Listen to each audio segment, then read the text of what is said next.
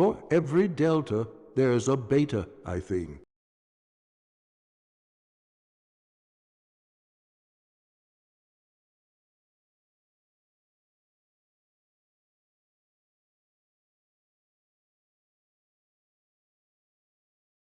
Hello. Oh! Oh, hello.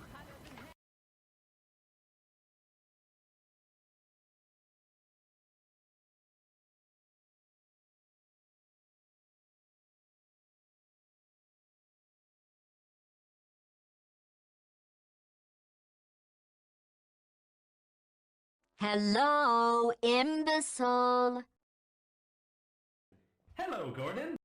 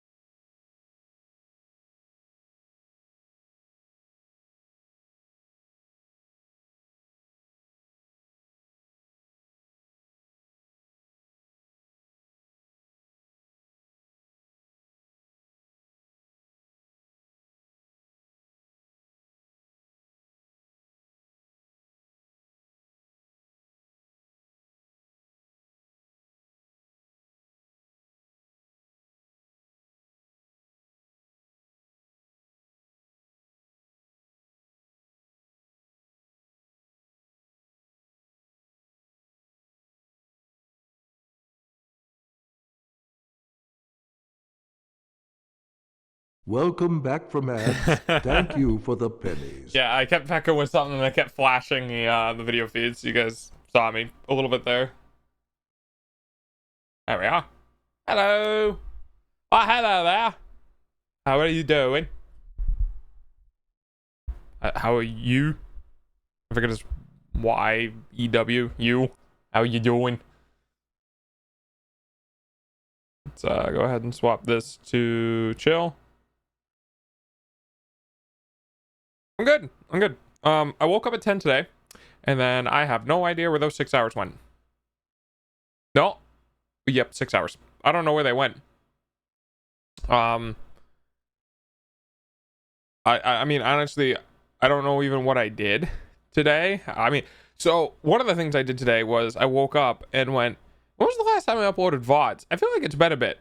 And then I found out it was Monday. And I definitely maybe forgot that, yeah, I forgot to do VODs yesterday. So in a panic, I did my VODs today. Now, Oh, looky, Mobius, Mobius is is here. That's a that's VIP, a VIP, everybody. everyone. Hello. Oh, hey, there's Moist. There you go, Cozy. Hi, Moist. How you doing? What was I gonna say? All right, I forgot to do my VODs, and I woke up kind of like I got distracted by something. I don't know what I got distracted by. Oh, yeah, for like a solid hour, I was doing a portal. Oh God, hi. Oh, and I'm laggy. The Oh God. wettest of bushes is now here. The wettest of bushes. Did the honk work?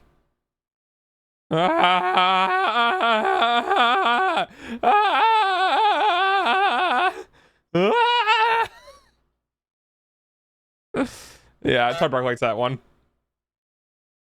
The honk redeem didn't work. I went, hang on. I know it's opt, right? Yeah, so does... What? Why isn't the honk not working? Is it... Wait, is it working for you guys? Aw, thank you, Moist. Hide your hair. Oh, Dog okay, there it is. bark It's in the working. chat. Okay, it's working. It's working. Thank you. I didn't see it popping up. That was my bad. That was my bad. Oh my god, honk. So, thoughts on the redeem cost now? So I moved the redeem cost around a little bit, because as I was thinking about the frequency that they were being used at on top of like some other wolf. Oh, and I'm dark. Oh, that also means since we're in here, we're gonna be doing the dark background. Hang on. Redeems should be free. All right. Well, I feel like you have some bias. Just saying. But yes, thank you, Moist, for gifting Cozy a sub. I appreciate it. But yeah, so I lowered the redeems. I wanted them to be. Then they give you the pets. I will be adding a pet counter, by the way, at some point. The last time I checked, we had over 1,000, and now I'm bald. Thanks. Blue hand. Yes, blue hand. I will be adding a pet counter. It will be an on-screen counter, so it won't disturb chat. It'll probably pop up like in a corner somewhere, and it'll like pop up and it'll be like pets or like hashtag pets or number pets, like whatever. But then I'll have like the number beside it, because I think it would be kind of fun. Just so like when people do the little pet redeem, the little thing pops up like, hey, the dog's been pet like 1,892 times. It's just, I don't know. I think it'd be fun. There's some other stuff I want to do. I do want stream to be a little more interactive. So when people get bored, they have something to do. I haven't been really on the whole interactive stream thing lately, and now I have nipples. Thank you. I want to get a little bit more interactivity that's not like overwhelming or takes away from the experience, right? Like me getting heat nipples, that's not a big deal. But there are some things that would like take over stream.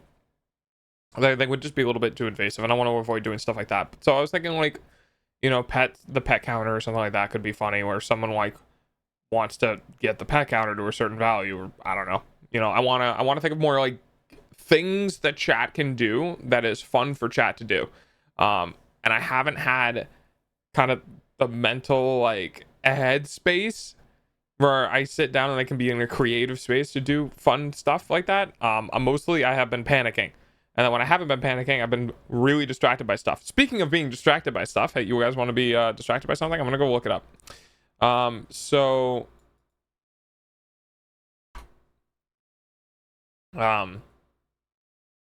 Moist, how have you been? How has everyone been? Mobius and Tardbark and everyone else, how have you guys been?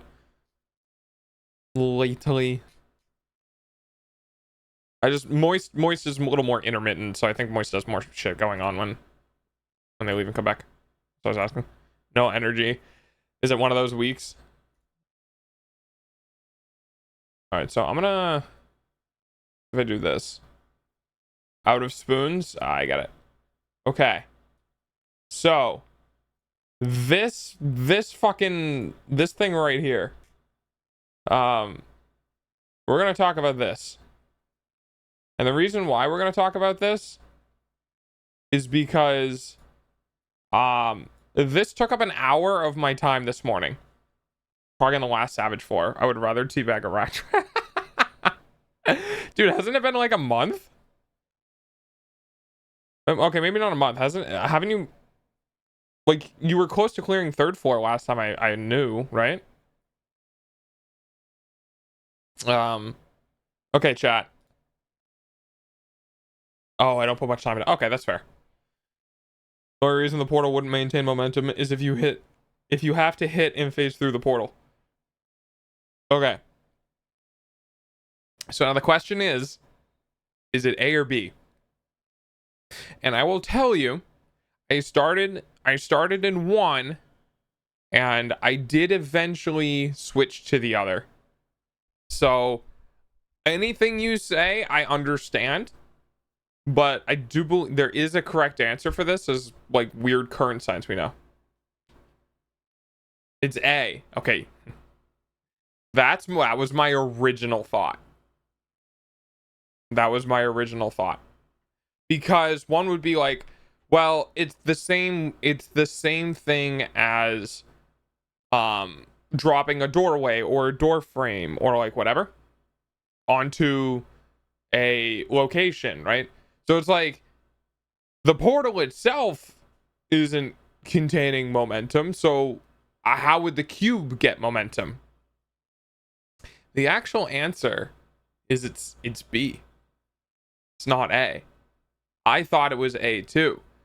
And I was like pretty confident it was A until I started like really digging into it. This is the reason why it took me an hour to like an hour and a half to get out of bed this morning, was because I started looking this, and the thing is like I wanted to see what other people were saying, right? I was like, I have my initial impression, like it'll be A.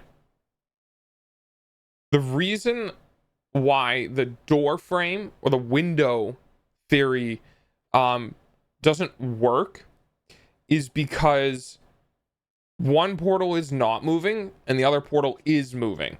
When you look at a door frame or like a thing that's transitioning, both ends are moving in the same rate.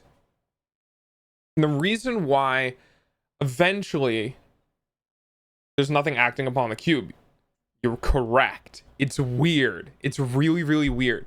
And the reason why I came to there is technically some like scientific basis behind it. I'm not going to get into the huge scientific basis, but I might be able to tell you how I came to the conclusion. Is because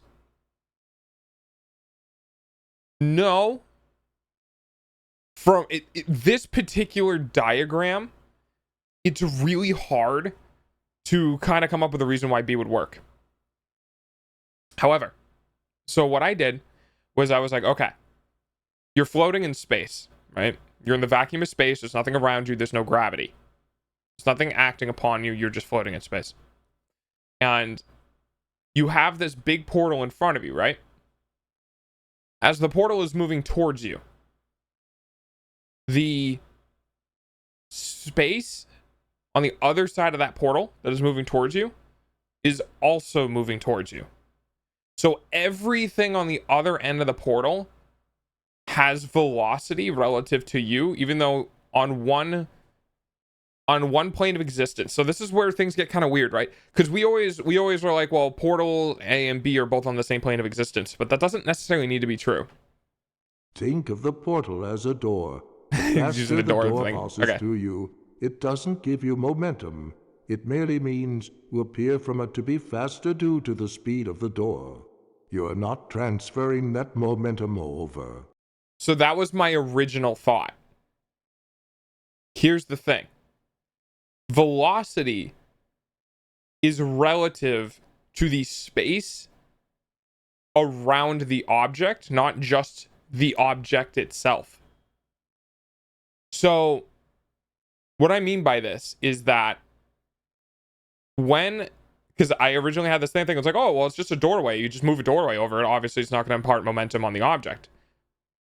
The thing is the reason why that theory falls flat is because in order for that to happen, the other portal, the blue portal, needs to be moving at the same rate that the orange portal was moving. If both of those portals are moving at the same rate, nothing happens. Here's where things get weird, though. So you're floating in space, you're not moving, right? And there's this opening, right? We can just say it's a portal, whatever. It's an opening. Everything on the other side of that opening is moving towards you. Now, you could be like, well, in our reality, if that opening was to a ship, right? So if you were in the vacuum of space and there's a big ship coming towards you, and that ship moved over you, your velocity doesn't change, because in the space you exist in, your velocity is 0. The ship's velocity is, do I want to know what we're looking at today? Oh, we're having fun with thought experiments. When the ship moves over you, right, that you can view the doorway's portal. When the ship moves over you, it doesn't impart any velocity onto you. The difference is, however, is that the portal itself is a new fabric. It's a new reality, right? It's not just an object. It's a complete different existence. So what ends up happening is that one side of the existence is moving and the other side of the existence is not moving. So as a portal to a different reality is like moving over you, everything within that reality is also moving over you. So according to that reality, you're moving into it, which means that the second it gets really weird, but the second any part of you starts going over into the other space, you have some really this is why this is all theoretical, right? Because you're now gaining momentum within that a separate existence, because in that other existence, in that other space, your momentum is being created, right? So initially in the space you currently exist in, you have 0 momentum. But it's not a door, though. That's the problem. It's an entire universe moving at you. This is why it took me so long to grasp, is because if you treat it like a doorway and you move a doorway over you, you don't gain an existence in the other one. However, you're not. This is an A or B. How is this so complex? It's because it's hard to rationalize. In one universe, on the one end, you're seeing an object moving at you, because relative to that universe, you're moving. Relative to the one you're in, you're not. So, like, I'm getting demon. She's high. This will blow her mind. Fair enough. So, the portals are in the same room. Yeah, that's actually funny vote timing. The door theory doesn't work because the door theory doesn't take into account all of the different aspects of portals, right? Because you end up in this weird infinite energy thing. Wrong. You'd have a point if you're moving the cube into that universe, but you created a predetermined exit point. It's just going from A to B. But it's not. You're not moving a doorway over something. From the portal's point of view, right? From the other universe's point of view, whether the portal is moving at an object or the object is moving at the portal, it doesn't matter. Because, see, everyone thinks it's A. It's not, though. If you're on the other side of the universe, right?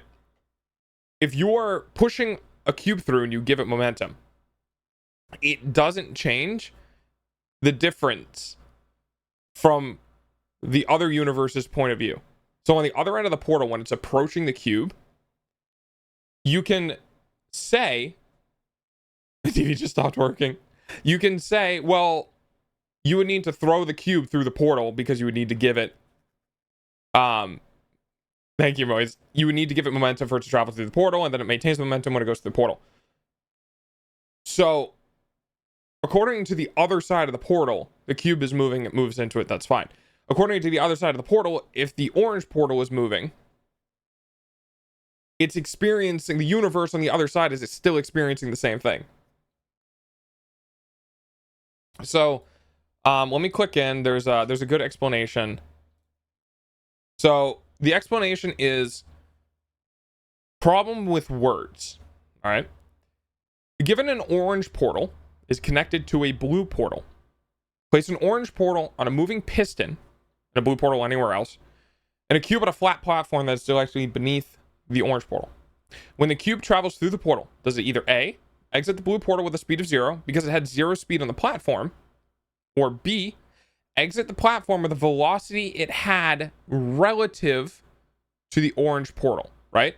Because though it has currently 0 speed, the portal that's moving has a speed, has a velocity, which means everything behind that portal has a speed and has a velocity, even though you have 0. The question has been answered on a physics thread, which you can find here. I'll see if I can get the link anywhere. And I'm in agreement with the answers posted there.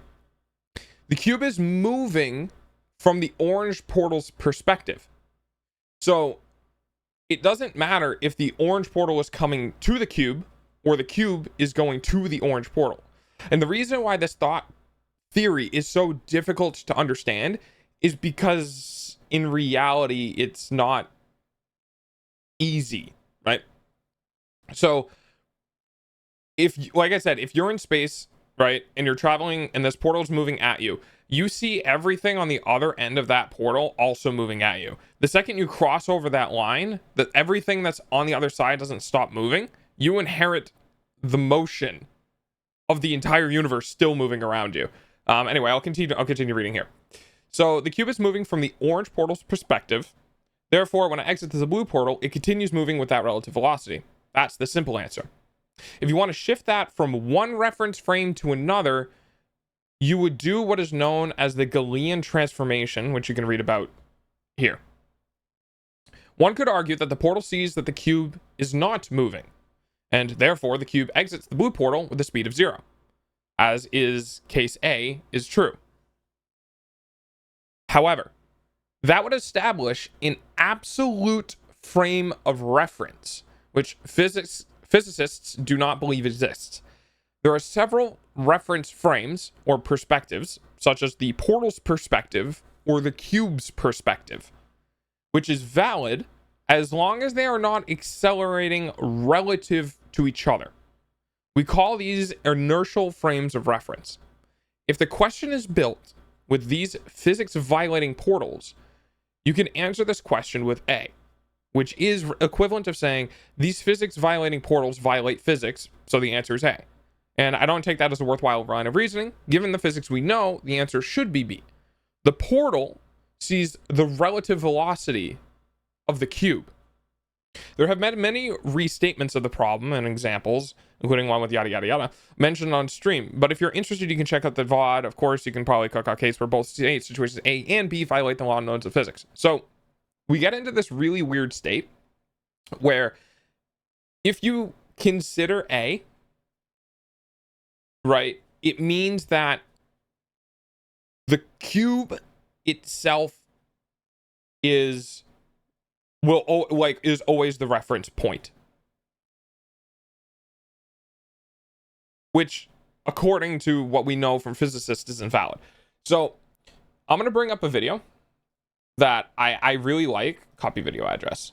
I'm going to bring up a video that I really like that kind of helps demonstrate in a more like game-like fashion so you can understand. Let me I'm going to try to get this in here.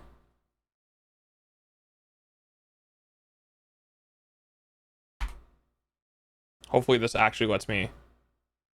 Okay. So here's how you can kind of see this. Let me delete. Okay. Sorry. So this is like, so when you're looking through Portal 1, the entire world is moving. And then it just drops. However, when you're looking in Portal 2, everything on the other side, which is the reference frame of us, is moving.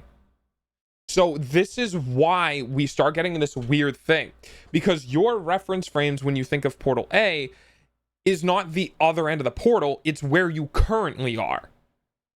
If you start saying, well, we're referencing frames reference B, everything on the other side of the portal maintains momentum relative to me because it's coming at me.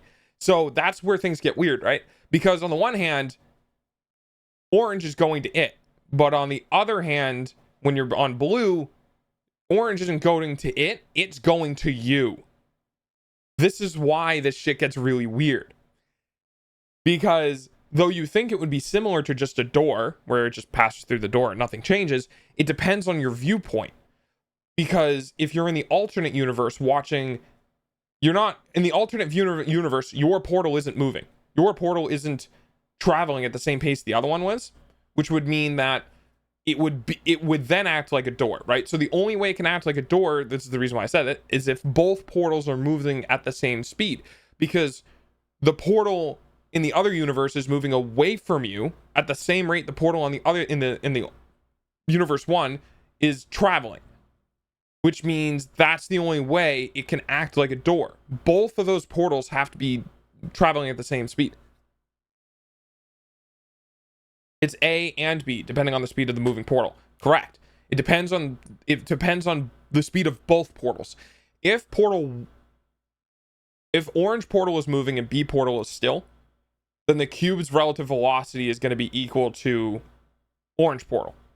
If the orange portal and blue portal are both moving at the same rate, then it's like passing over a doorway over the object, because both reference points on both universes are the exact same. It's moving away from you because it's moving, and on the other side you're moving towards it because it's moving. But the second one of those stops, it gets really weird. So this is what I meant by, like, this is why I spent an hour and a half thinking about this. Because I was also on the doorway explanation. I was also on like that, well, you're just passing a doorway over it. But somewhere in the middle of that door frame, things on one side aren't moving and things on the other side are moving. That's why the door frame analogy was like, yeah, this makes sense. You're just whip, whip, whip. But then you have to realize that the only way the door frame analogy works is if the door frame's entirety, which is both A and B, orange and blue, and it's unique, like, ow. The door frame's entirety is moving. So this was really, really fun. I thought this was a really fun thought experiment. It's using portal game logic where the portal is a mirror of the space around it. When you think of the portal as a simple door, where it's transforming the object itself and nothing else, then A would be the correct answer. If you think the portal is a door. So the thing is the portal isn't a door, because if the portal... So here's how I can try to impart my knowledge upon you. Ready, Tardbark? When a portal is moving towards you. Okay, all right, how about this? You ready? You ready for this? You ready for this? You're looking through a portal, right? And through the portal, you see an orange, just, you know, an orange. Maybe I shouldn't use that because colors. You see a blueberry. You see a bowl of blueberries sitting on top of a pedestal. There may be a Right, VIP here now. You see blueberries in a bowl, and it's sitting on top of a pedestal on the other side of the portal. Okay? And the portal begins to move towards you. Do the blueberries get smaller or stay the same size? Because based on your perception of the blueberries, changes how you think about this problem.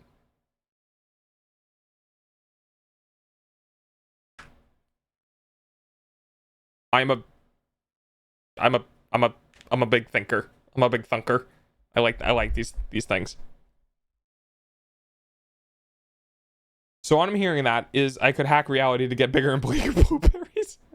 Your explanation involves the portal as an example is mirroring the world around it. You'd be correct. The portal in this example is mirroring the world around it. Well, here's the thing. You have to answer the question because the answer to the question explains the reasoning behind it.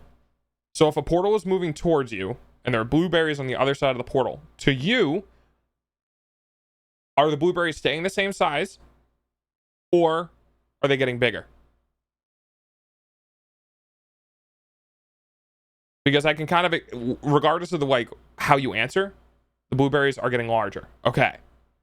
So you, relative to those blueberries, have a velocity. Because on the other side of that portal, oh, holy shit, thanks for the prime sub. On the other side of the portal, those blueberries don't have momentum. On your side of the portal, you don't have momentum.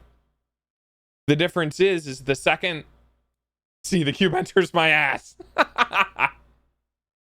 Okay, yeah. Yo, yappers. Hello. On the other side of that portal, the blueberries have momentum relative to you, and you have momentum relative to the blueberries.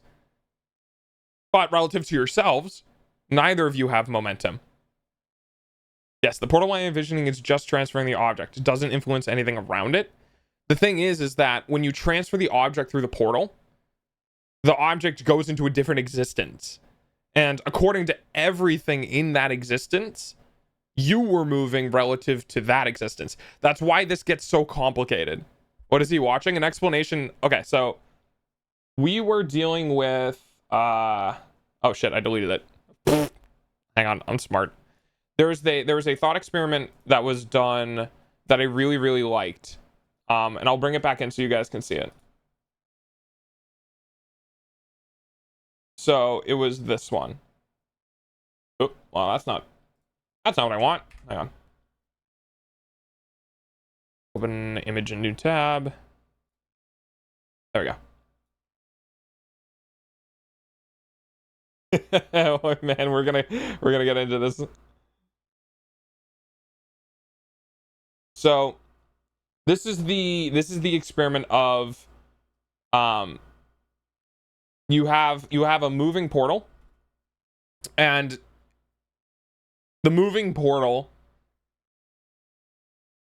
it's really complicated because everything you're thinking is that it wouldn't have momentum given to itself because the cube doesn't have momentum.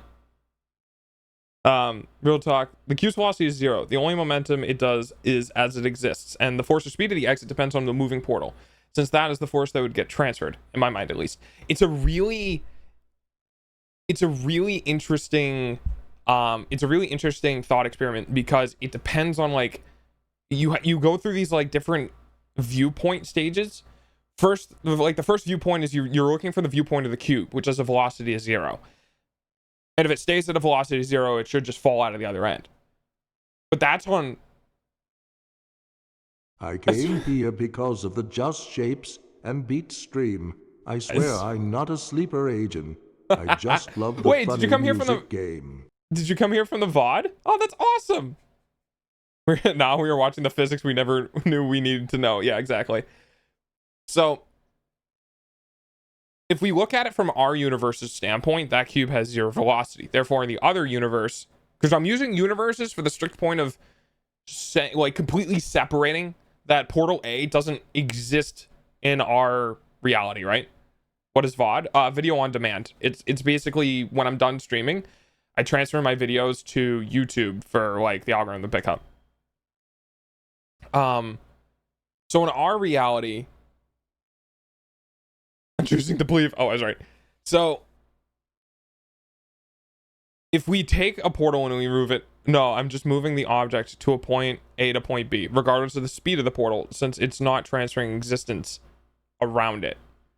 It's not going to speed up the object. I see how you're right based on the video logic, but when the portal's sole purpose is transferring an object, example A is correct. I'm assuming the picture that nothing is transferred until it begins to touch a portal, thus creating no momentum. So the reason is that your reality on the other end of the orange has to be the same speed as the orange itself. Do you get an answer?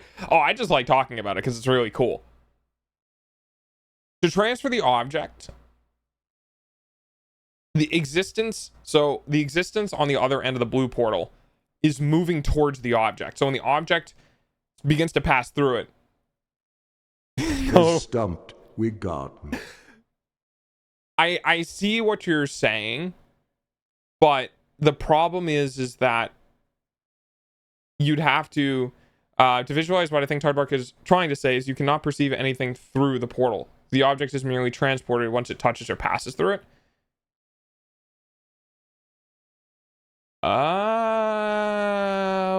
Okay. So it would be a different type of portal. Because the portal in this particular example assumes that it contains the entire reality of the other end, right? So in this example, the orange portal contains all of reality. So when you're moving the orange portal, you're moving all of the reality on the other end of the orange portal. However, if you consider the orange portal to be something that doesn't move of reality, but is rather like a scanner, almost, like where it goes like, I don't know, fucking atom by atom by atom by atom by atom, and transfers it into something else that rebuilds it atom by atom by atom, then yeah, it would maintain the momentum because it's being constructed on like the other side. I'd be like trying to do this with the experiment with the Rick and Morty portal. The answer is A. The real answer is technically B. If you consider the orange portal to be moving an entirety of reality, hence the visualization in the right here. This is the visualization over here. The issue we're arguing is because of the law of physics that says no energy can be created or destroyed. Bingo.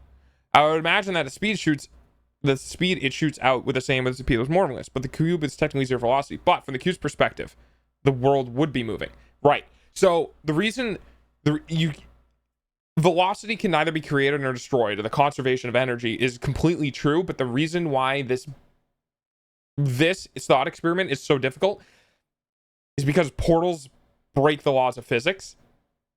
Like, portals in their existence are infinite energy. So that's why when the entirety of the other end of that orange portal is moving towards you and you begin to pass through it, your energy is like just created, which yes violates the laws of physics, because portals violate the laws of physics. That's why it's weird, because we can see in this example on right here, when we look through the blue portal, we're seeing the reference of the orange portal, which is essentially us standing still and the cube coming to us. But from our existence, it's the opposite. It's not that the cube is moving, but rather it's that the portal is moving. Take another big object instead of a small box, then you can be more sure. That, however, is teleportation. I don't feel like dying just for the convenient travel for the exact same copy of live. Yeah, so this is like this weird like universe folding thing, which again, a whole bunch of energy and stuff. So it's really, really, really weird because essentially He'll challenge you on the portal you're thinking about as well. What happens, and the portal approaches at speed, but stops halfway through the object or any part of it. With your current thought process, the cube would get ripped apart. Yes.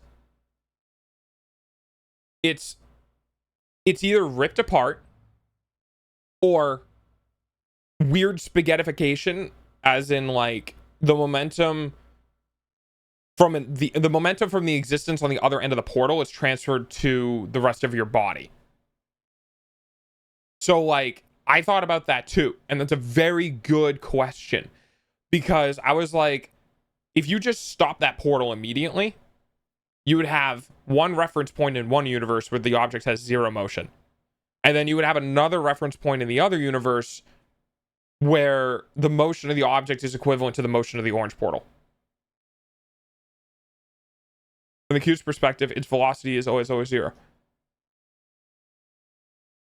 Yes. So that's a great way to think of it.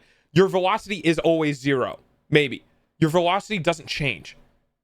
What's happening is that everything around you gains velocity. So if you have zero gravity, zero momentum, zero like force acting on you, what would end up happening is that your perspective, you would see the entire universe coming at you at one rate. And then once you go through the portal, that universe is still coming at you at the same rate.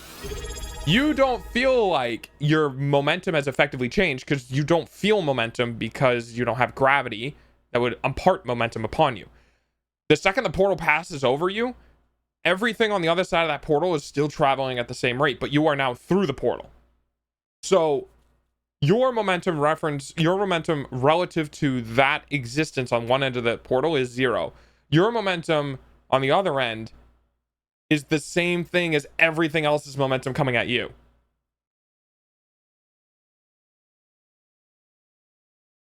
If you hover, someone throws a door frame at you. Okay. So here's the cool thing about the door frame analogy, because we always use door frames. It's the funniest thing. Or like windows, or like whatever.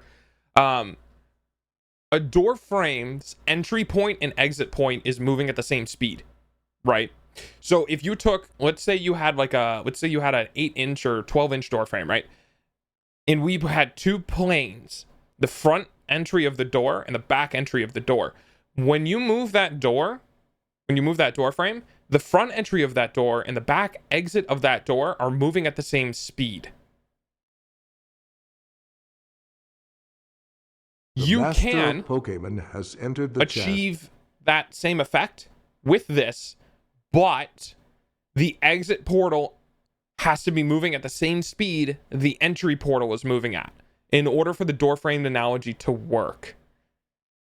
Because according to this, the entry, bingo, the blue portal would also have to move at the same rate that the orange portal is moving in order for the momentum of both universes to cancel out. Because now we get into this weird thing of like, it's not the cube's momentum, it's the momentum of one universe and the momentum of the other universe. In order for the cube to come out, I was like, the orange portal and the blue portal would have to be moving at the same rate, in which then it would kind of like scan over the object and it would just appear without any consequence. But in this example, the exit point of the door frame is stationary. The entry point of the door frame is moving. That's why the door frame analogy doesn't work, or the door analogy doesn't work. It's so much fun.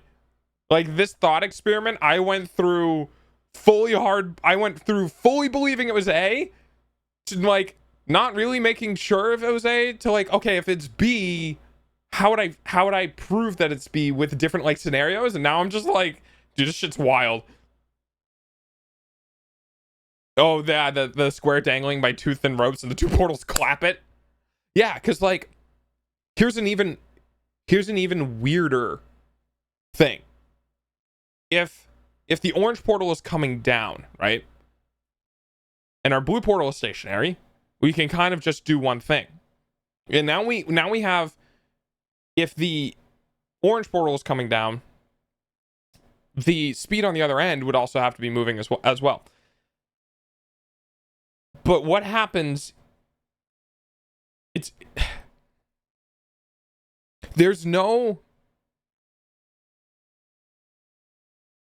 gets really weird, because these portals, thankfully, they're on a solid object, so there's no other side of the portal, right?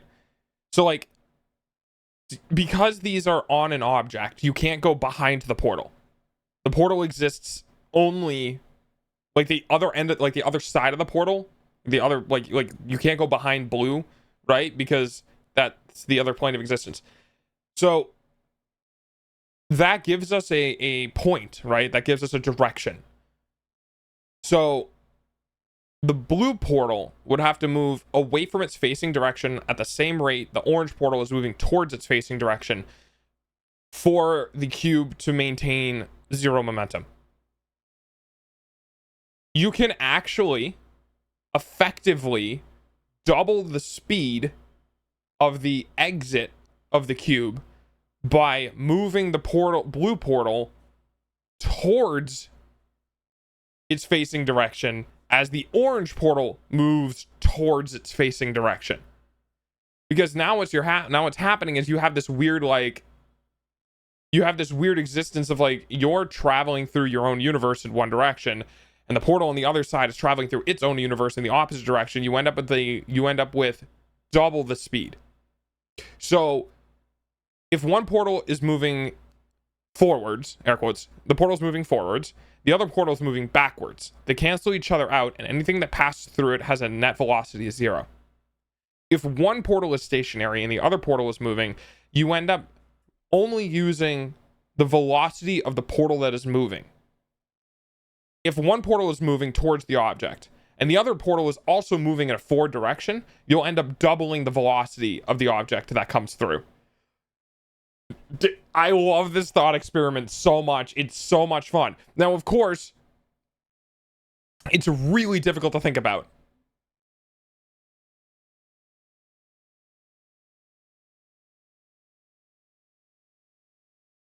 At first, I thought B, because the cube is moving through space relative to the room on the exit, which is, yeah.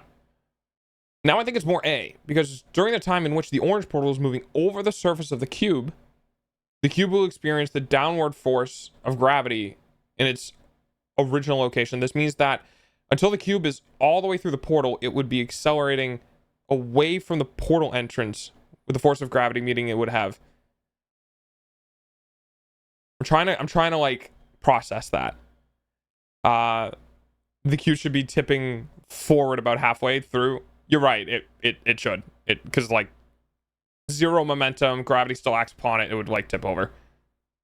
The box has no momentum going through the portal. The box has no movement going through the portal, according to our side. But on the other side of the portal, the box does have movement. So which side is true? The one when we're observing, or the one on the other end of the observation?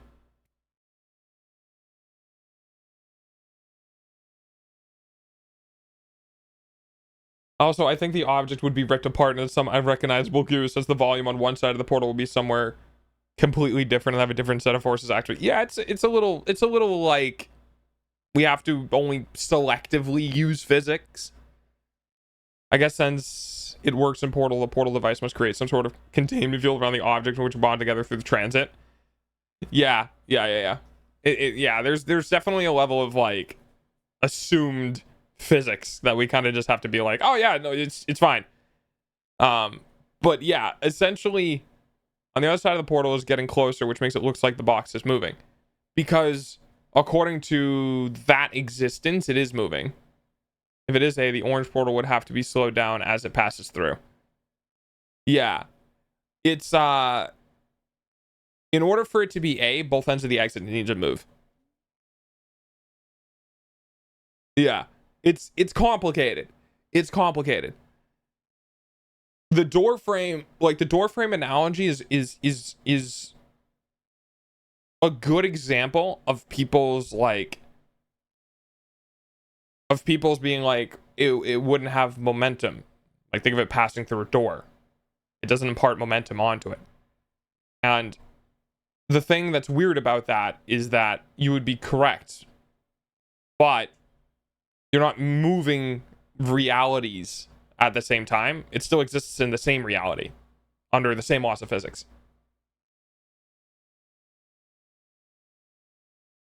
I'm likening B to what it would be like if you jumped and divorced yourself from the Earth's gravity. It would move without you and you would get left behind. Yeah, similar. The reason why this is so difficult is because it's all of the universe on the other side of the orange portal was being moved at the portal, or at the cube.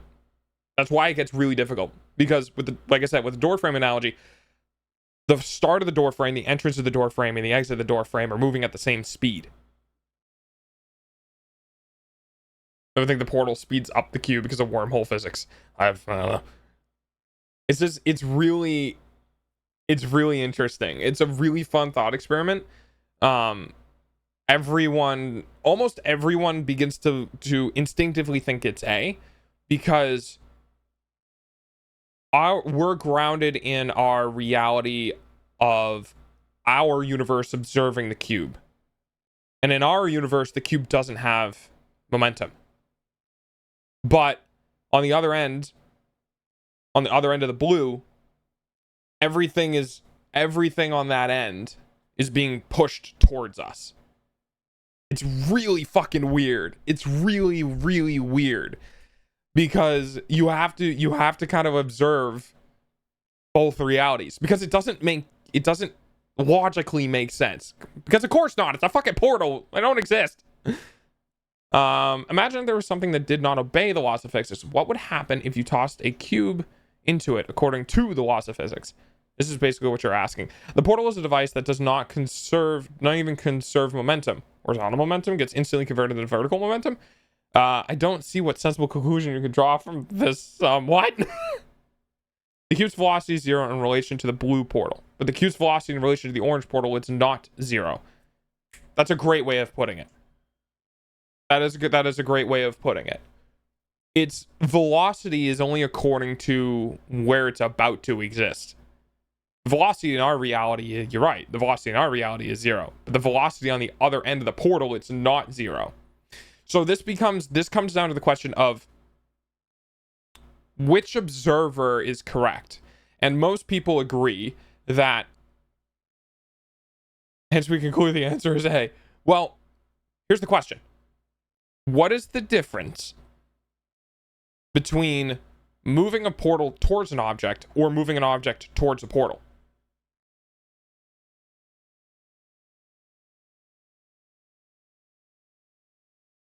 Do wormholes exist? Kinda, sorta. I think Tard's right. Hi, mod friend. I think mathematically, yes, but we haven't been able to prove it. It's kind of like we've mathematically came up with different like Hawking radiation. I don't think we've been able to observe. It mathematically exists, but we have no observational devices for proving it exists. But yeah, it's a really fun thought experiment. Because it's like when you throw an object at a stationary portal, the object has momentum that gets transferred into the other one. But if you throw a portal at a stationary object, isn't that just the same thing? Because on the other end of the portal, you can't quite tell the difference. It's cool. It's definitely something that, like, you can get stuck in a rabbit hole, which is what happened to me this morning. I got stuck in a rabbit hole thinking about this. I'm just saying that because of the way that we do not fully understand how it works, and it does break the current laws of physics, but that as a rule of thumb, how it works in the games is that if something passes through the portal at 10 meters per second, it flies out at 10 meters per second, regardless if the object flies through the portal or the portal comes at the object. Right. Because it's all about the reference. It's all about where it's going into's reference frame, right? Because if we want to switch things around, right? Instead of how do I do this? How do I properly switch this around? if we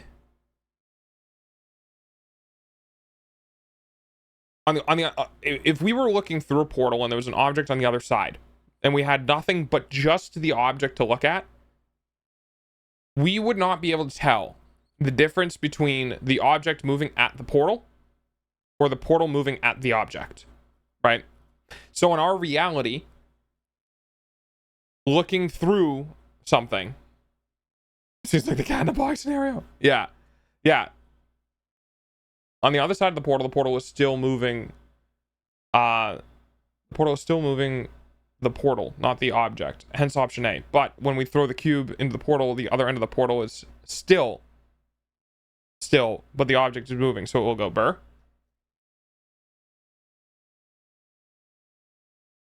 Yeah, I can kind of see where you're getting at there. But the object still approaches the portal before transfer ship.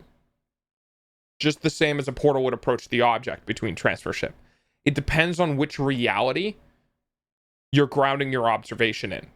Are you grounding it before it enters the portal, or are you grounding it after it enters the portal? Because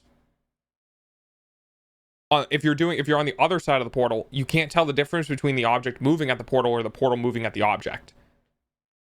If you're on the entrance side of the portal, you can differentiate the difference between the portal moving at the object or the object moving at the portal. But on the other end, you can't. That's why it's so unintuitive, because the realities between both sides won't match up.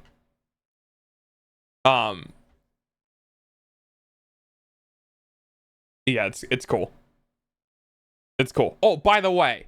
Bro, make a portal first and then we'll debate. True. Yeah, that's fair. Okay. So that's this. We're gonna get away from this because we're gonna keep talking in loops. I think I'm right.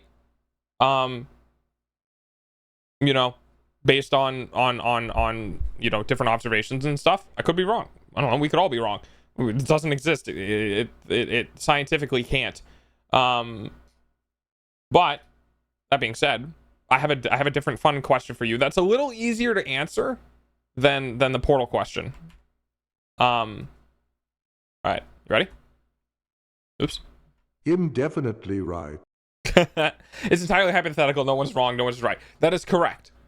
I think on what I understand from portals and the reference ship, both portals. See, things that get, if I run into a portal, would I trip and eat shit on the other side? Okay, so the question there is depends on if the portal on the other side is moving. Okay. Great question. That's a great question. You ready for this? If you run through the portal and the portal on the other side is still, you will continue to move at your same speed. Okay? If you run through the portal and the portal on the other side is moving towards you at the same rate, then what happens is that your speed gets canceled out. So you would eat shit. Because you would essentially just be, your momentum would then go to 0. Because you would exit the other side at the same speed the portal is moving towards you, right? So it's like it's like, do you guys know the Ads are going to start in a couple of minutes. Please the experiment? Be patient. Okay, here's a great example. Do you know the experiment of if you shoot a baseball out the back of a cannon while traveling, if you shoot a baseball at the back of a cannon 35 miles an hour while traveling 35 miles an hour, what does the baseball do? I mean, according to B logic, if the portal is moving backwards, you'd get turned into paste on the other side when you slam into the floor. So essentially, the concept is that, like, the car moves forward at 35 miles an hour. In relation to the Earth, the baseball stands still, right? In relation to the car, it's moving. And that's kind of the key point here, is it depends on the relationship of the object to its environment. I need to go back to bed now. Okay, have a good sleep. If the portal is moving towards you and you're running towards it, well, not the portal on your end, right? So the orange portal would be stationary and you're running towards the orange portal. If the portal on the other end is moving, right? It's moving backwards. If you're stationary looking through the orange portal, you would see everything on the other end moving, right? So if the portal on the other end was moving and you ran through the portal, you would exit on the other side, and your speed that you entered in is being counteracted by the portal on the other side moving. So here's a different question. If you run out of portal and the other end of the portal is moving forward, so essentially when you step through, everything is like coming at you, or are you moving faster? Anyway, so the next so the next thing I was going to talk about was, this one's way easier. I just won't go through it. Okay, so the next question. Oh, I should probably, well, it's dark mode, it's fine. The next question is, which came first, the chicken or the egg?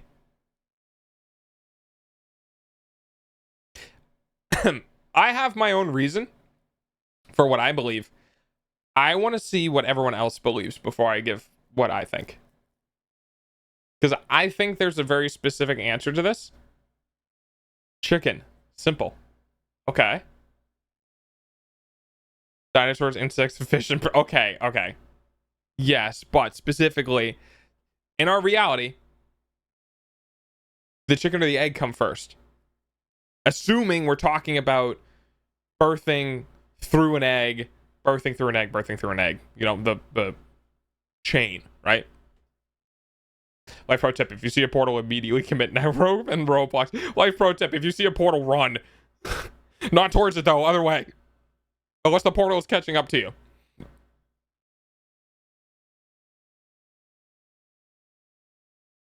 The egg, because at one point there were two animals that mated and made a chicken. They had to evolve from something that wasn't born from an egg first. Technically the egg, since the chicken would have been a mutation of something else. Aha! Ads. Rip. I agree. And I think that is the correct answer. Because two animals mated and created an egg. At some point, by definition... Poor Hellgate.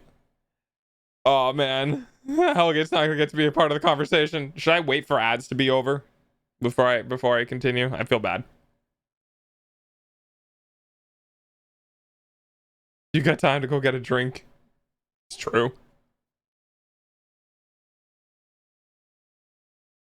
Me drinking. Me stepping away from stream ever. Only time I step away from stream is when my body is murdering me.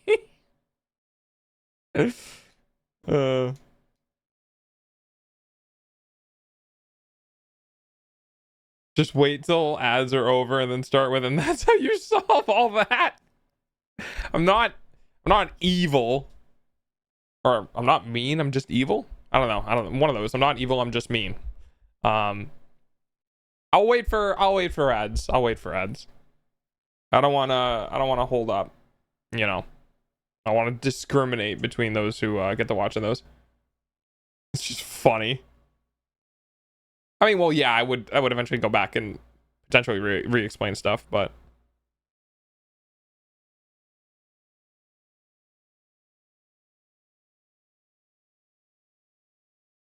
okay. There we go. All right, we are almost done ads. Another minute 17. So not everyone gets the same duration of ads. Some people get more duration, but I don't think it ever goes over 3 minutes. I think ads are like capped at 3 minutes, and you can get like anywhere between like a minute and a half to 3 minutes. I think it depends on like how long you've been watching stream for. I don't fucking know. But I can wait 3 minutes. You know, I stream for 6 hours. It's fine. Oh, you know what I should do? I'm gonna flashbang them. Hang on. Where is it? There we go. Get flashbanged.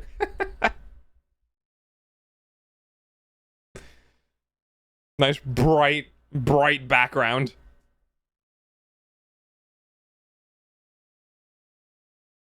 I got like something between my toes. There we go. The beans. The toe beans. All right, 15 seconds. Yeah, but no, chickens are a relatively recent phenomenon, and eggs predate them by millions of years. Fucking hell, we're back on light mode? Would you want me to go back to dark mode? I mean, I can't go back to dark mode. I just wanted to flashbang people. Spoil the surprise. Welcome back! Welcome back from ads. Thank you for the imagine. pennies. Here, you know what? Vote? Yeah, I'll do a poll. How about that? Light BG or dark BG? Dark, light. And then we'll do, we'll make this a 60-second poll. All right, go for it. Your mom, I bet chat prefers dark, probably. Yo, we got military ads, let's go! I bet they've got the portal thing figured out. This way we can know who likes light mode and ban them. When it comes to my stream, I think light mode is fine. Dark mode's also fine when streaming. When it comes to apps, you should see my computer. There is not a single, outside of this one instance of this icon and those icons, there's not a single instance of white. Everything is blacked out. Okay, so chicken versus the egg. I also agree that the egg came first, because in order for a chicken to exist, we needed a very specific mutation that would only result from the chicken being created within the egg. So yes, the chicken or egg question is hilariously flawed. Okay, well, we'll go back to dark mode then. Or just black. I'm kidding. There you go. But yes, the chicken versus the egg problem is hilariously flawed, because in order for a chicken to exist, it had to have come from an egg. And you're like, well, in order for an egg to exist, and I was like, no. Something before the chicken laid an egg that the chicken was born from. And the chicken is genetically mutated enough from the original egg that it is now its own independent species. The question stems from a fundamental misunderstanding of evolution. Yeah, probably. Now, it is meant to sort of encapsulate the recursiveness of things, but it's not really recursive because it's in order. The assumption that chickens have been there since the dawn of land animals. Yeah. Sorry, I'm just picturing like 4 billion years ago when Earth was created, there were chickens. I was like, wait, what the fuck? It's like multiple, tens of thousands of degrees Celsius, and there's just chickens roaming around. But yeah, it is the egg first. There is also there was other. Remember who you were, chickens. Google, remember who you were, chickens, please. 4 billion? You mean 3,000? Yeah. 3,000 plus 4 billion.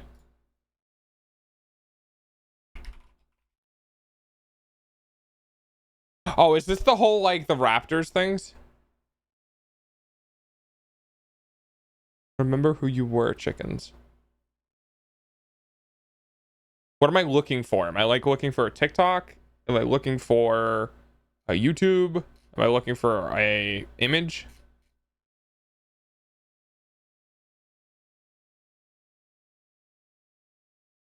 It's a picture. Is it the one with the chicken looking up and there's like a T-Rex in the sky? Yeah. I see it. Remember who you are. I mean, honestly, chickens act like that anyway. Yeah, it's pretty cute. I like it. Also, I would like to say, if you're still here, PK plays, I believe. If PK plays is still here, or not, it's fine. I just wanted to say, they mentioned coming from the Beats and Shape VOD. That will be, technically speaking, the first person I have ever had who found a VOD of mine and came over to the Twitch. Just like Mobius was the first person who ever came over from YouTube Shorts, that would have been the very first person I've ever had that's come to my channel for my VODs. Granted, my VODs only have like 0 to 3 views. But you know. You know what sucks about birds? They're very fragile. Birds' fossils are the exception to the vast majority of bird remains fates. Really? Because they don't die organically most of the time? I scrolled through and saw the thumbnail with portals in Twitch. That's pretty funny. I mean, it fits your name. Did you jump in because like you were like, I want to see what this random dog thinks about portals. The bones are so fragile that they probably don't get fossilized. Oh yeah, that makes sense. Because they would just degrade, just like from weather. I am just a mere gate. Windows, birds, apex predator. That's pretty funny.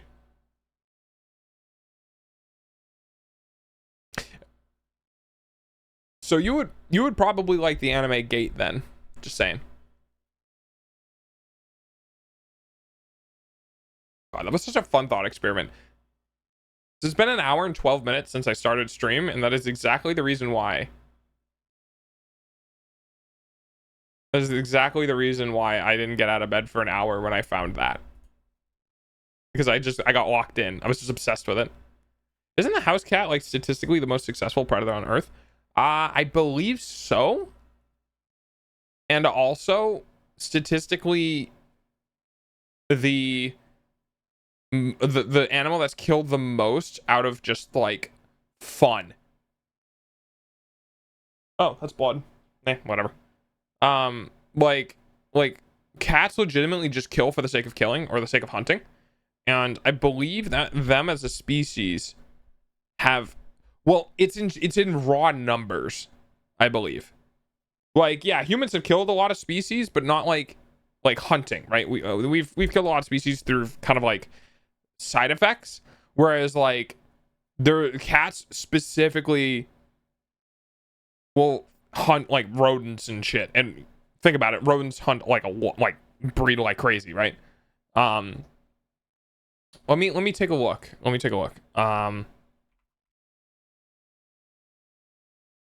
Cats have killed more than humans. Let me take a peek. I could be wrong.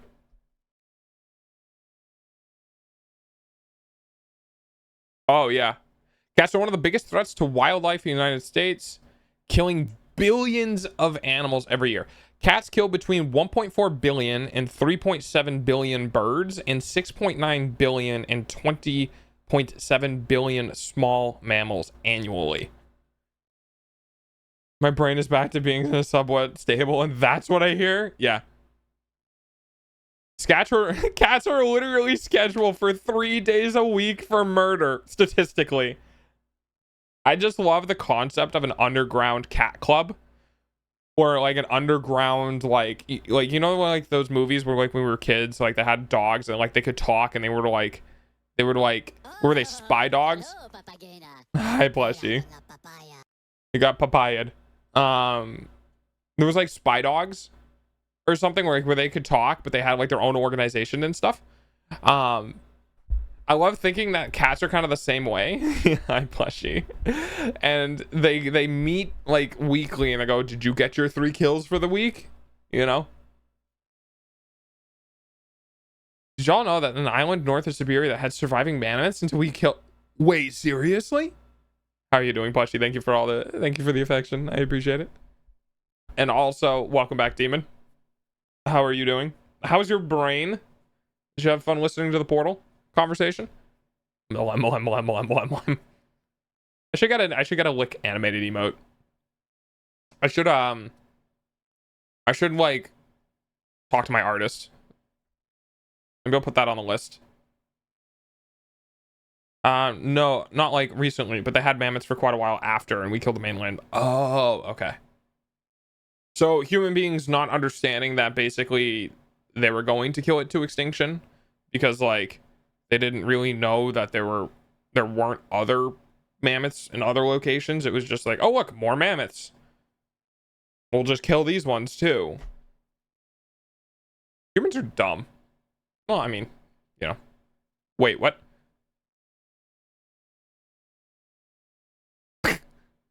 Wait. Florida reports that an estimated amount of cats are responsible for an estimated range of 69% to, I think it's like 71% of bird deaths and 89% of mammalian death. Wow, that's crazy. Kills mammoths for food and clothes for, and mammoth food clothes thousands of years later shows up in the island. Holy shit, a monster, kill it. Yeah. But yeah, cats are like legitimately one of the most murderous animals on the planet. Who knew pussies hate birds? I don't know if they hate birds, they just find them fun to chase after. What is that statement? Twitch chat. This statement is Twitch chat. Well, I'm pretty sure cocks are technically birds, so that can't be all correct. Unless it's a gay cat. Then like, yes.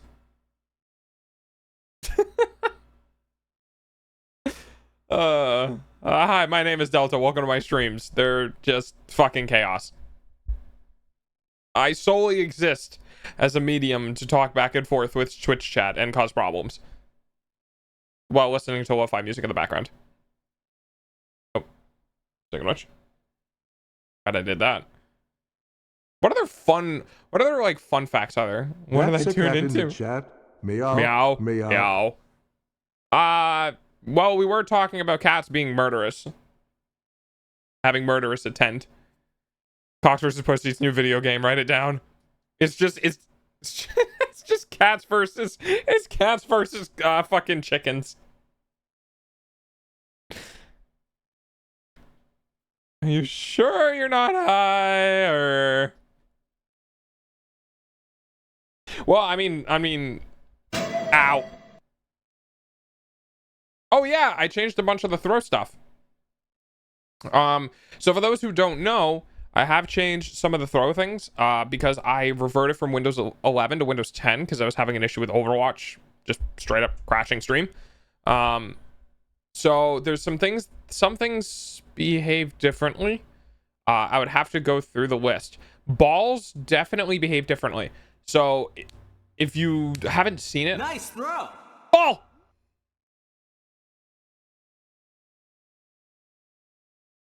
I got it. I got the ball. It's mine. I'm back. But yeah, we have some different throw stuff. I love that one. That one was fun to make. That was fun to make. Ah! So many balls.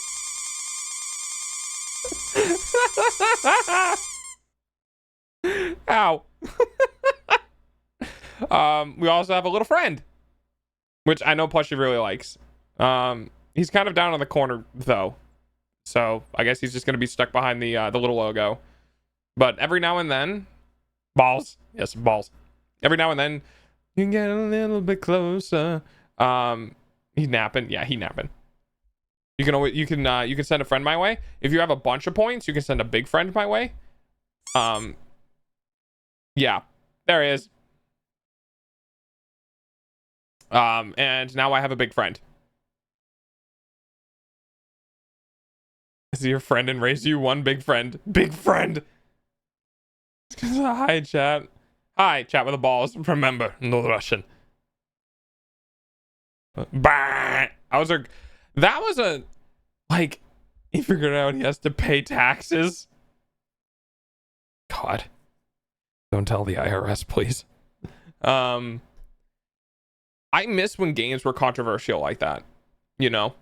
when Modern Warfare 2 came out and the No Russian mission came out, it caused like this huge splash of like, wow, this is really not okay. And I played it.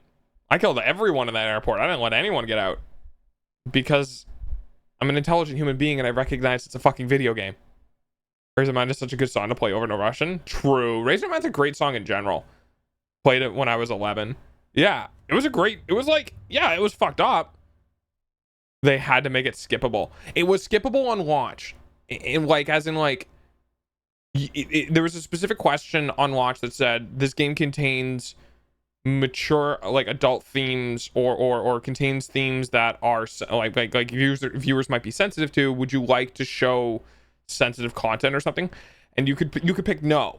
And if I remember correctly, the only thing that did was made it so that you couldn't play the No Russian mission. And it was a pop-up at the beginning of the game. Now, I don't know if they changed it in like other iterations, like in like if they redid the game or whatever. I know certain versions of the game give you a game over if you hit a civilian, and I think modern releases also do that. Really? But on this hill, you shouldn't be penalized for doing what you're obviously expected to do on that level. Oh yeah, shoot people.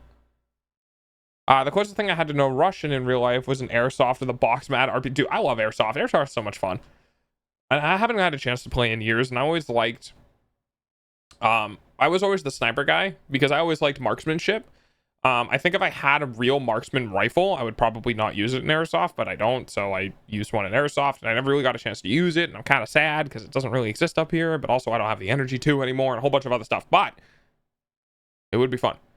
It's stupid. No one is going to play that mission and go, fuck yeah, let me go to the airport. I'm not surprised. Funny. I am a marksman.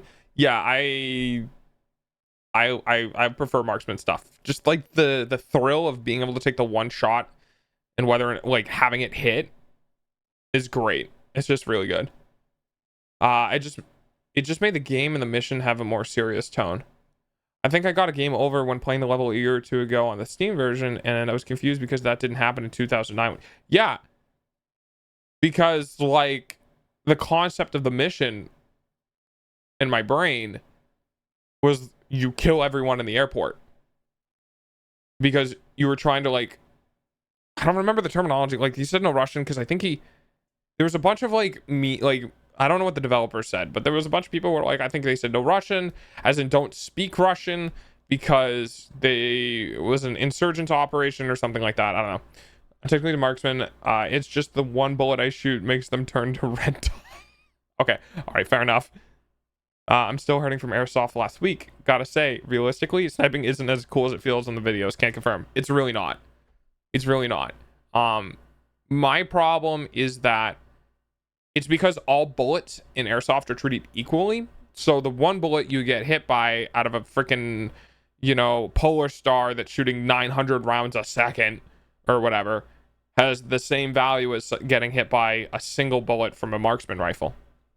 Like the only way you can realistically balance those sort of things is if you basically FPS locked the rifles, like the fully automatic rifles, to like 350 FPS with .2s, and really made it so that like there's a big gap between the effectiveness of one and the other. But most ranges won't do that. Most fields won't do that. They'll be like 400 FPS with a .2 or this FPS with a .25 or like whatever, and there's not a big enough difference between the speed and velocity and momentum of like one of the heavier BBs and the lighter stuff. Okay, so it's like, well, I could snipe you, or I could send 100 bullets in that direction and not just hit you, but everyone standing around you. And you know what the answer to most of that is going to end up being. Remember when Shadow the Hedgehog had a gun and every mom freaked out? Wait, Shadow the Hedgehog had a gun in one of the games? Seriously? Oh, I'm a spy trying to get close to Markov. I need to fit in. Not shooting would be suspicious. You killed a civilian. Reload a checkpoint. Yeah, but that's what I mean about more recent culture around video games, is that you're not allowed to have extremes in video games, especially like in Call of Duty, where they're like, well, we have a a duty because we're so popular in like gaming or whatever. But when Modern Warfare 2 came out and that came out, everyone was like, I'm gonna fucking kill everyone. And for me, it was a little weird. But for me, it was just like, I want to see how many people I can kill. FBI, this is about a video game. This is about a video game. Relax. But yeah. Do it for fun, so I'm just using Dolly's Magnum and an M2 saw. Oh, airsoft stuff for fun? Dude, my perfect weapon build that I would want to do if I had money for it, which honestly might be like the only quote unquote toy that I would allow to be on my my throne list, is I just want to make a really, really cool like M110 Mark II with a Polar Star like integration. Like I want a DMR essentially. Because like I don't really care about full auto weapons so much. I just really like the concept of having a super fucking quiet DMR. So like if you really needed to, yeah, you could flip it in full auto and now the gun is like brrrt, and like, you know, it's an airsoft gun. But yeah, Polar Star DMRs are the shit. They're the coolest stuff. I go to an indoor arena which does 350 single only. In the UK, full auto is only allowed at 350.2 and semi and bolts are 500.2. Yeah, that makes sense. That makes sense. I don't think it should be regulated government wise. I really do think it should be regulated in each area, like each like arena or fucking field or whatever you're gonna play at. I feel like should have its own regulations. But that seems reasonable, at least. In his own game, he did. In his own game? Oh, he did. I gotta look this up because I want to see Shadow with a gun. Because that seems really funny. When I first heard people were upset about it, my first thought was, why are you outraged? They're not real people. It's completely different. Yeah, it's probably something to do with the whole like depiction, right?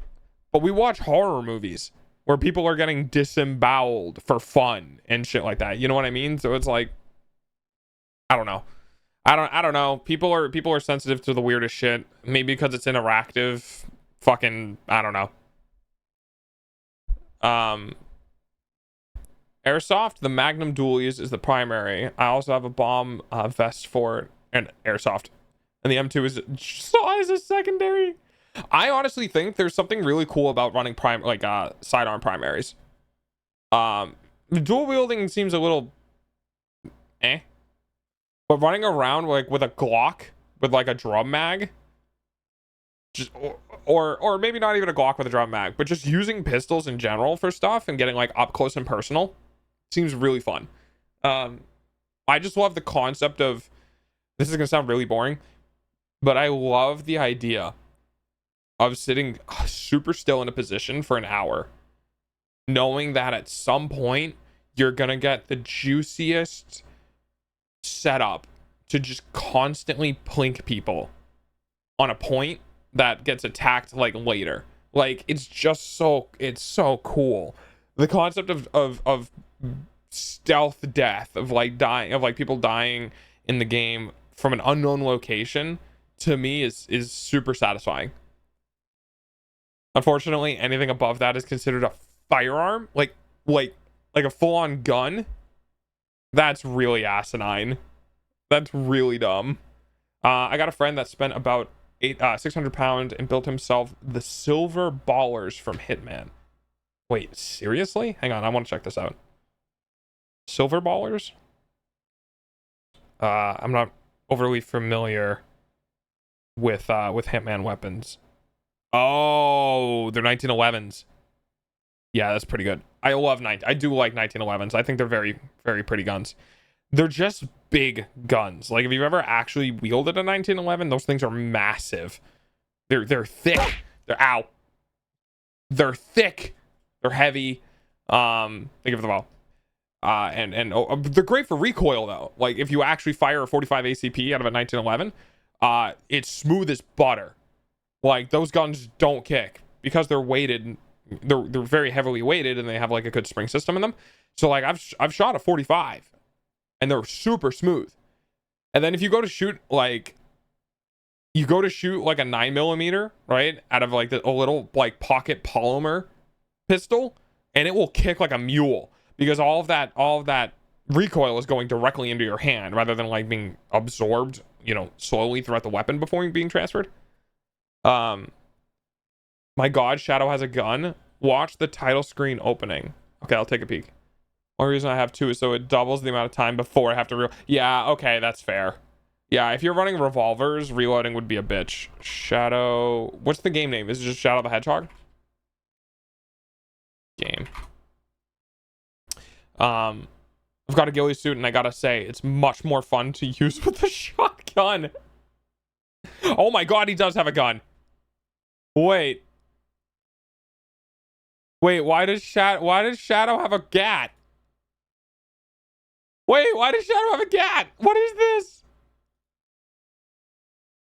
He's got a fucking MP4. This is the funniest thing I've ever seen.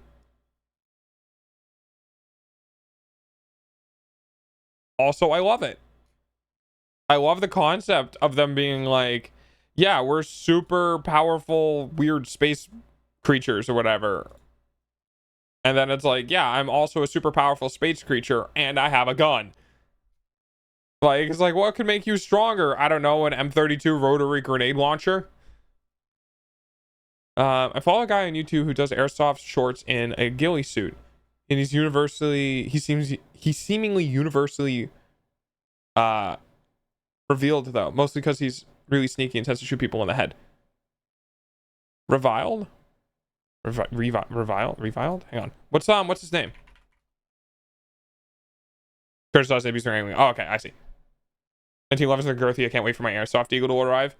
Dude, CO2, have you ever like seen like CO2, like heavily CO2 powered gas blowbacks? Those things are like ridiculous. Like the propane or the green gas pistols are you know, they don't kick as hard, but if you hear a CO2 pistol get shot, it's like completely different. I have a CO2 1911 kicking around somewhere. I love the thing to death. It's so much fun to shoot.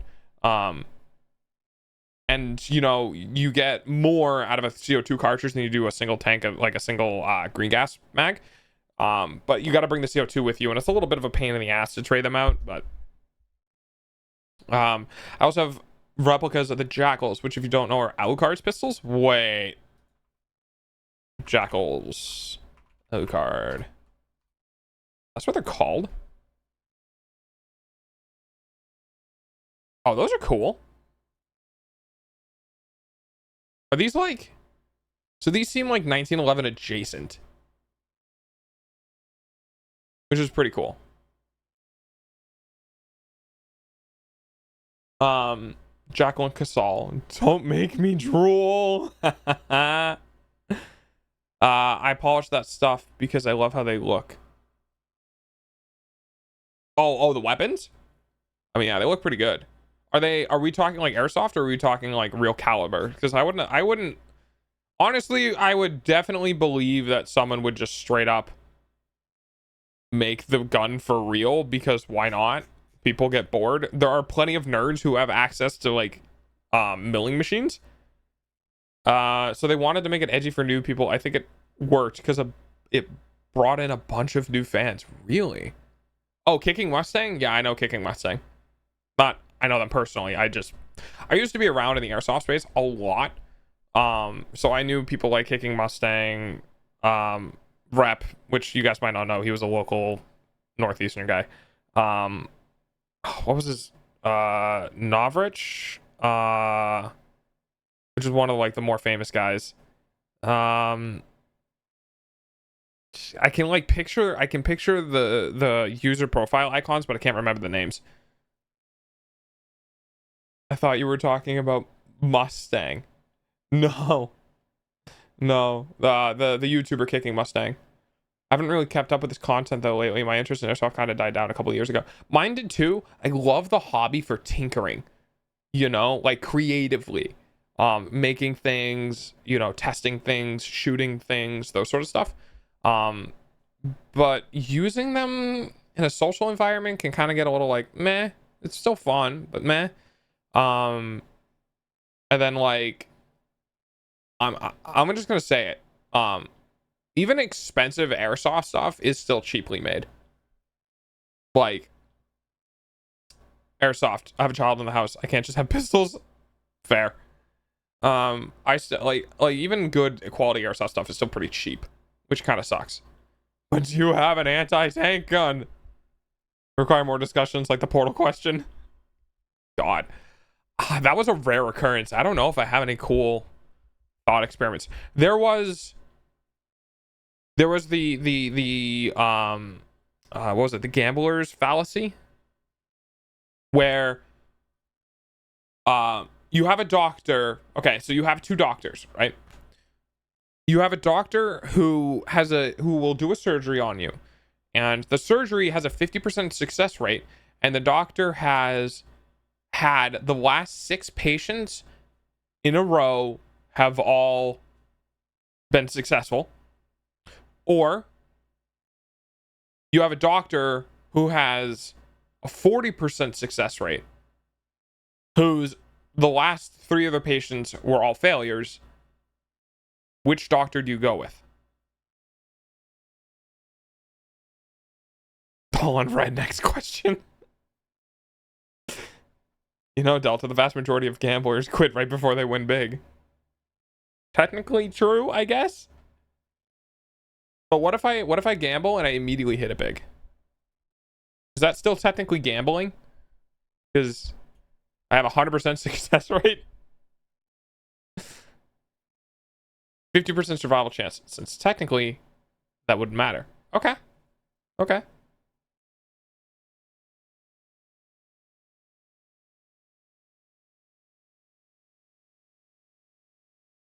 This one isn't like, this one's a mathematical thing and less of a theoretical thing, so it's a little easier to kind of like. And clearly that's not your big win. All right. Look, if you guys want to give me $30,000 to go gamble with, I'll take your $30,000 and then proceed to not gamble and then just use it to eat for the rest of my life. But yes, for those who are curious, the best option is to go with the 50% success rate doctor, because what a lot of people will talk about is well, that doctor has succeeded the last 6 times in the surgery, which means he's basically flipped heads 6 times in a row. So he's more likely to flip tails next.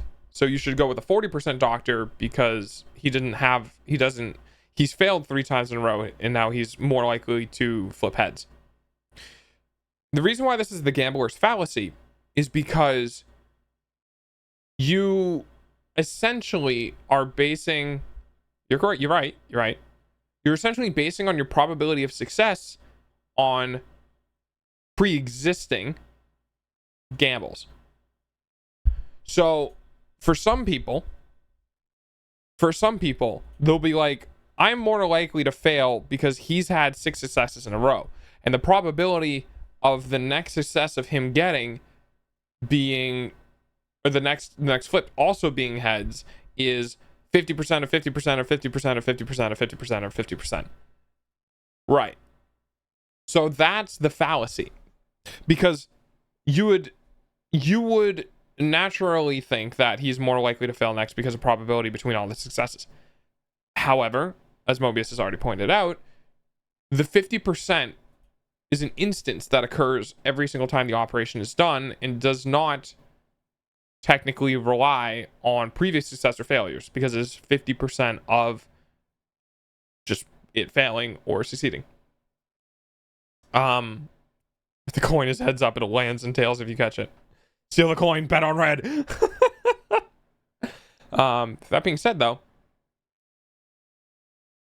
do you guys... Okay, we'll do a different one.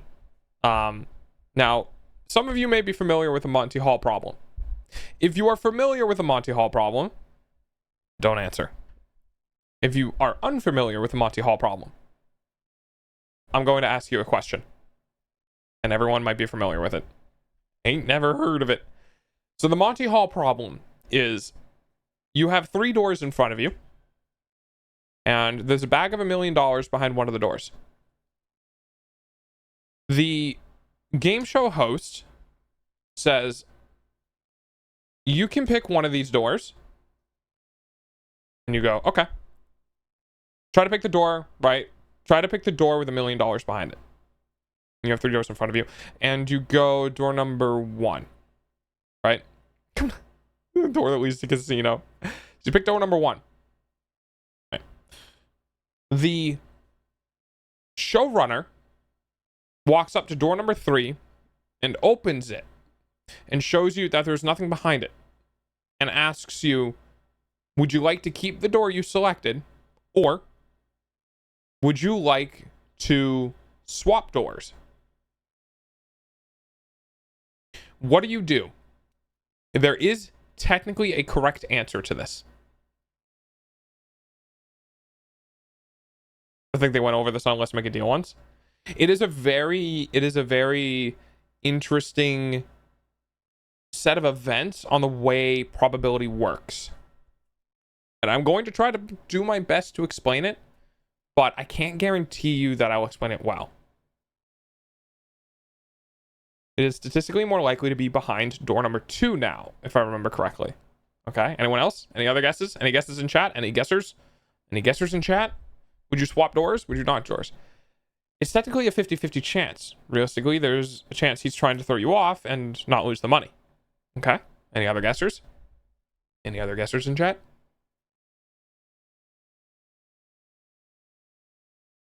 It's a fun problem. It's a fun problem. And the way I explain it, did I miss something? Yeah, I was doing the Monty Hall problem, and I want to see how many people would swap doors. There's a way of explaining it that makes sense. That is more human digestible. Oh god, I got sneeze.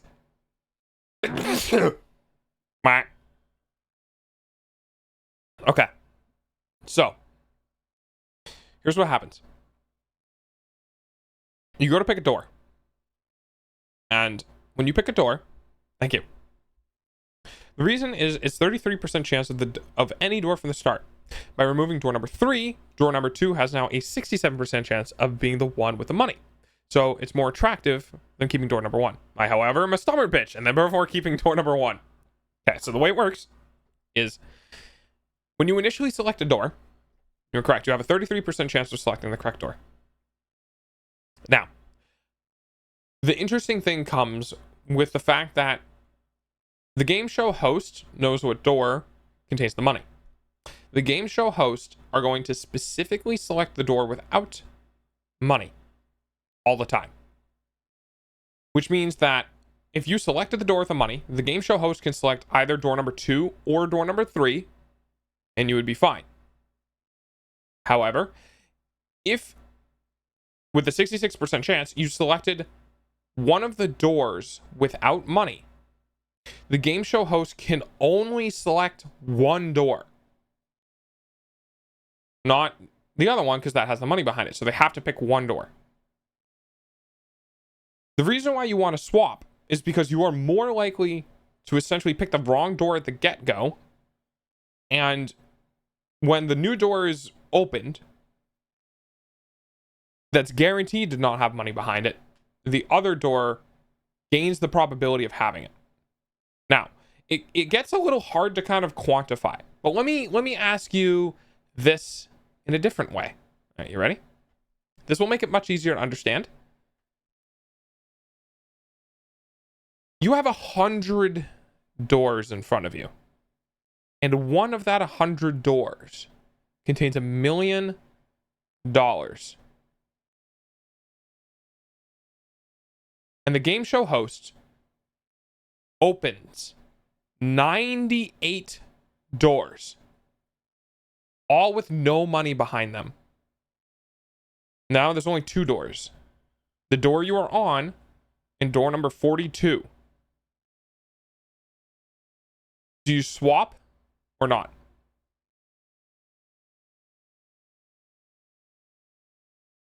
You think it's still a 1 and 2? So you think that when you initially made your first door selection, you had a 1 in 2 chance? Or did you have a 1 in 100 chance?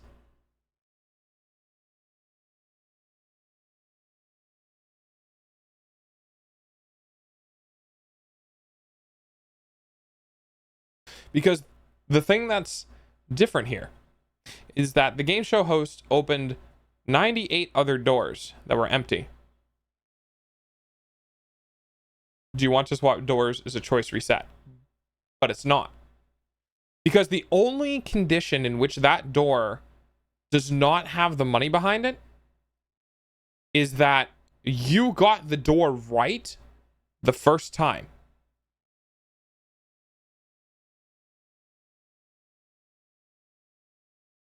Because here's where things get interesting. If you do not select a door, if you don't select a door,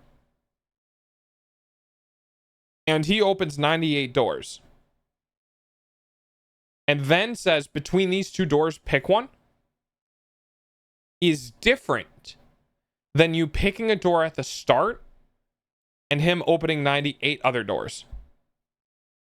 Those are two different scenarios. Because when you initially made your choice, you had a 1 in 100 chance that you got the money. And then he gave you all 98 other doors that didn't have money behind it. It's a very fun probability question. Because the way it works, the science is removing alternatives. So the way it works is that he cannot open the door with the money behind it. He has to keep that door closed. I'm fucking with you? Yeah. And when you kind of explain that in a 3-door problem, it's a little harder to kind of understand. Your door is off limits by default, and the door with the money behind it is also off limits. We must move alternatives. Mine's been banging at the door for a while now. Oh my god. This is 50-50 walking paradoxes. Because technically it makes you feel like you have 1% chance to win, 1% win chance to 50. My god, I just had a terrible idea. What idea did you have, Demon? So if you swap doors, you're going from a 1% chance to a 99% chance. It's easier question with a smaller sample size of doors. I think it's easier with a larger sample size. Like it's easier to understand with more doors. I'm turning a vacuum cleaner into an airsoft gun. No, it's not. The percentage distributes. More sizes, more perspective. Yeah. Surely, it has to. Bigger pools explain it better. Yeah, the bigger pool does help rationalize it a little better. Because you can kind of like in your brain begin to understand that like, wow, I only had a 1% chance and he opened 98 doors. Which means that one, if I was right, at a 1% chance I was right, from the get-go, swapping would make sense. But there's a way higher chance I was wrong on my initial selection, and then he just removed all of the other options, and what was left behind was the one that was right. He still has to leave a door if you got it right. Correct. You can pick any door. Not just for this, but for everything.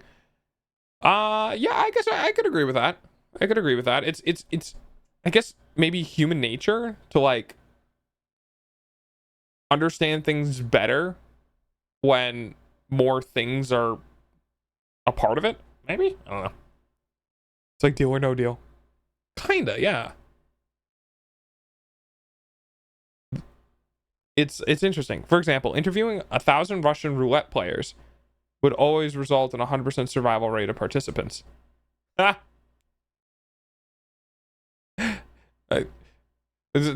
That's true. because you would be interviewing a dead Russian roulette player. That's pretty funny.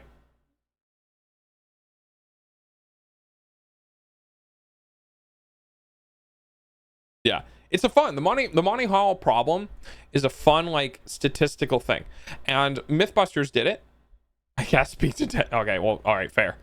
Mythbusters did it in a practical way, where like they were like, this is how it works, but we will also do it, right? So they basically did.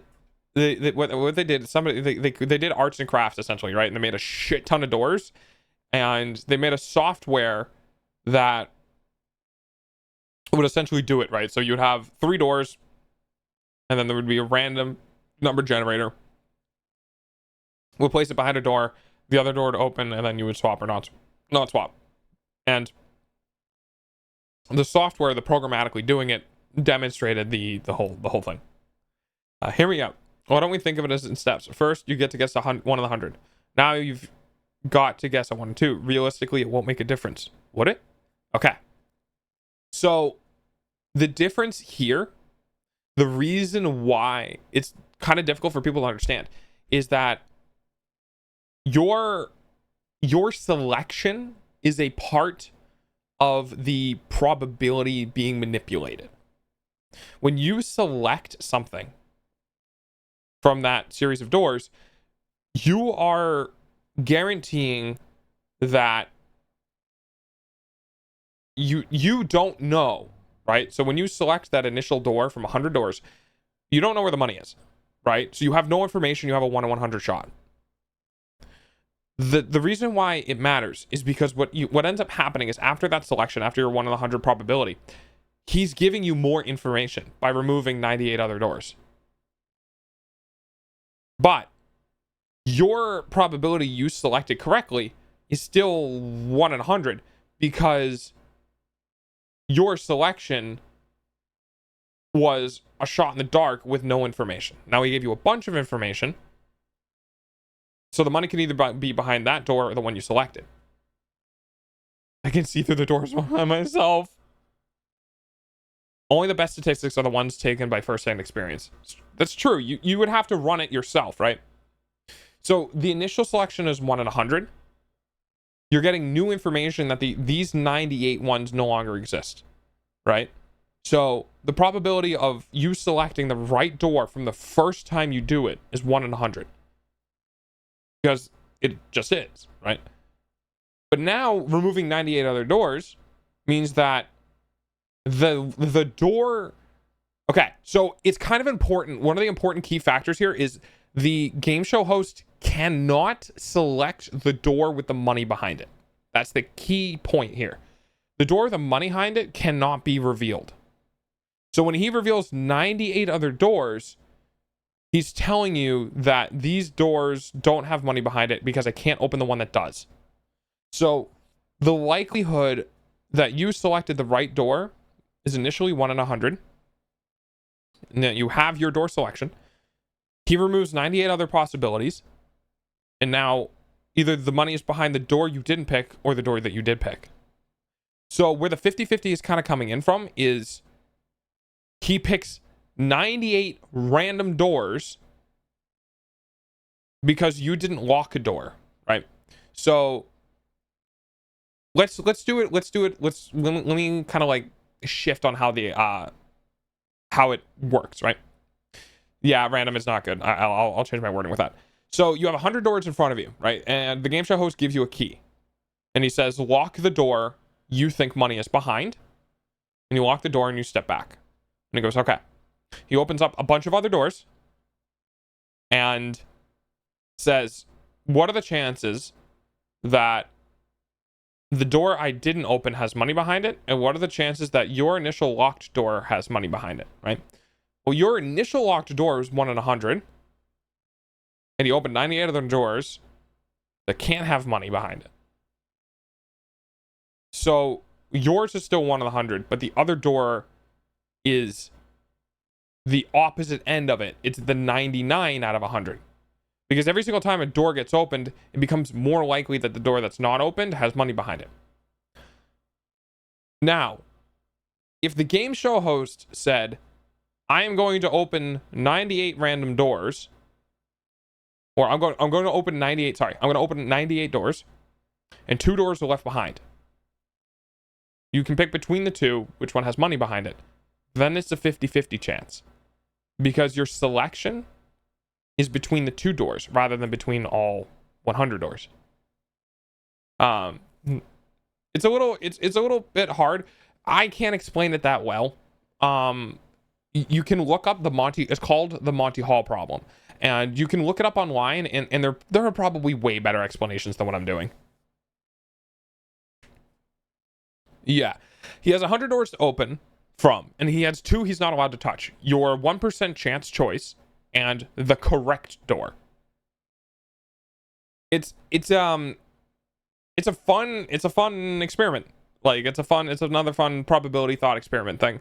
This one is explained through math. Like, there is a way to explain it through math, but it's still like one of those things where when you initially think about it, you're like, well, this, and then you start being explained on why it's not, and then you're like, oh shit, huh. I love those. Those are always fun. I cast see-through doors on myself. Rolled a 20. All right, you see through the door, and you see that it was a lie. No doors have money behind it. It was all a ruse to get you on stage and be a part of the game show. None of the doors had money behind it, even the one you picked. And you're not allowed to open the door that you picked. So now you're always going to think the money that you, the door that you locked is the one that has money behind it. What's some other, like... Hello. Canada event. Hi, Amy. Oh, no.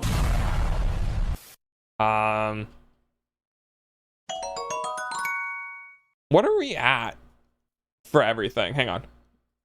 Let me do,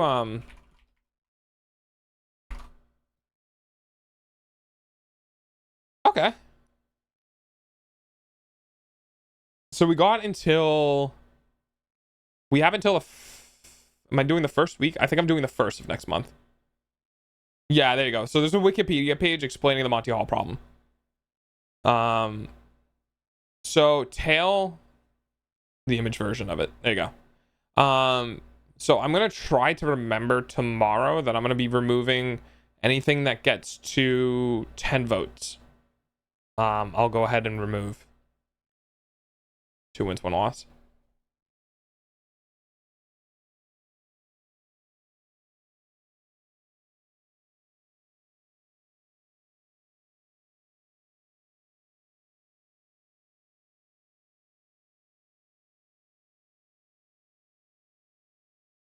Yeah, that's a good visualization of it.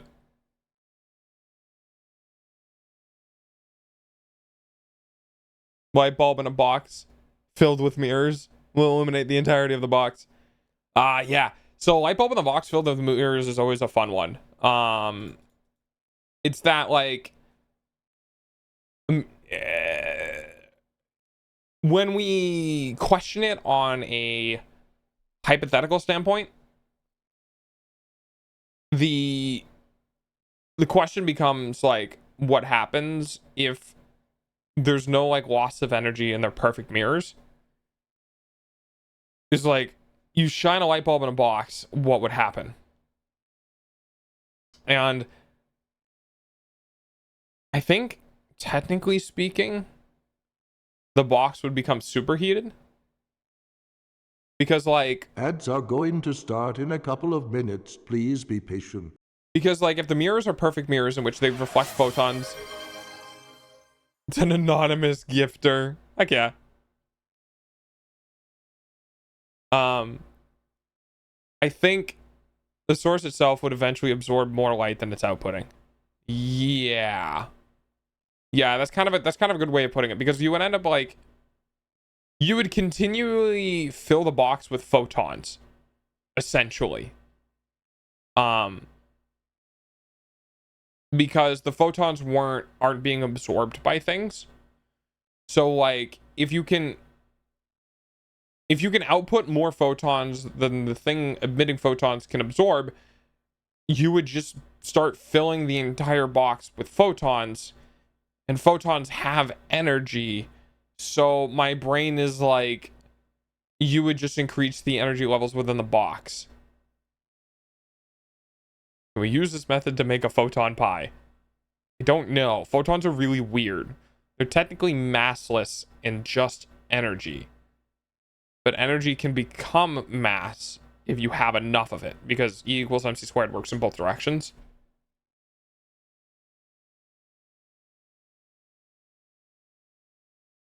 There's 60 pounds, there's 80 pounds of universal pressure, which is the light, and the source is 50 pounds pushing against it. Yeah, because it's like, but the problem is that photons don't have mass. That's the weird part. So like, in order for the photons to not want more photons to enter the box, they need to cause resistance. And in order to cause resistance, you have to have mass.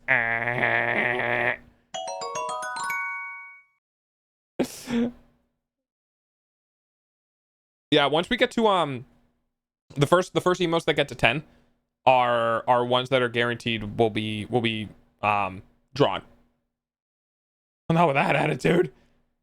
Yeah, it's really weird. It's like, are they acting like a wave or are they acting like matter? And that is a great like basis of a lot of theoretical science is light fuckery.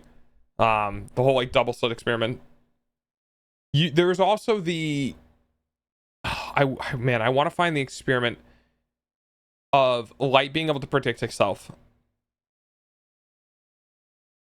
80 trillion photons trying to escape and only 50 trillion being pumped in. Well, okay, so that's the thing is like, if it's a perfect mirror, the 80 trillion photons will continue to bounce around indefinitely. You'd have to figure out the rate of absorption within the object emitting the light, right? Because if the object can only absorb, let's say 5 million photons a second, but it's emitting 20 million photons a second, it's too theoretical. It's too theoretical. I don't have enough scientific knowledge to work around that. But there is, the point is that it will never be an infinite source of energy. No, it would be finite. It would be finite. It's just that the energy within the box would have basically become superheated. You would eventually get to a point where like it contains all of the energy you put into it. So like maybe a perfect battery. It would be a light battery, right? Where you're pumping energy in the form of photons into it, and you're constantly pumping photons and constantly pumping photons and constantly pumping photons. You would have this like insanely bright. Photons do have mass. Whoa, okay. Be careful with that. Because that technically would break a lot of different mathematical formulas. Why did I get a French ad? Oh, I can't ask why. Photons don't have mass, but they could behave like matter. There's a really interesting experiment that photons having mass is the reason why they can be captured by gravitational pulls. Math is made to be broken. Yeah, all right, that's fair. Speed is the speed of causality, not the speed of light. I can't say yes or no in either direction. Like, photons, because they can be bent by gravity, things get weird. Because like black holes are obviously the most dense singularity points in existence, and with enough gravitational pull, light can't escape it. Bending light is curved space-time, and said curve is caused by mass. Yeah. All right, I'm gonna dip my new position in work today. Oh shit! I hope it goes well, Hammy. Let me know when you get your let me know when you get your machines in. It's supposed to be sometime this week, I think, right? It's 4-dimensional shit. Yeah, it is. Light's light is wacky. Light is wacky because there was this whole concept of like gravitons being able to be faster than the speed of light because they can act upon light and like keep it from moving, and like then there was people like gravitons can't move faster than the speed of light, and then like gravitons also don't exist, and like it's a bunch of weird shit. That the fourth dimension was time. No, the space-time. God, we're getting into like weird quantum mechanic level bleeding edge human understanding stuff. And time is very, very, very strange because time can be manipulated by Welcome back from ads. mass. Thank you for the pennies. Thank you for the pennies. So like, if time can be manipulated by mass, then time has to have a physical interaction. Read this. Reason imaginary. I don't know if that's going to go through.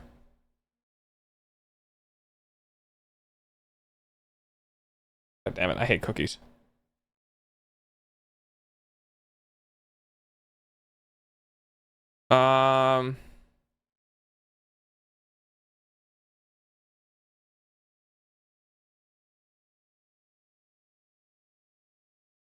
Okay, so this is weird because gravitational pulls, yeah.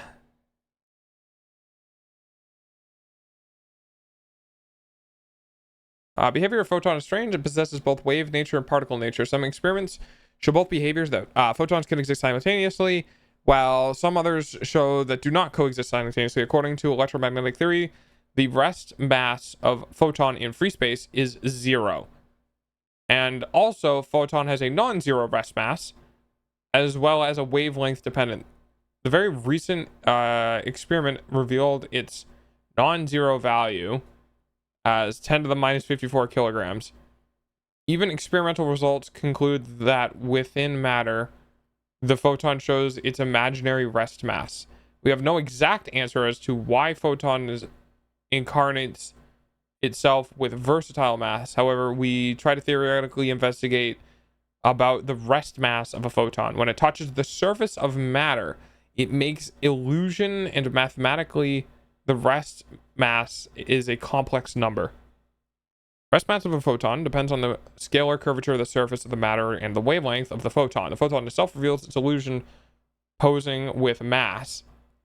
Illusion posing with mass because of its dual nature.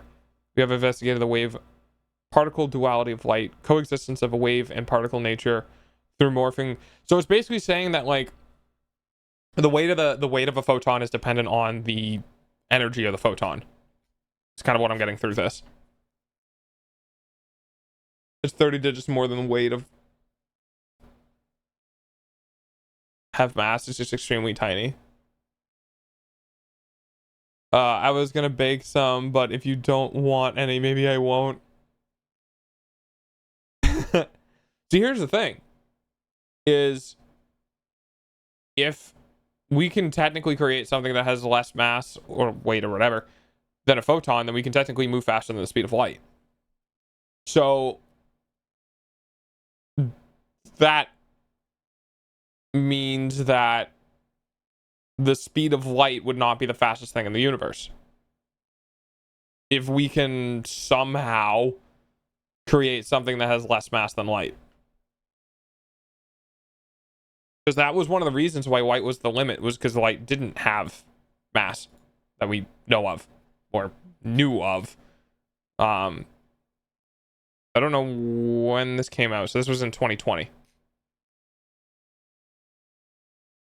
I mean, it is interesting. Fuck, my brain just turned off. I had a place I was going with this, but I don't remember.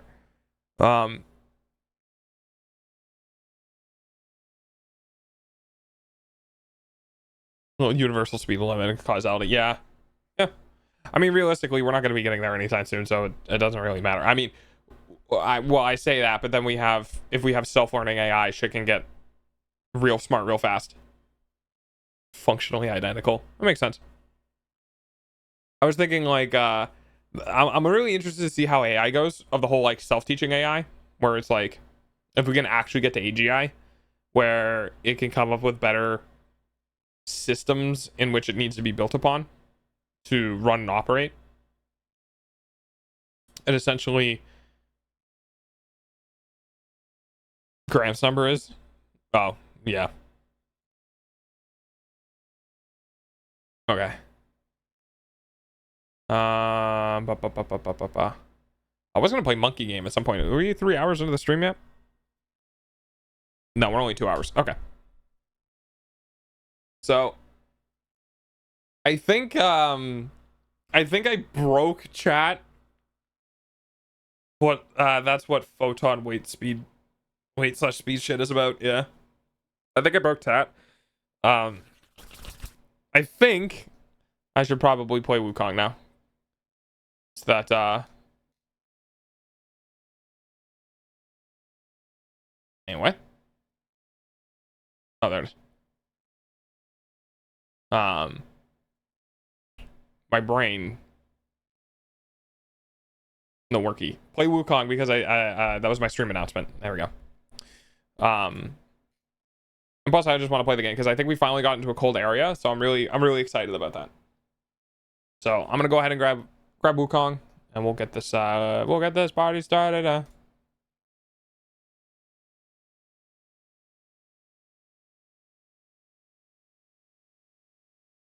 Oh, is it 7 there? Yes, May is now actually up and doing stuff.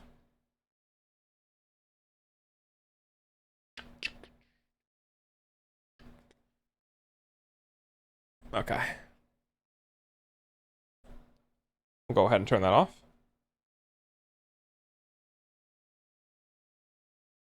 I'm just happy when there's someone who can process the type of information I like. Yeah, there's it's just a lot of people don't find value in it because a lot of people don't find that it impacts their life enough to put in the effort to understand it. The rest of chat is the normal reaction I get. Hey, it happens. I am an interesting individual. What can I say? All right, we'll do that. All right, we'll move over here. We'll go ahead and change this to to be fair, a lot of people in chat were chatting for like 2 hours, so it's probably a good time for people to like it was probably a good time for people to be like, yeah, I should go eat, yeah, I should go do stuff. Hey, stop that.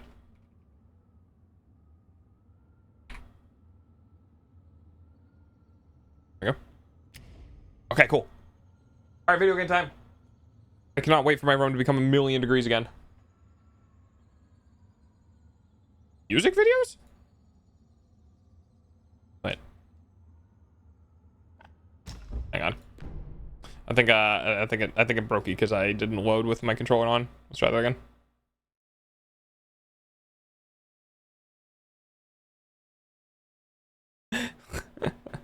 What buttons are best to not the ones I'll be hitting probably. I'm really bad at pushing buttons. I will say though, the game has been enjoyable enough to the point where I've been like actually going around and trying to find shit. I think I've had most of the secret bosses in every area, but not entirely sure.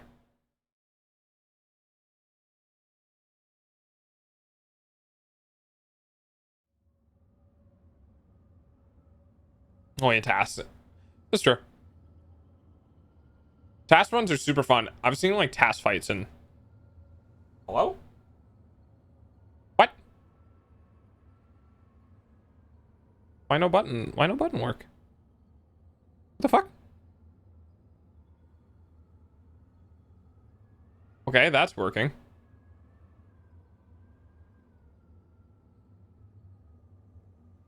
I have questions.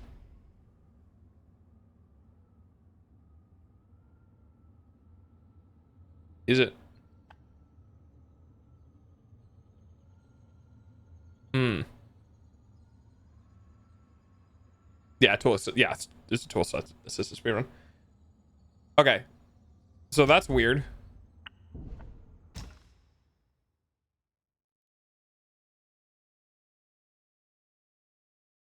That is really strange. I've never had a problem with controller until now. I don't know. I don't know. Let me try to fix this. So essentially, I turned on one's connected. I don't know if, because it is connected to the system. Not a problem there. But when I boot up the game, it doesn't take the input. I'm trying. I don't know what compatibility mode is, but all right, let's try this again. I restarted the controller and had it connect before the game launched, so maybe that'll help, but we'll see.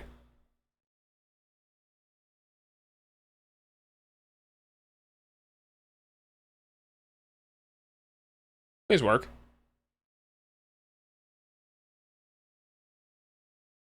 I don't like that the mouse cursor is there.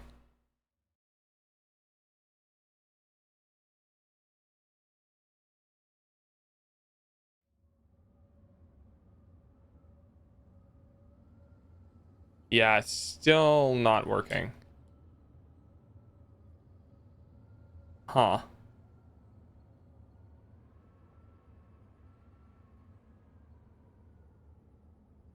Well, time to Google.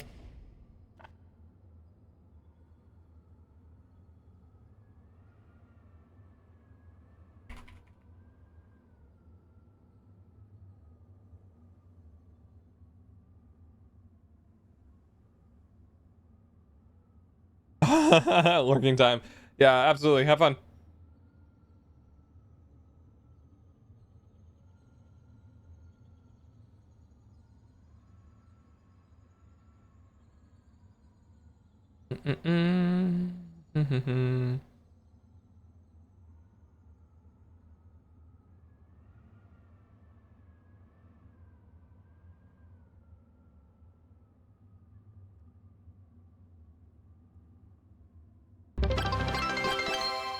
Why? Thanks for the biddies.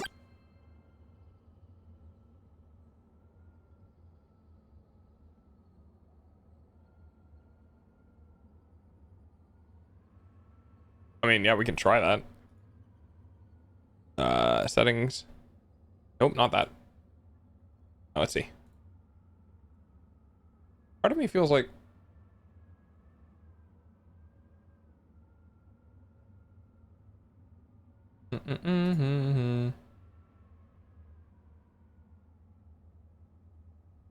Okay.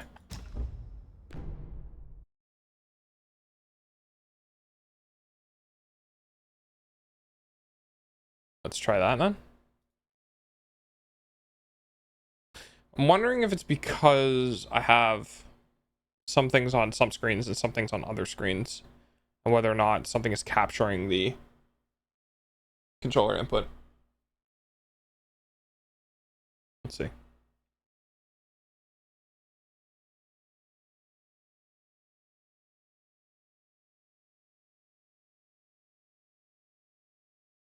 Okay, that went away.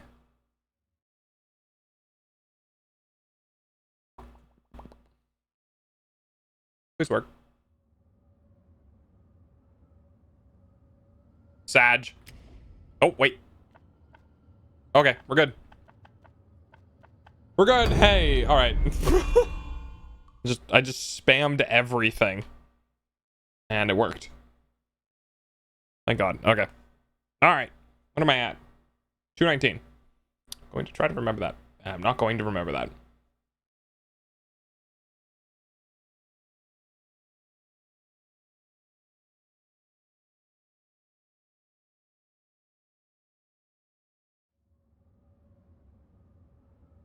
Okay.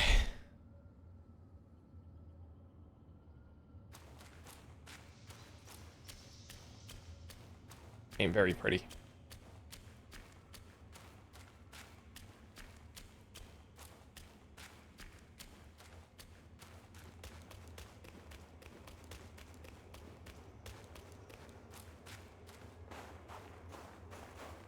Crunchy snow.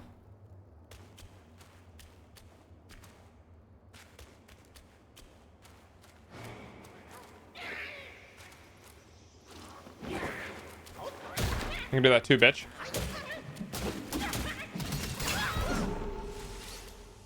That's where you are, boy.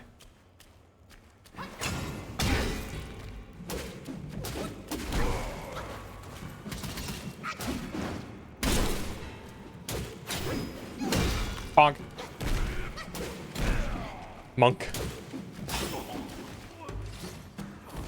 Maybe. Oh, I get it. Monk.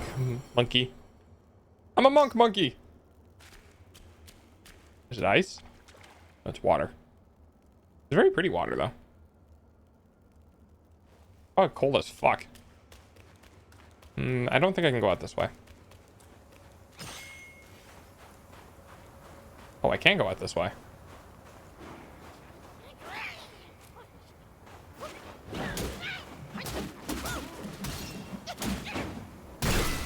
Bonk. Honestly, I'm excited for Twitch Plays Pokemon this week. The Overwatch lookalike game. They even have Winton. Winton with staff. But yeah, I'm looking forward to Twitch Plays Pokemon this weekend because I really like the new edition that I did. Snow Hill Path, huh?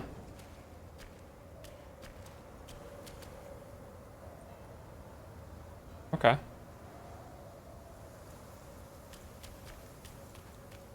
So I'm gonna go ahead and offer a hair here. Is it gonna light on fire?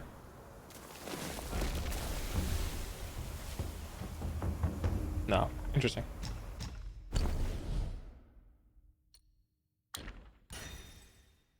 Oh, no, it's better than what I have. Not enough for fun. 21,000. Well, that's crazy. The fourth move of the light attack combo and mobile spin staff can stir up a whirlwind of sand. Increases attack range and damage. Oh, that's kind of cool.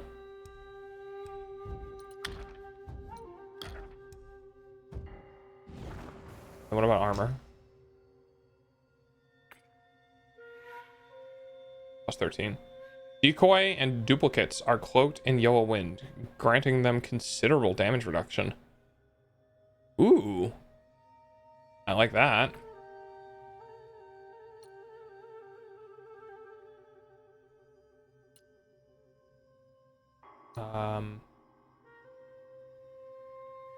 Wait, that armor has a unique effect specifically to itself? Upon consuming a focus point, moderately increases critical hit chance for a short duration. That's pretty cool. And then nothing. But it has chill resistance, which seems very useful here.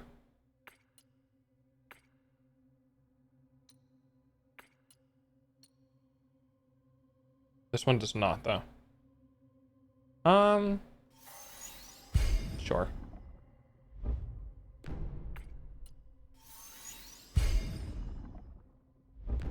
I don't have enough for this, right? I need more will. I can sell stuff for will, right?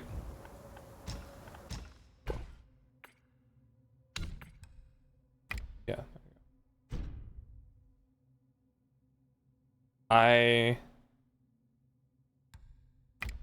I'm worried about the exchange for something valuable being not what I think it is.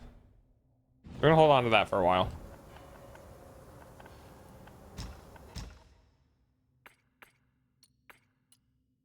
There we go.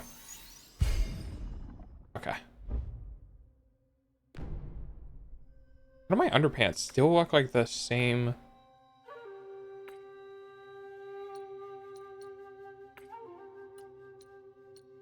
From like the water set. Do I just...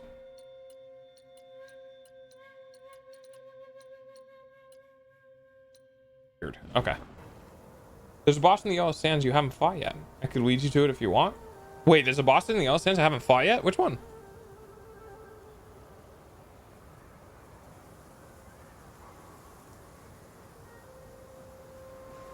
I did do some of the Yellow Sands before you showed up. So it could be one that I might have fought before you arrived. Back with the Monte Hollow problem, I found a brilliant image for it. Okay, let me take a peek. Wait, there's one behind a sand waterfall. Yeah, no, I definitely didn't. All right.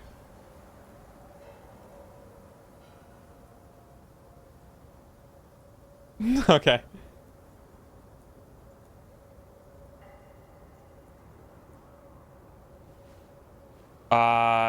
Yeah. Yeah, I'll go fight that. Give me a second. Because I would rather like complete that area before moving on in this area. I didn't know you could get behind the sand waterfall.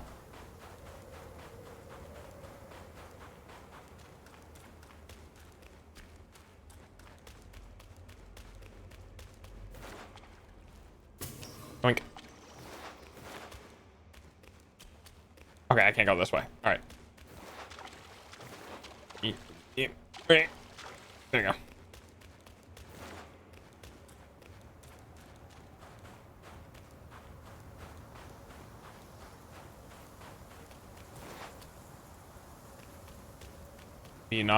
Not me accidentally almost jumping off a fucking cliff. All right. Whoop. What? What?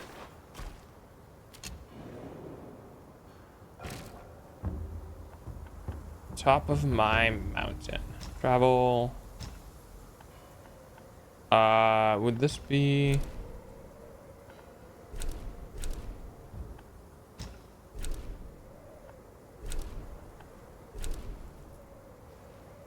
Maybe that one?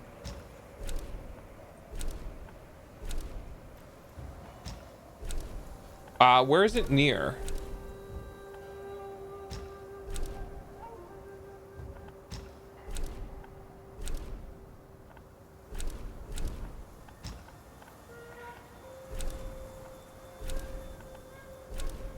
Try here. Father and son fight. Okay. Okay. Yeah. I'll jump over there then. Give me a second.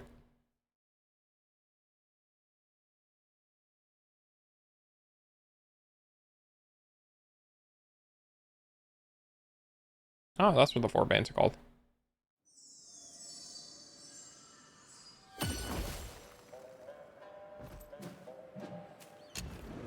Wait, can't I buy something special from here now?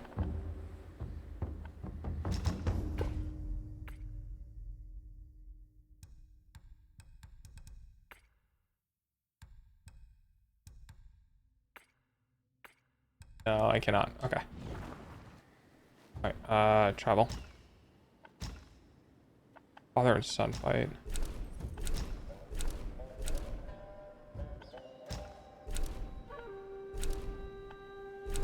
Where was it?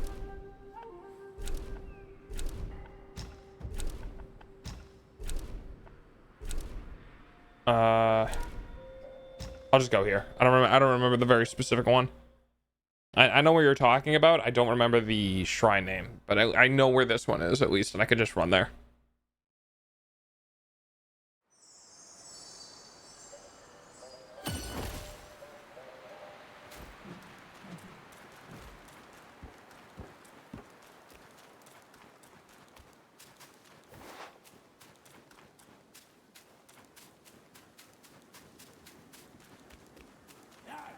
That will be your doom.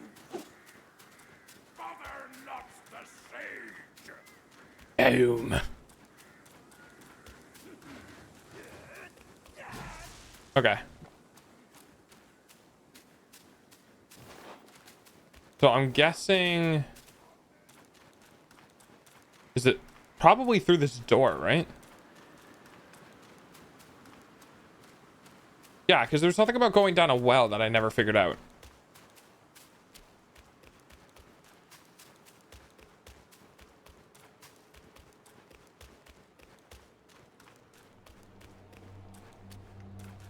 Remember that one.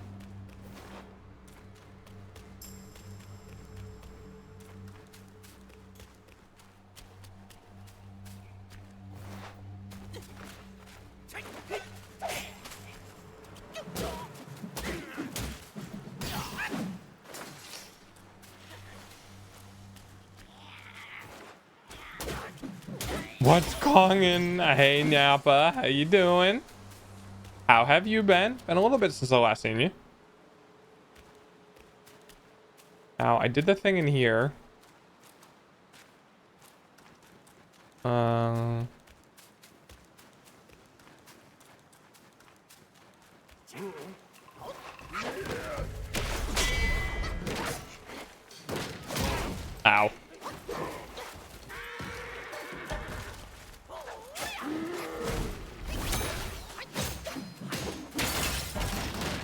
The rock people fight?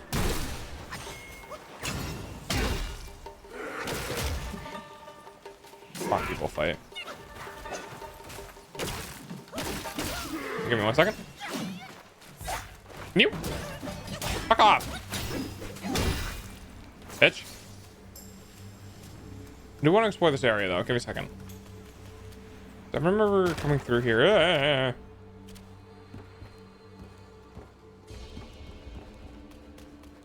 There was a slide somewhere.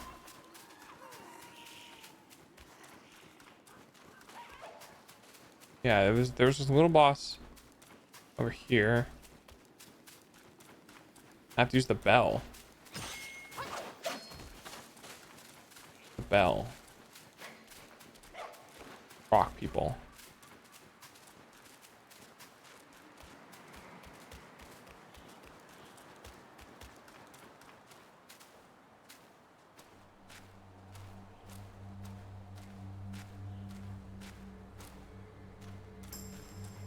So, okay, hang on.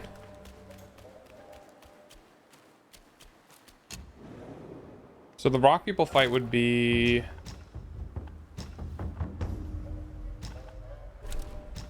over here, I believe.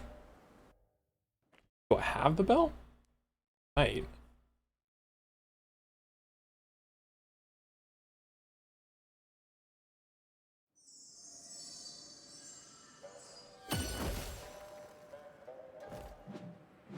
That like music intro with the dun dun dun dun dun dun seems new. So this is where I fought rock things. So where am I going? Oh, okay. I see the same waterfall. Oh, wait, back here?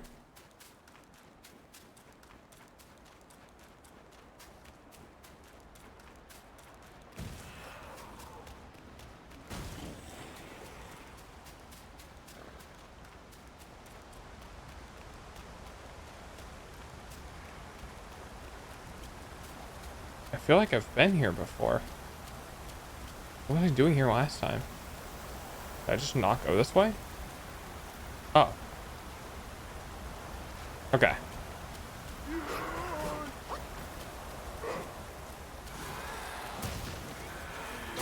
A vessel and change the bell. Alright, I'm gonna be struggling here for a moment. Oh my god, this is gonna suck.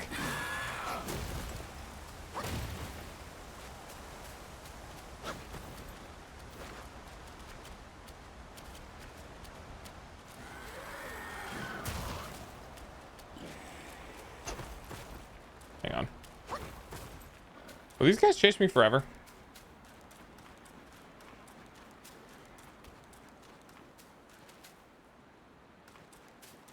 Go to a vessel?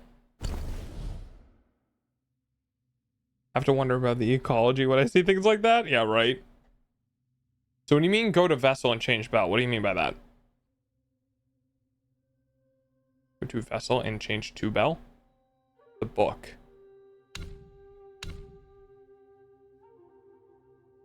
The book? I might be brain dead.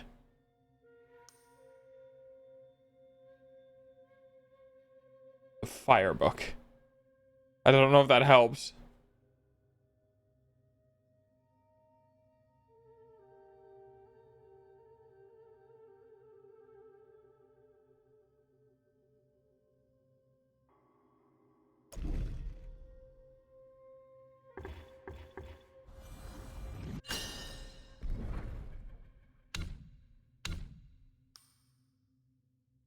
Wait.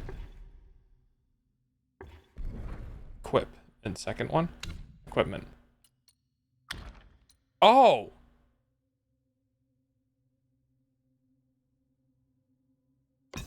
That. That? Is that correct?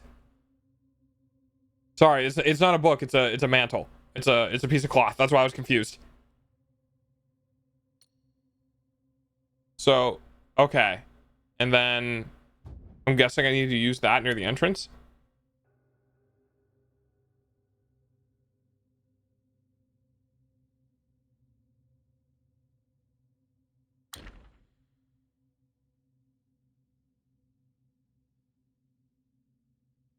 Grants immunity to strong winds. Oh, that would make sense.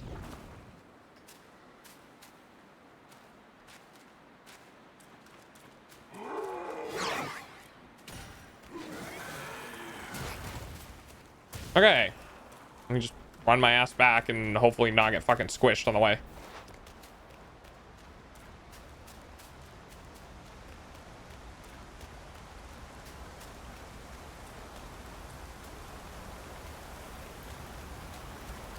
Oh wait, I can't use it because I need things. Ah, god damn it. All right.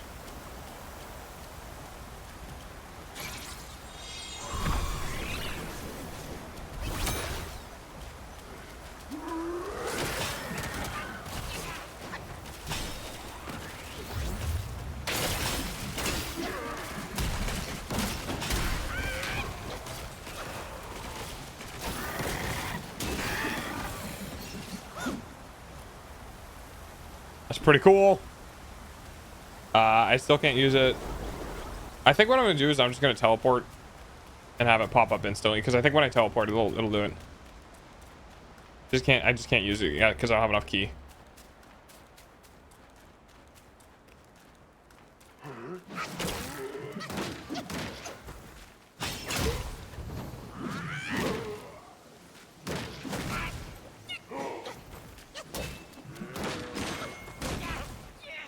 Really?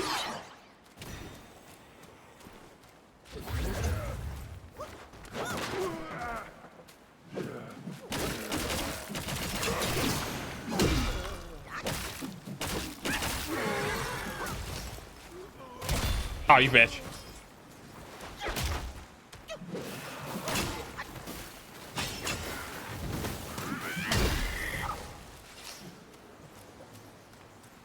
Alright, I'm not gonna go beat up all of that stuff twice. So I'm gonna go over here and rest, and I think that should refill it. Yeah. I just looked over at chest. It says rest. Yes, I'm going. I mean, it makes sense. I wish instead of giving you like an invisible barrier, it like knocked you off your footing or whatever. A Mimir. Am I saying that correctly? Nappa. Mimir.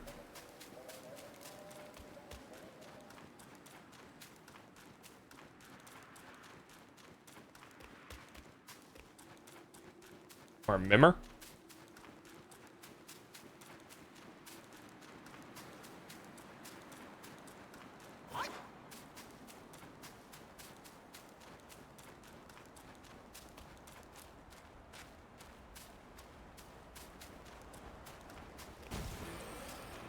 Mimir. Okay.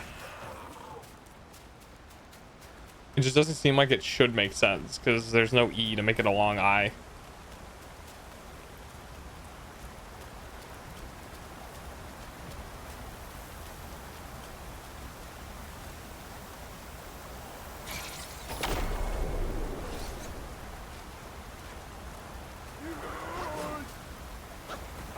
Way through. Way through. It won't work.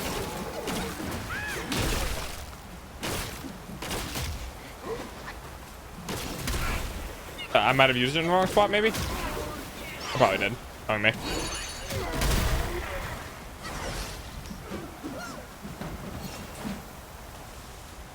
Did I use it in the wrong spot? Was I supposed to use it like right here?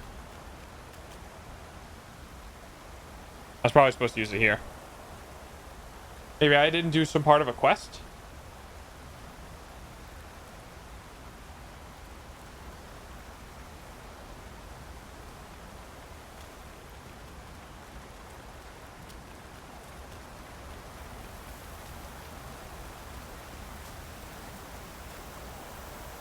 Maybe. What will be the quest for that though? Because I feel like there's some things I might not have done yet.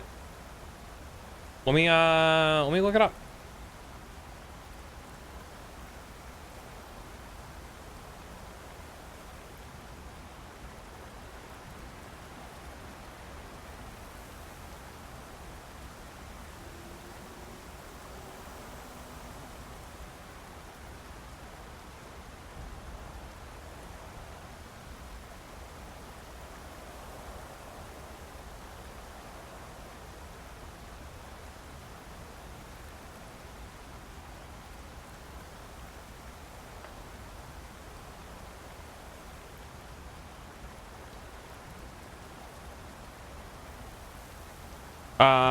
Essentially go to the place where you fought the second prince boss and break the wall with the carvings on it with either baby head summon skill or falling part of the rock head energy transformation skill.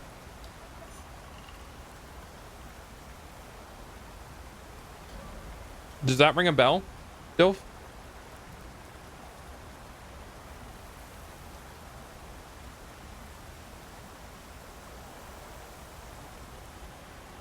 Yes. Okay. Because I probably didn't do that.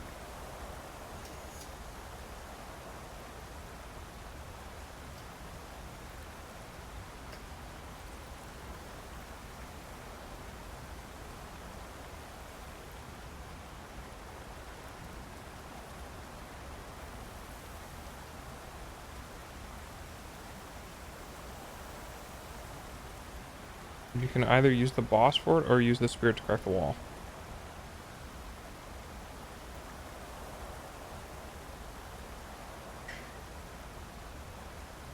What? Okay. I don't want to spoil myself anymore. How the fuck did anyone find that? Alright.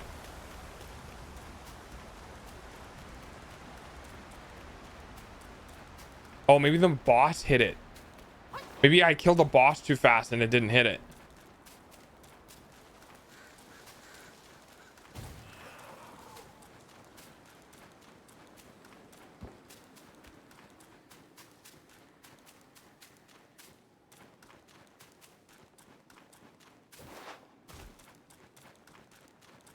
Boss in the room hits it sometimes. Yeah, I killed it pretty quick. Maybe that's why it didn't happen.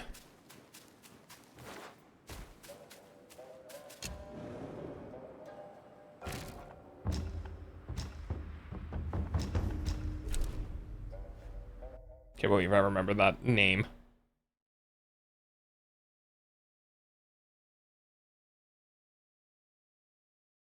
I like how they give a reason to why Yaguais come back after you you rest. Oh, that's what this one was. Oh, okay. Stand ready. We are in dire times.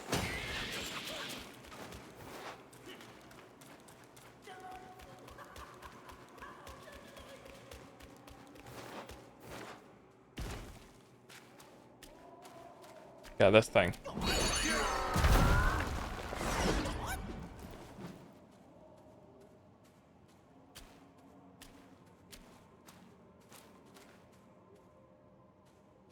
Also, that item unlocks a different fight in the first area? Okay, I'll keep that in mind. You really fucking... Really? You're doing this? Alright, dude.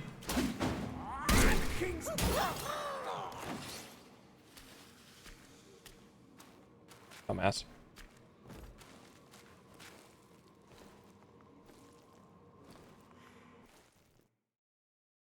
This game is full of secrets. It's really quite like it.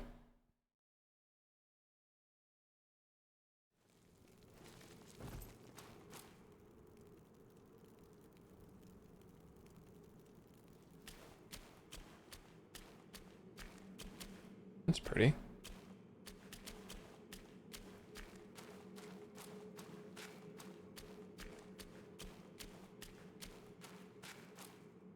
A monkey and others.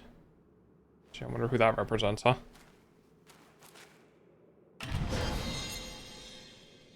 Their minds yearn to ascend,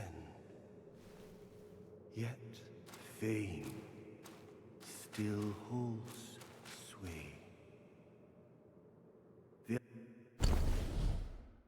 Hang on, I'm sorry to interrupt you. I really want to know what this does so we can continue with you talking. Like, I want to know what I think it was a key item, right?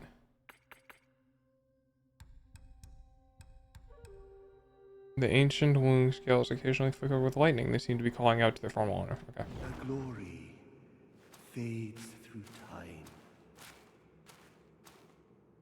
in tombs of somber gray. Okay. Let's see. We'll go do the behind the sandfall, and then we'll go figure out what fight you're talking about in the first area, if it's even possible to do right now.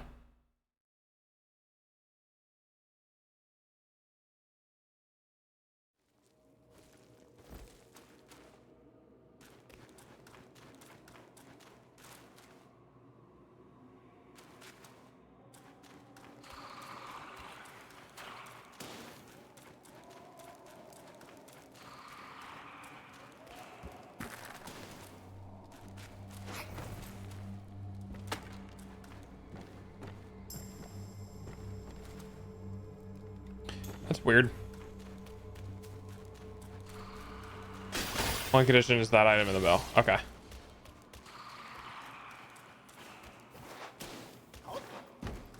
Yeah, I definitely didn't have that item because I murked the boss too fast.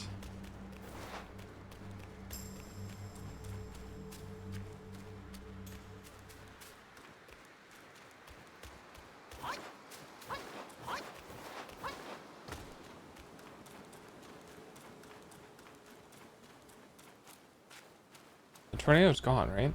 Yeah, that's good. You're just too good at the game. I think I got lucky. I think I just managed to whack on it a bunch without a care for the world, and it just kind of worked.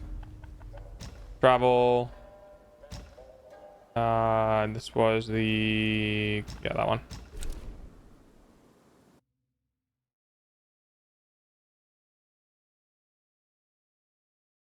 I kind of like games not having difficulty like options. I feel like it allows developers to have a very pinpoint, accurate, like, representation of how they want the game to be played. I know that it's kind of sucky for people who are disabled or people who have cognitive difficulties, and I totally understand and respect that. But from a more like subjective viewpoint, What deed oh, there it is. head be hung for all to see? For what deed must the waters they go roam free? For what deed must all matters not known how to be? Yeah, or that works too. For what deed must mercy's hand so woe upon thee? For what deed must from streams descend? Resonant waves of the power, pulsing through the cloud, evade their might unbound, and victory is surely found. No! You guys suck.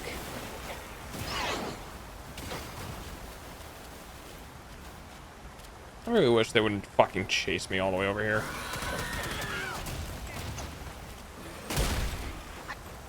So annoying.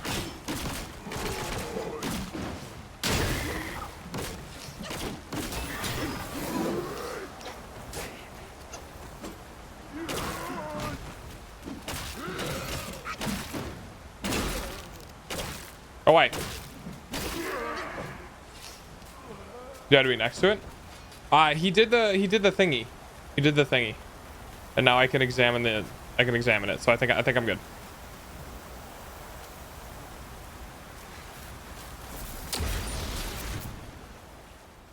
Yeah, we're good.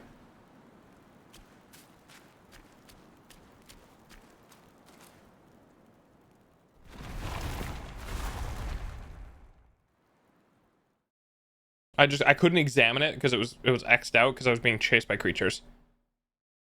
And they won't let you do things if you're being chased.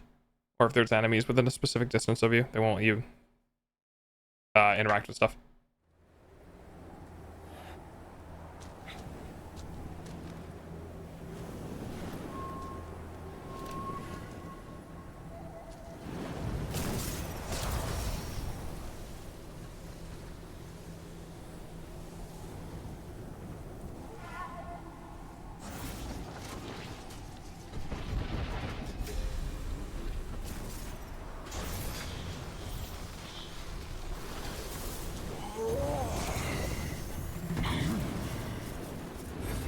Wukong. Oh, he's an angry warthog.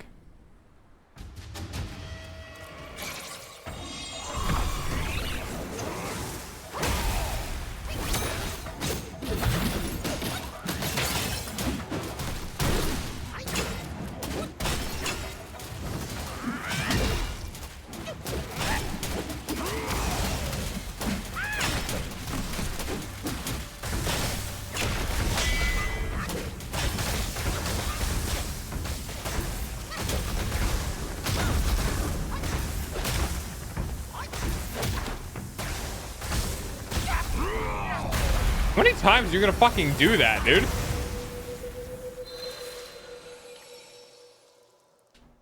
He fucking hit the ground like 12 times.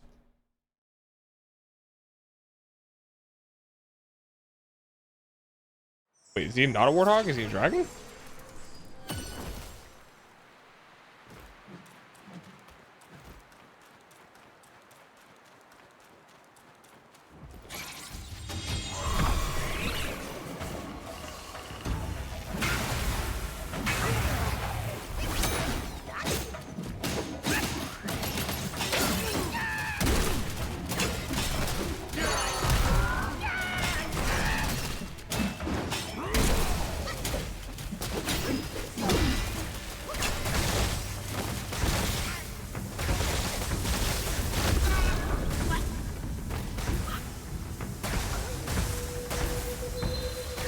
Okay. Noted. The bell can be used a stun attack? Oh yeah, I need to look into that. Okay, what was the bell? What's the description of this? Highly effective against specific enemies. Okay.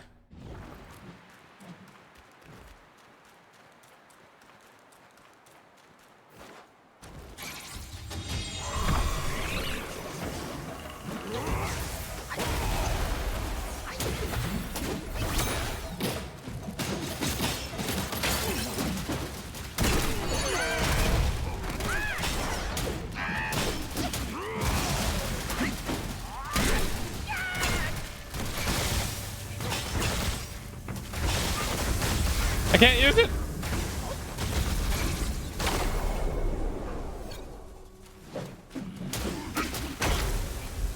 You're a bitch.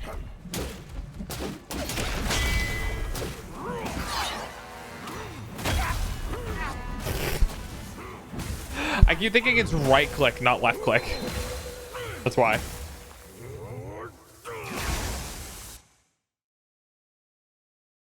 Okay. So I guess we'll I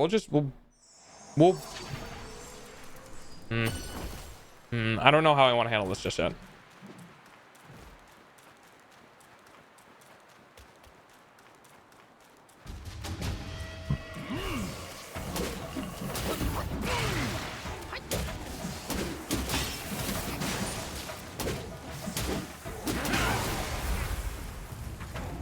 Okay.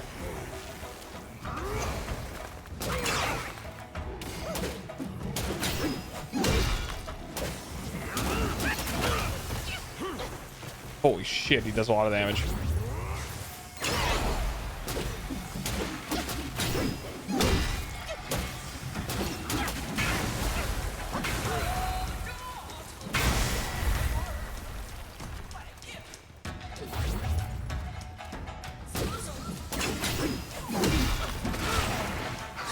Wait, what? Oh my god, dude, what?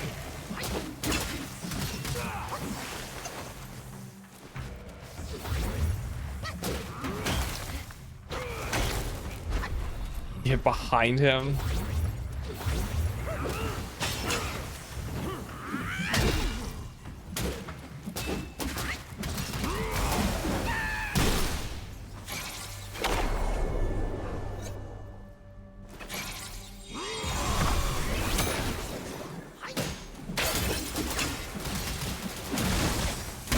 But I did the thing.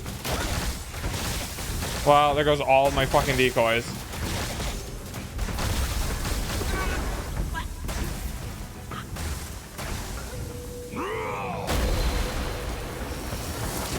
So does it not permanently stop that attack? Because it did last time.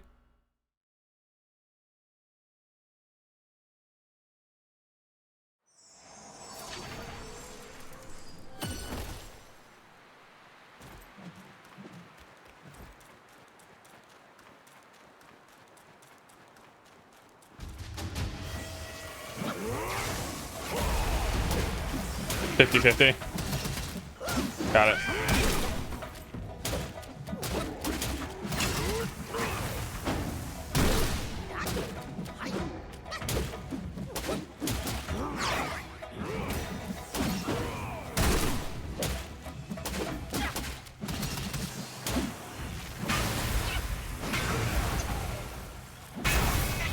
I definitely rolled, but all right, sure.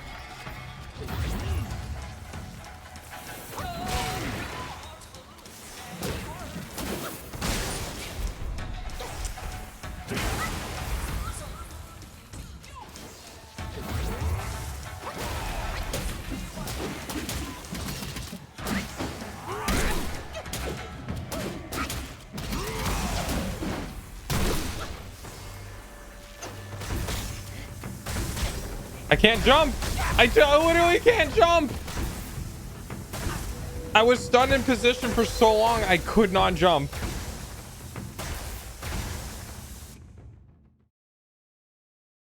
Sad.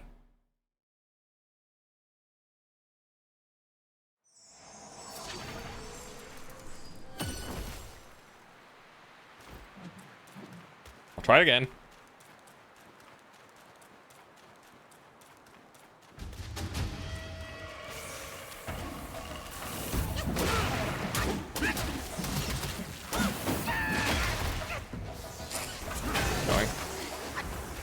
Annoying. Dude. 3 hits immediately sucks.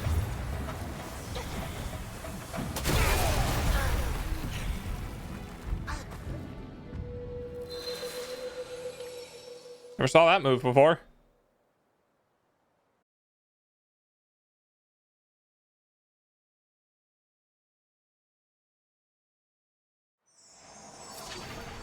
I really should be doing the nullification more often, but Ads are going to can't start time in a it. couple of minutes. Please be patient.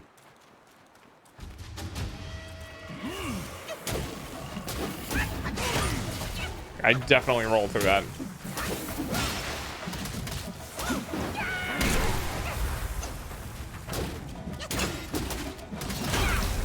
I definitely hit it at the right time for that, but okay.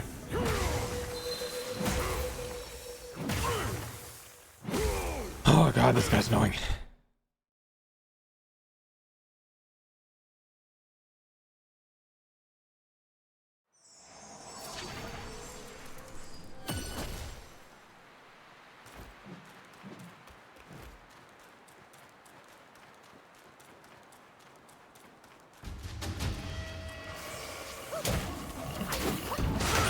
Too early.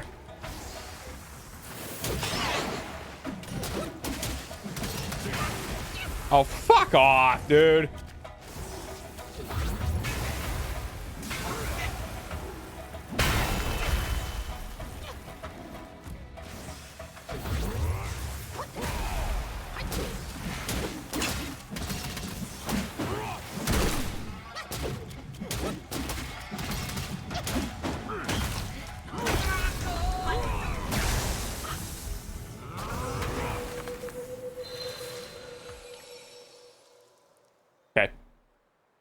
Takes 2 hits.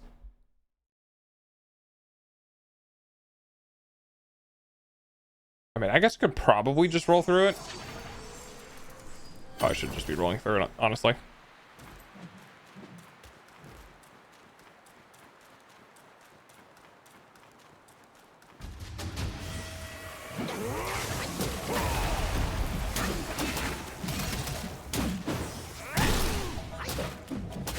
Welcome back from ads.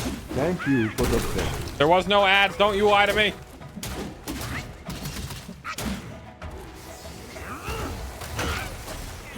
What? The way he moves is so fucking unpredictable.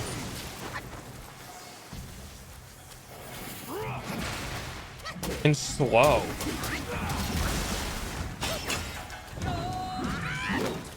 Oh yeah, okay, sure.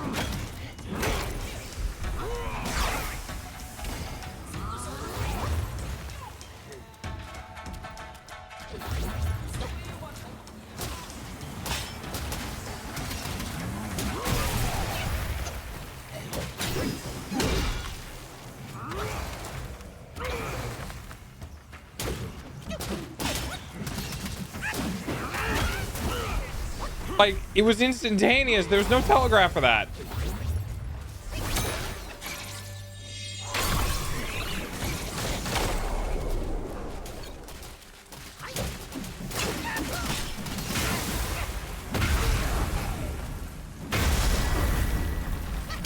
I just lose all my fucking decoys. That sucks, dude. I lost every single one of my fucking... I just wasted all of my mana on something he just completely nullified. That's so fucking dumb.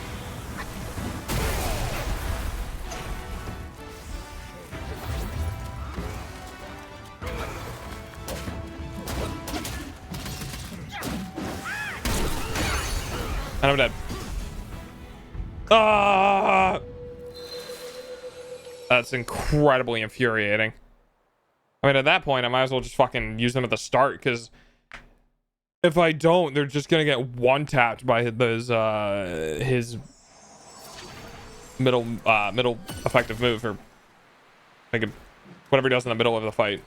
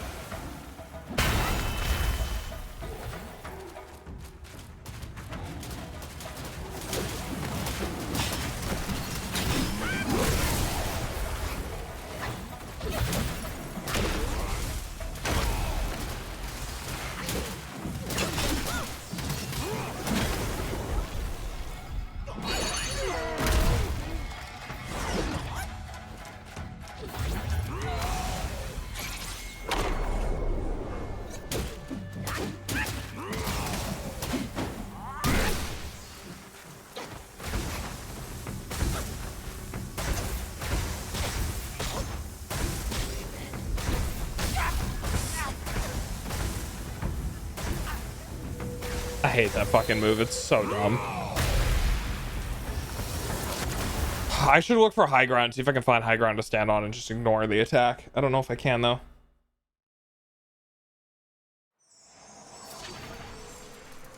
I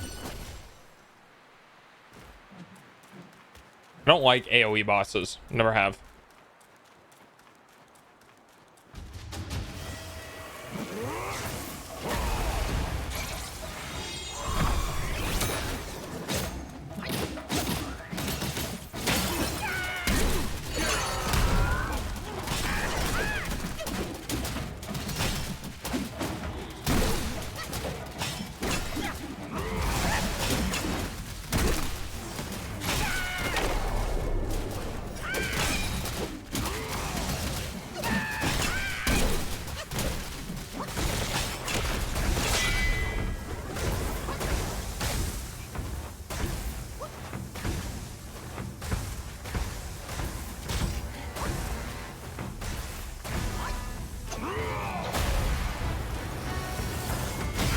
Oh, you fuck.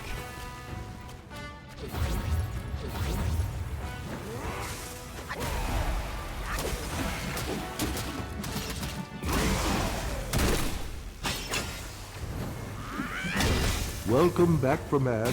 Thank you for the penny.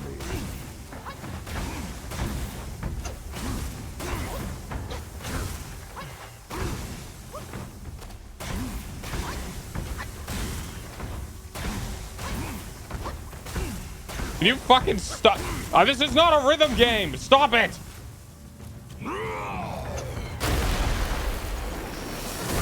Oh.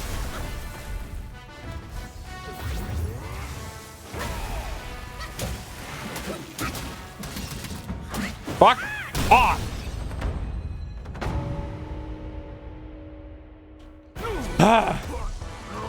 This is not a rhythm game.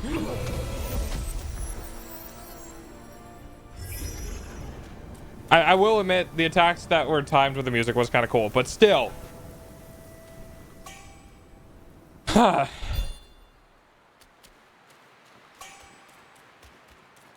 Moon Pearl. Interesting. Loot! Thunderbone.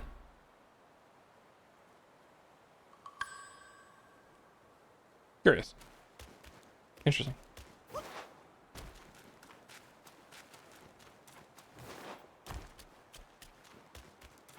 Okay. No, you said it was also a different fight in the starting area? Having a drink.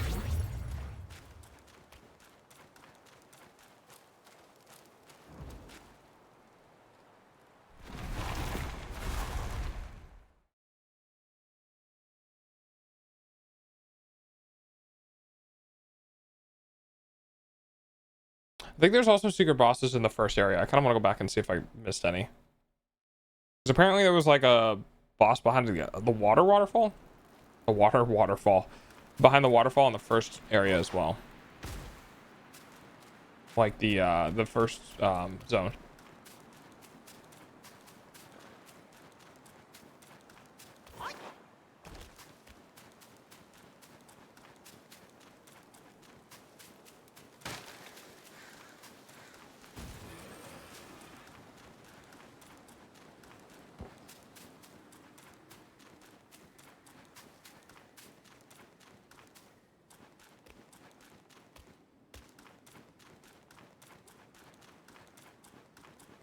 Second tab, first camp. The two enemies at the chest, go left, following the water stream. Up, then you spell. So is this? Water stream does not sound like this area.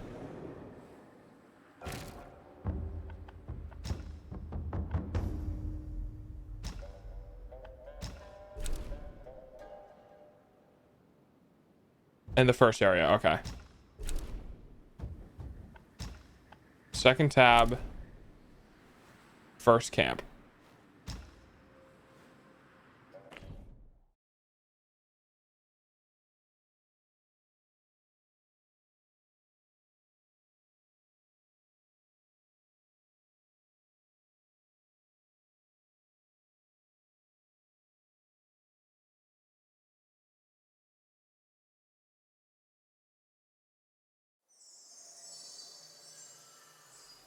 And then at the two enemies, go left. At the two enemies, go left and then right. At the two enemies, go left.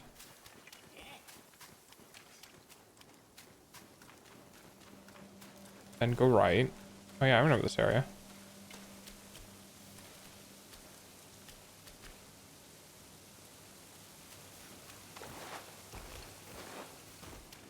Oop.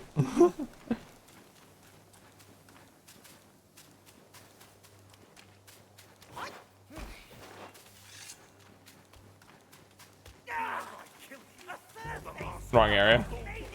It's okay. I think I know what you were talking about though.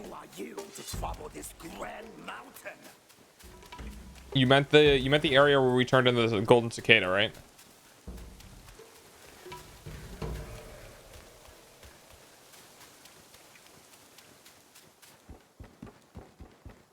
Because that's where the waterfall is at. the waterfall you were talking about earlier. Okay. Yeah, that was the one with the golden cicada.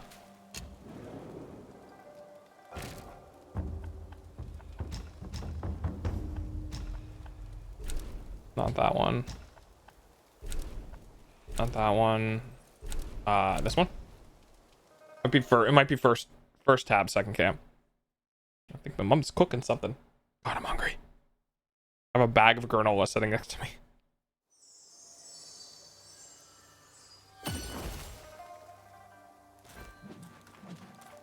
And that was back here on the left.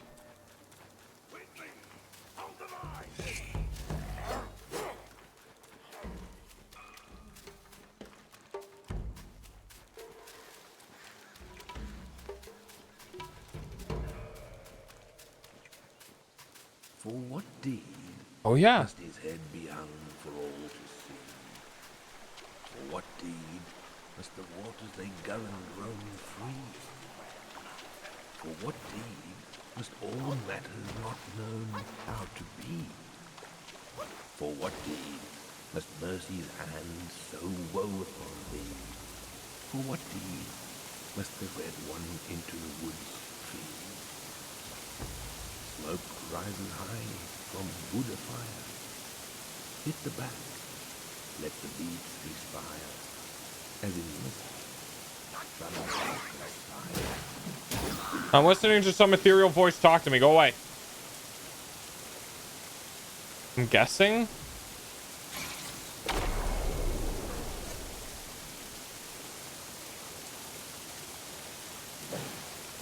Oh, am I wrong?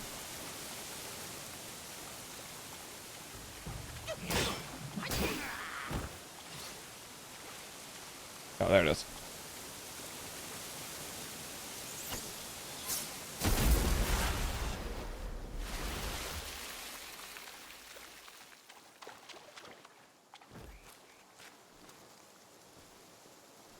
And because I ran to this waterfall when I first saw it, and I'm like, there's got to be something here. And then I was like, I ran away from it. And I was like, okay. No, there's another location where I originally saw this same sort of bird. There might be another spot. A very, very early area. We'll see though.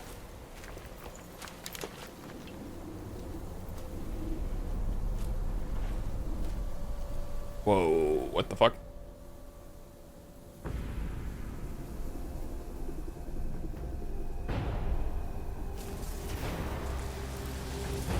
More electricity, great. Oh, it's a red one. Oh, it's a dragon.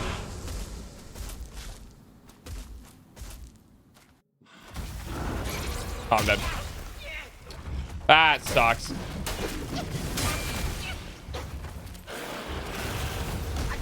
Too much are all that I know of right now.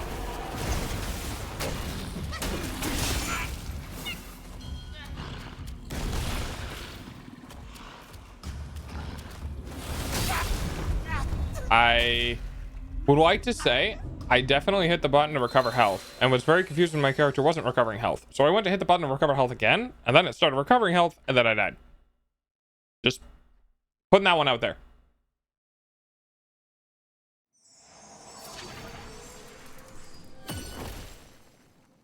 Boom.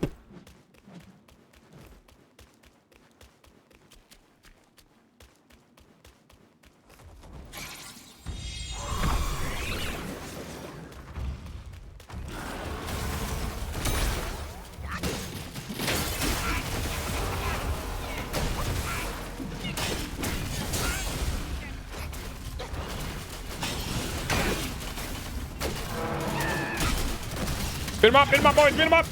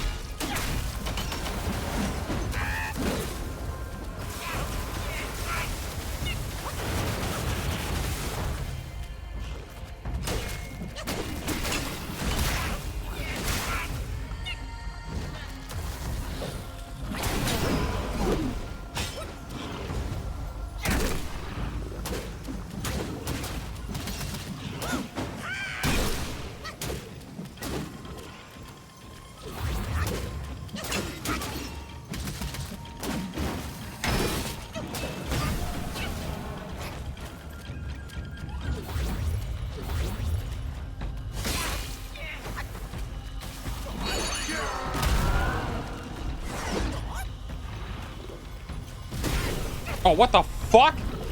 It's on his back.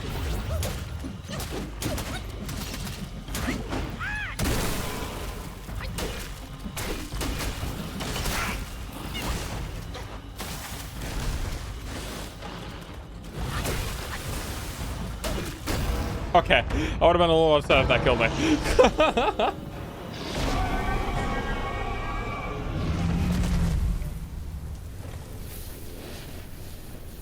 Whew. Much easier than the other one.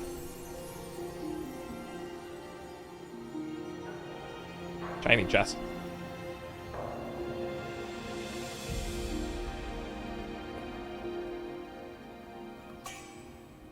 Manticore. Another loon pearl. Oolong. Oh, pearl. And a thunder tail. Okay. Ocean sensor. Orange bug, by the way.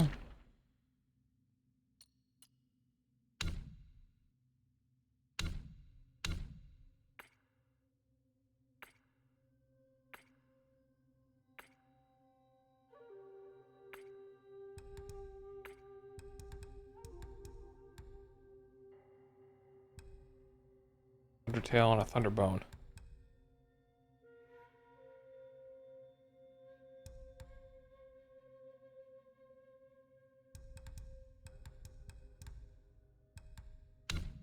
Trying to figure out what the curious is.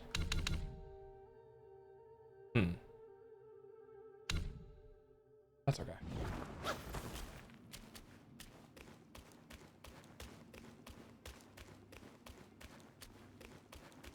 Then I'm gonna run back to one spot.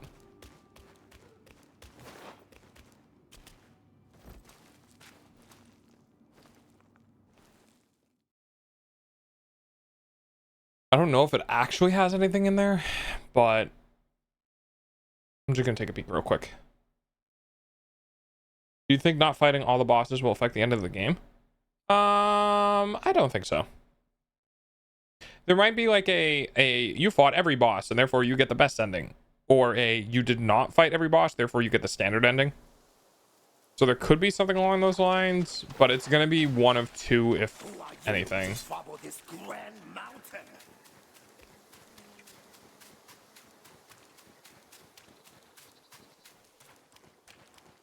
My guess, though. My guess.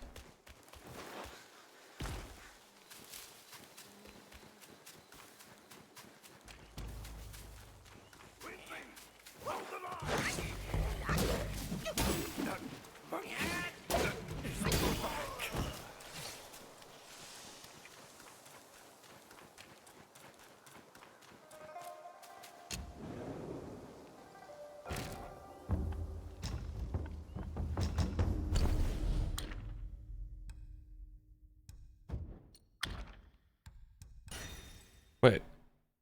Loonwreath staff. Wait. Thundertail and a Thunderbone. Moderately increases the damage dealt by all pillar stamp moves. Interesting. I'm back. Hi, mod friend. How you doing? 70 damage. Oh, interesting. And 66, but has a critical hit. Huh. So I left everything there? Oh, no, it's not a problem. Don't worry about it.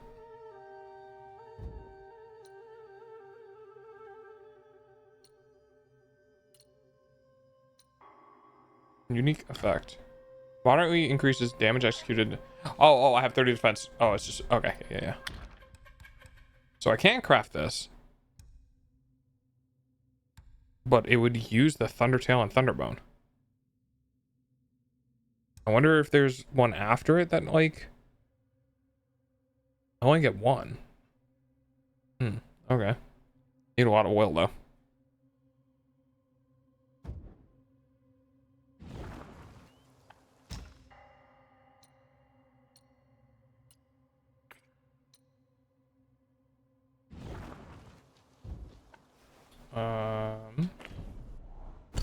How you doing, my friend? 6 the duration of the visibility of all varied combos. That's pretty good. Narrows the window of rock solid deflection, but returns half of the mana cost of the spell upon a deflection. Where temporary increases the attack after a perfect dodge. I should be doing perfect dodge instead of varied combos, honestly.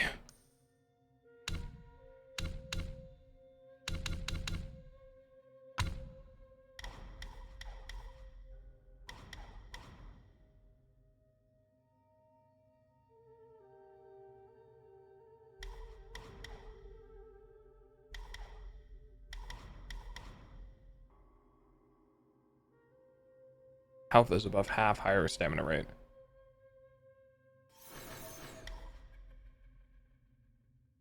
Each talent moderately increases focus gain for perfect dodges. Yeah. Oh god. I'm good. How about you? Oh, I'm doing good. I'm doing good. We had a lot of fun earlier in stream, just kind of like chit-chatting, talking about theoretical stuff. At least I had fun. I don't know if anyone else did.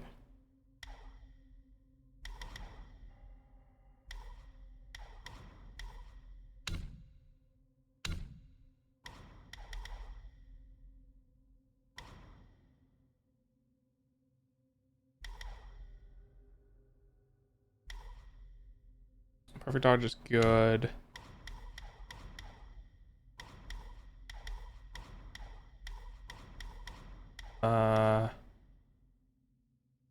Slightly is actually slightly in this game.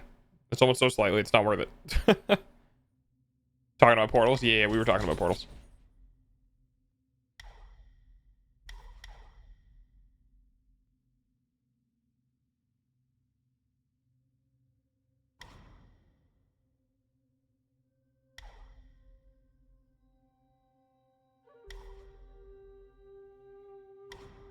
I'm not sure how much. I don't want to go around this stance, but let me do. Ah, why is that chaotic? God damn it, chaotic. We're gonna do that one. We're gonna do this one. Yeah, I'm gonna do this one. Okay.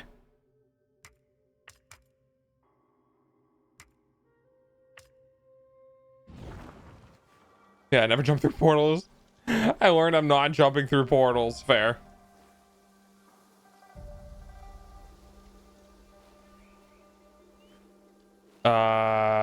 Oh right, I was gonna teleport. My brain turned off for a second.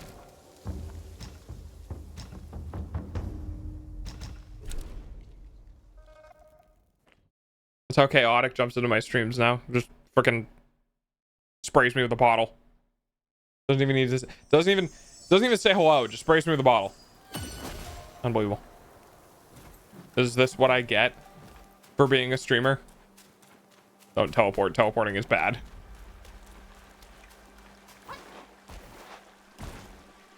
Okay, nothing here. Except for that. I'll take that.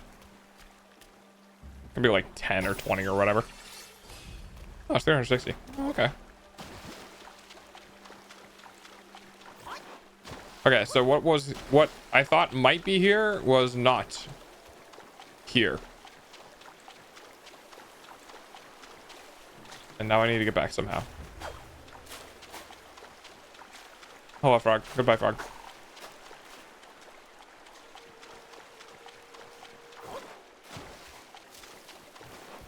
Do you have a Discord server? I do. You can do !point Discord GG, the server.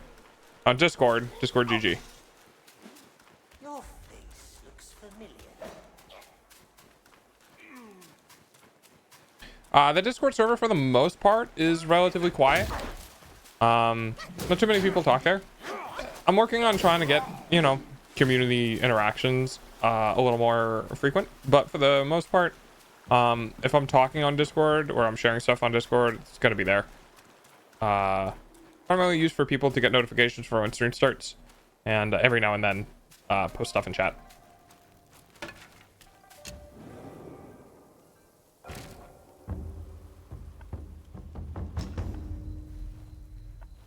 You will go through a capture process, and that's just to prevent us from getting too many bots. It's a little annoying, so I do apologize for that, but it helps keep the bots at bay. It does not help keep human beings trying to sell stuff at bay, but it keeps bots at bay.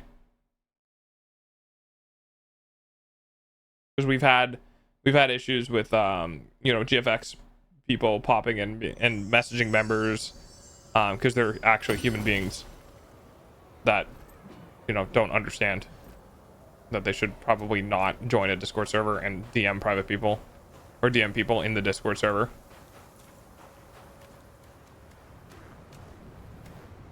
Yeah, this looks bad. Why are they disappearing?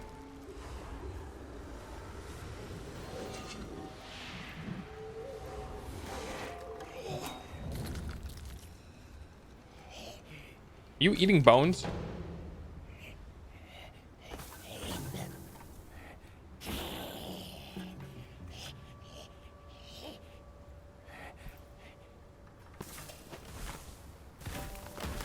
What? Don't you have mods?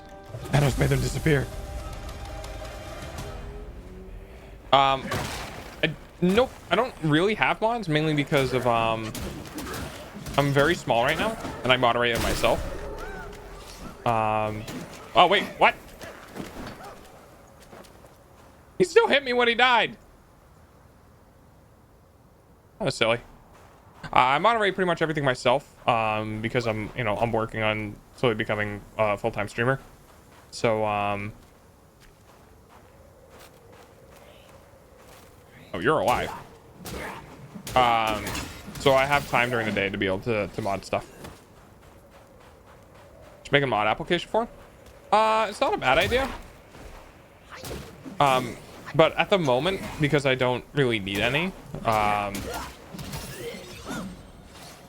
mean, I will eventually. And when I do need mods, that's probably when I'll make mod forms. It's just I don't really want to manage mods right now, since I can take everything care of everything myself. Fuck. But once I can't, then I'll open up moderation. I'll open up moderation forms.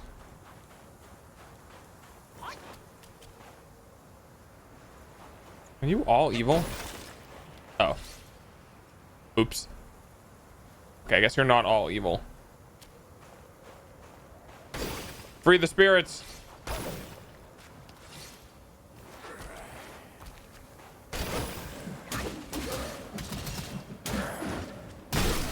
I'll join Discord and then come back. Fair enough.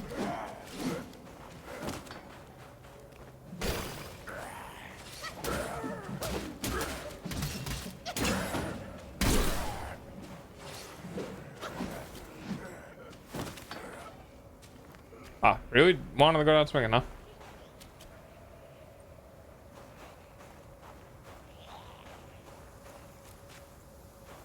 Mountain.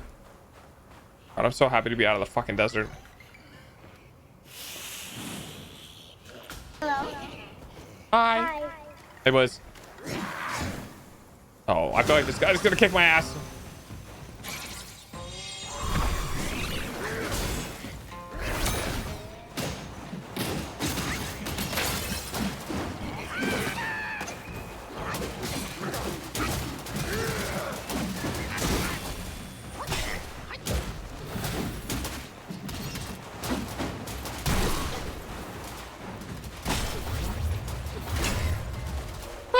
Get fucked.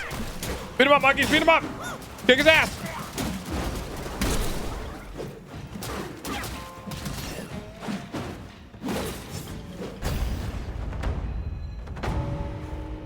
He left. Damn it.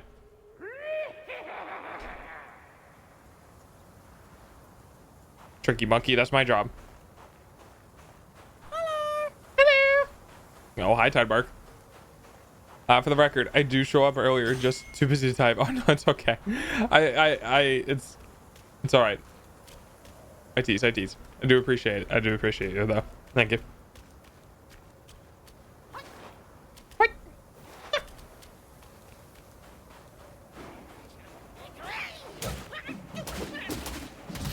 You should have just stayed in the tree, dude.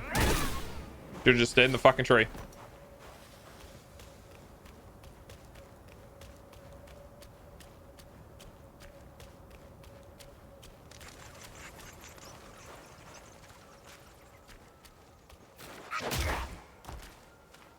Yeah, that's right. I have the ability to tell if you're an enemy by just hitting a button. Immediately go left because why not?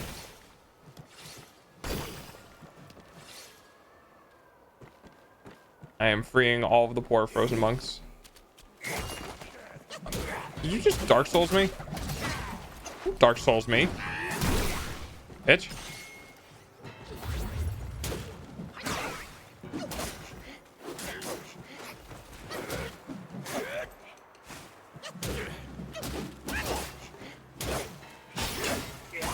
Okay, this is getting annoying.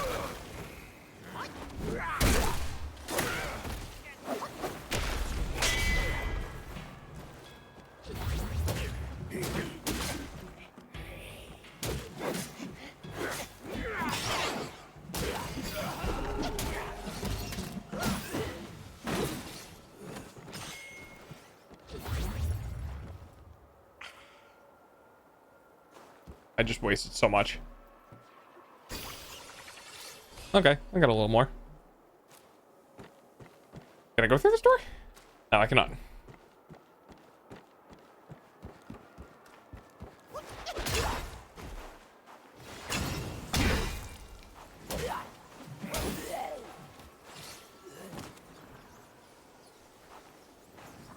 God, I love exploring this game.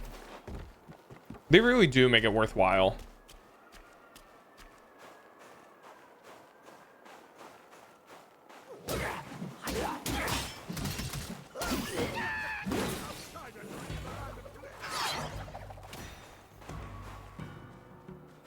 Oh god, everything's coming to life? Oh, this is gonna suck.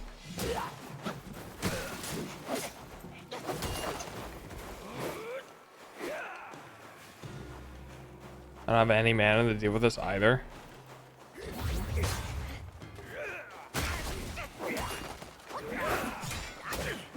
Yeah, I'm gonna die here.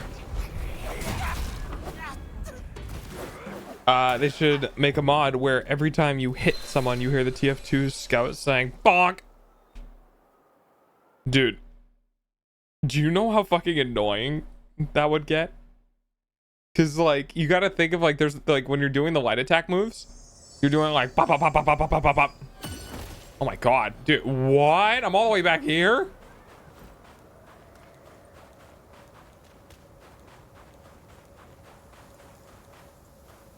I'm not breaking all these statues again. Fuck that. Unless I can like roll through them. No, shut up. It's funny. Those are some long rules. Yeah, most of them are common sense. The main reason why there's a lot of rules is just for the primary purpose of being like, there's a lot of people who try to be like, well, it wasn't in the rules, so I didn't know I couldn't do it. You know, when it's kind of like common sense to not do specific things. So a lot of the rules are kind of boilerplate. They just exist so that way people can't pretend like they can get away with stuff. Took longer than expected. Yeah, it's understandable. Thanks for reading the rules, though. I do appreciate it.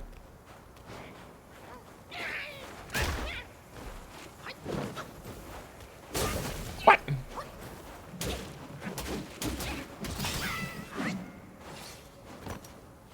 Weird ass bat.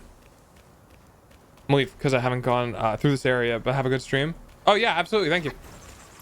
Can you lurk? Can you just leave me on in the tab in the background? Really like that extra viewer. Ow. Ow. Ow. Fuck off, dude. Leave me alone.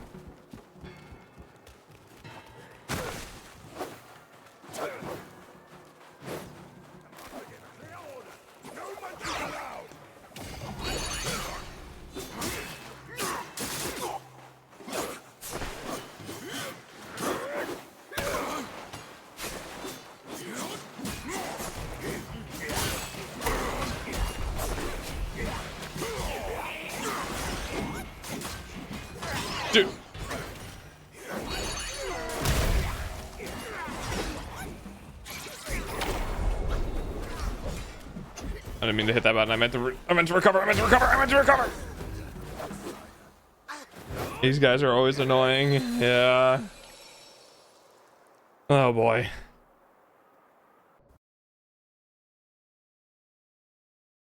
I just want the item for the completionist in me wants to get it. Okay, there's gotta be a shrine nearby that I'm missing. I'm gonna go around. I'm gonna try to find a shrine that's closer, so when I inevitably die again, I don't respawn all the way back here. You can do that. I appreciate it. I can, like, it's just, I'm not a big fan of the whole Zerg rush, where like they just throw a shit ton of enemies at you, because getting hit once will stagger me, and there's not enough time to dodge everything. What do we do in Discord? Not a lot. I just don't have a lot of like time, like mental capacity outside of streams to do like activity based stuff in Discord. You know what I mean? It's mostly there just for people to pop in, chat a little bit, and kind of like share or just chat, stuff like that. But there's no like actual activities that kind of go on in the Discord right now, just mainly because if I do stuff like that, it's like running two jobs almost. I gotta have to do like Discord work, and I have to do stream work. Ow. And I'm already kind of got my hands full with the stream work. Do I chat?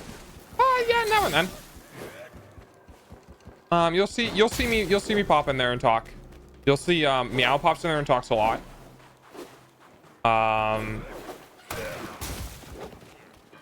It's just me and Meow mainly. Some other people will pop in and talk now and then. Don't tag Delta. I laughed because I knew people would. Yep, it's a rule for a reason.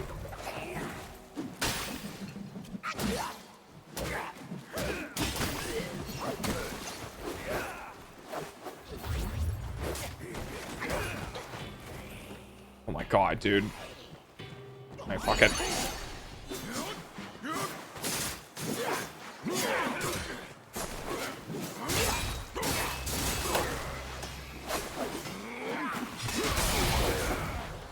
I just overkilled that dude so hard.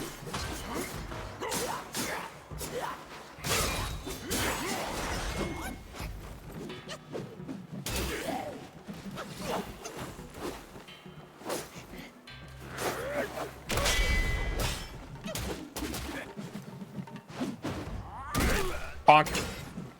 You play Elden Ring? I do actually. I was doing the DLC, and then this game came out, and now I'm playing this game.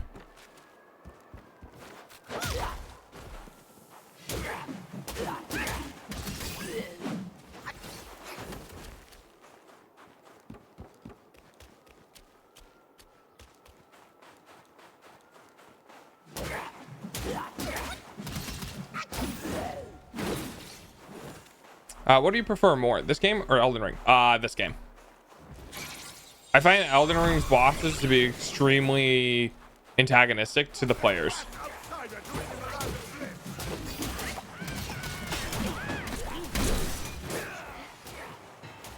Like the way that they just straight up handle boss telegraphs in Elden Ring is incredibly annoying.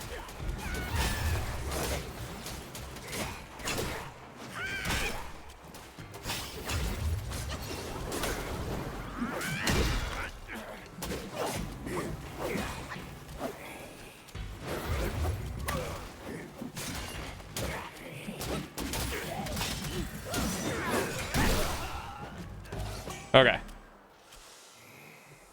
I prefer Elden Ring because it's harder. I understand that. I will say I like this game's like customization stuff. You know what I mean? Like in Elden Ring, I don't feel like I can really customize my character that much. Yeah, sure, I can select like new spells, and I can move some stats around. But it doesn't feel like the same depth of customization that I can get with this game.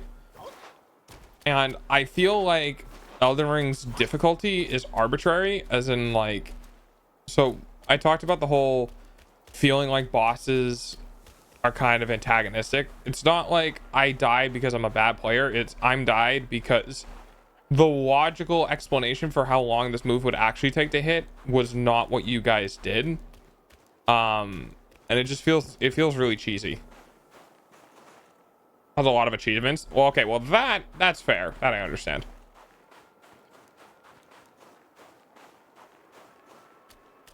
I'm kind of an achievement whore. I get it. Achievements are fun. They're definitely something that like adds value to a game. Because it kind of gives you, it lets you be that like completionist, sort of run around and fight everything, you know. Yeah, I like this game.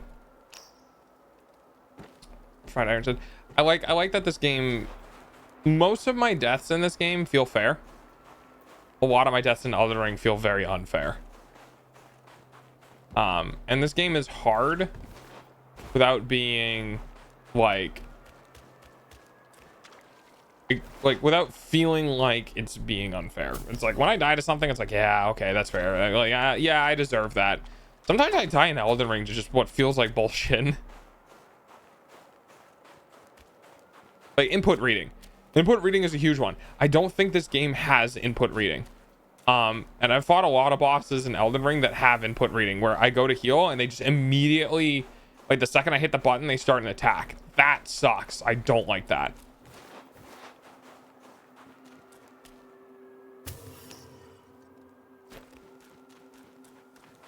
Is there any boss in Elden Ring that's taken me more than a couple of hours? I don't think so. Maybe. Oh no. Black Death Malika. That one took me 2 days. Most of the Elden Ring bosses only take me an hour to 4 hours tops. I haven't fought Melania though. But oh no, that's not true. Sorry. Black Death Malika, or whatever his name is, and Bale. To be fair though, I fought Bale extremely underleveled. I rage quit every time he killed me. Okay, that's fair. I actually have a video coming out on the 30th on my main channel, my main YouTube channel. I have a video coming out of me in Elden Ring trying to kill Bale with Scooter Tree level 4, because I found Bale like wicked early into my playthrough, and I refused to continue without beating him. I like just straight up would not continue the DLC until I beat him. And in the video I died a bunch of times, but that video didn't show all of the times I died before that stream. But I won't ruin the video. It comes out on the 30th. It comes out on my main channel. You can do !point links, and that will get you all the links to all my stuff. I don't really do TikTok anymore, but it's there.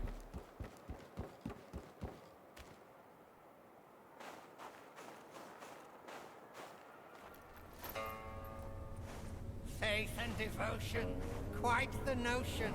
Yet how many can claim a mind so pure, still and sure? Am I already subscribed to your YouTube? I wouldn't know. I don't think so. That thing? No doubt. I read your fortune before you came. Care to hear? Act not and be still. Thy gifts art thy ill.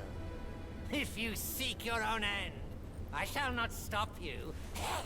I, the keeper of the New West, welcome the destined one. No, I said I am. Okay. Sorry. Wait, what the fuck?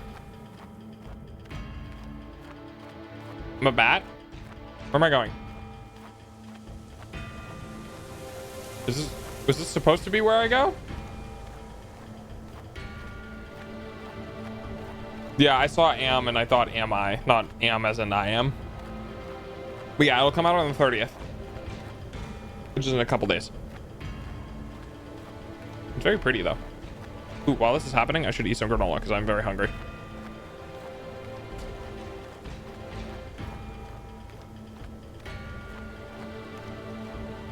I don't know why I'm a bat.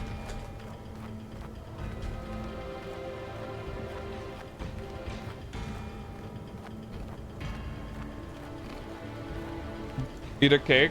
I actually have been eating cakes. Not a whole cake, but I'm having slices cake. I had all of the cakes that I'm allowed to eat from that.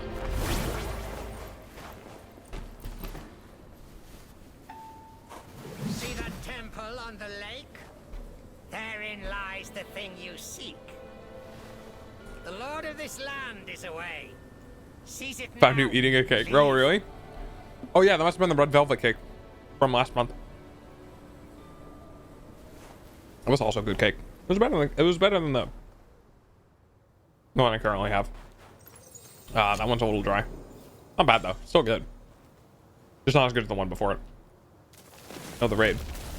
Oh! Oh, yeah, then yeah, that was recently. But yes, that was the same cake.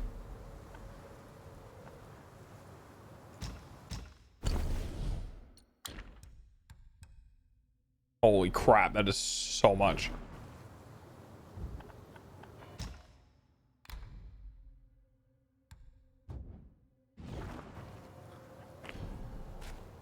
Who did you come from? Who was that raid? I don't think it was anyone super familiar. I think it was a new person who raided me, right? Somebody who randomly found me, I think. Oh god. All right, I don't know where to go. Straight, left, right. I'm gonna go left. Going to explore.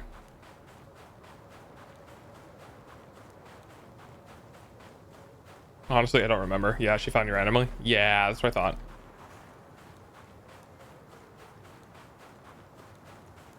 They seem very nice.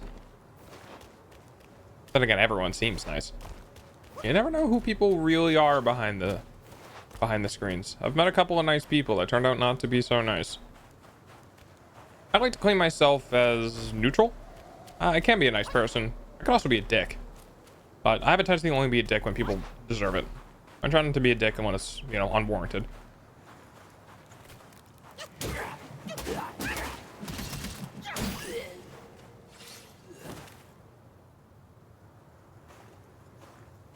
I don't think I gain any benefits from killing these things. So I'll just go ahead and run through here. I'm just kind of looking around just to make sure that I don't miss anything valuable, anything secret or hidden.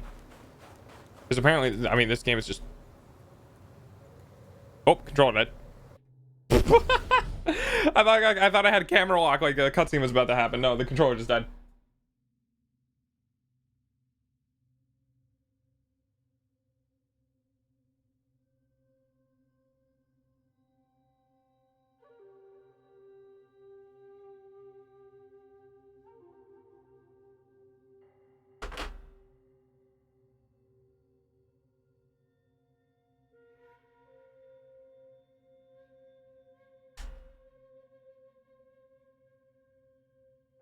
There we go. But I don't remember who she was. Did you not follow them? Did you like control it? Yeah. Did you not follow them? Did you just kind of like bring up their stream one day and like they raided into me sort of thing? Don't worry, it's alive again. I revitalized it. It's all good. I shoved some things into it and now we're good.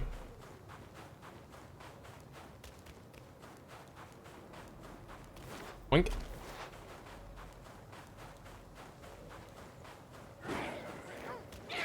Hang on. I said hang on. What the heck?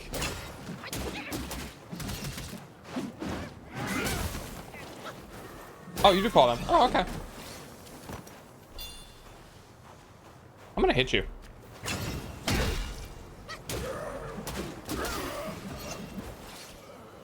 I just can't remember. Oh, okay, I see. Yeah, the concept is a little foreign to me, mainly because, like, I don't follow a lot of people. So I remember kind of everyone I watch, but I guess, you know, it's different for different people. Whereas like somebody was like, yeah, I follow them and I saw them and I just kind of like popped up. It can be easy to forget, I think. So let's do pear. I don't think I've ever gotten those before.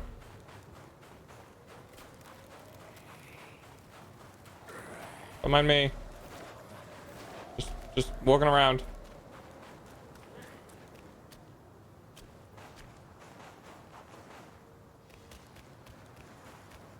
Okay, so it doesn't seem like anything important. No secrets. All right, well, out on the lake we go. God, can you imagine running across this barefoot? Ugh. So cold. There you go. Another cutscene, another time to eat more granola.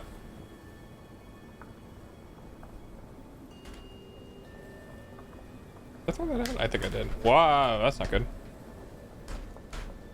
Wait, I'm having flashbacks?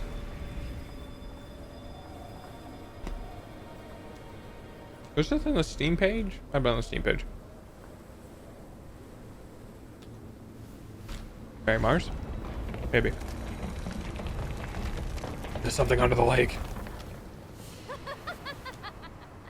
Oh, it's the Buddha Cave. Delightful. It still recalls your scent. When that monkey was alive, he was all about weeping and begging for help. Now, even in death, he led all you younglings right to me. This sack of mine can barely fit you all. I don't like this. Kang Jinglong, now that you are ready, go and weigh up this one for your master.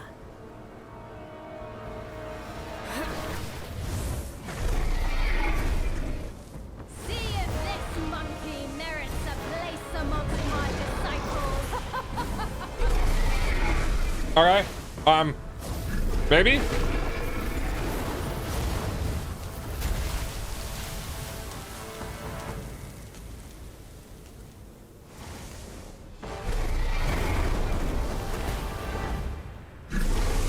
Star Wolf. I'm not sure.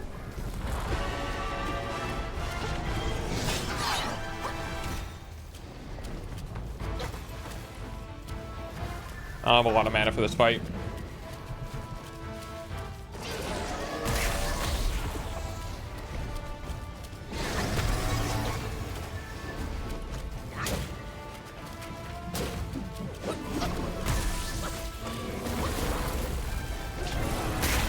Oh shit.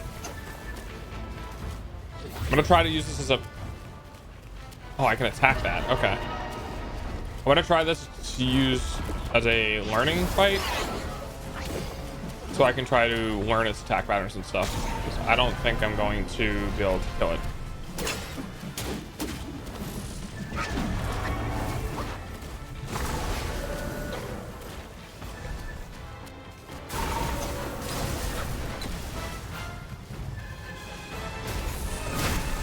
Oh, I definitely hit the dodge button.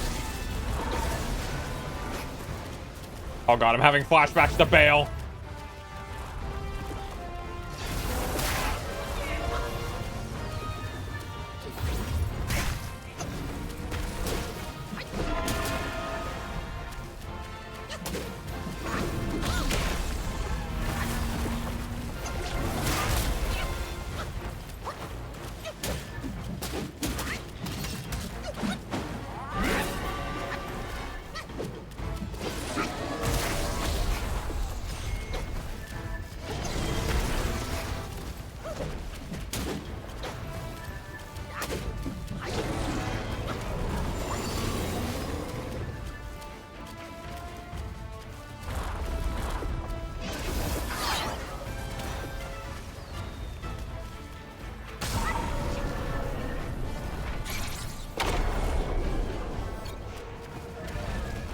Oh, interesting.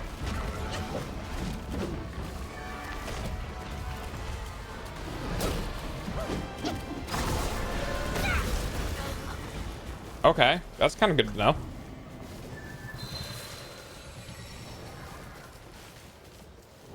Moves around a lot. I can't get close enough to attack him.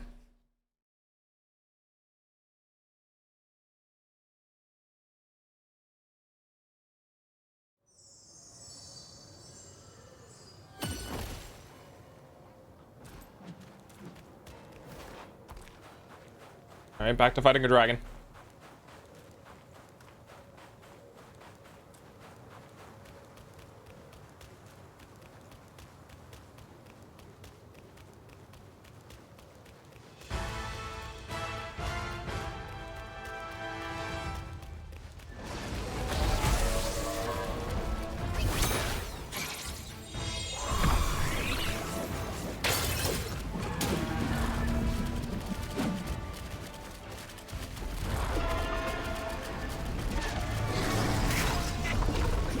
Ow. Ow. Ow.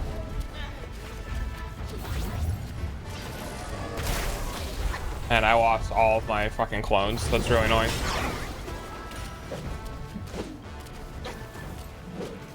What am I supposed to be able to hit? That's the question. Shit.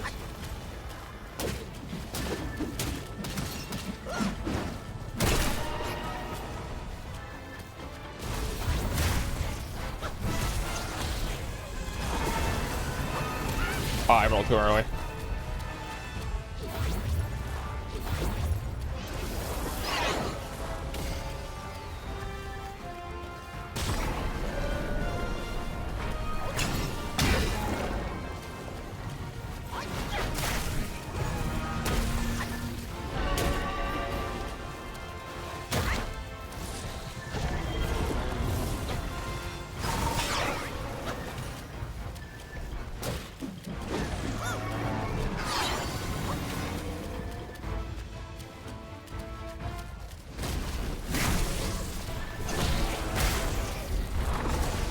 Ads are going to start in a couple of minutes. Please be patient. Really rough.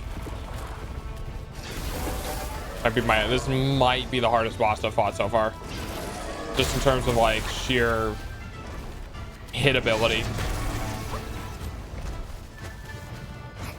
Because like I got one hit. I got one hit on him.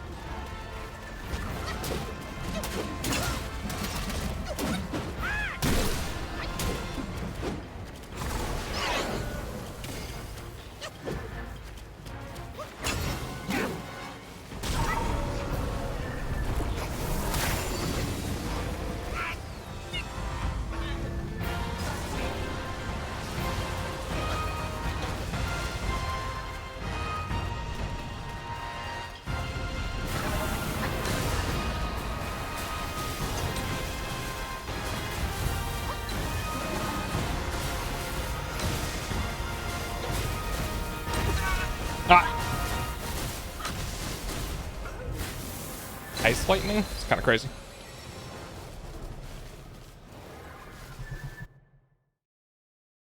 Interesting. I couldn't find who it was. Was it yesterday? Wasn't it yesterday that, or not yesterday, but it was the day I went to get cake, right? Here, let me filter through. I can I have a thing. Give me a second.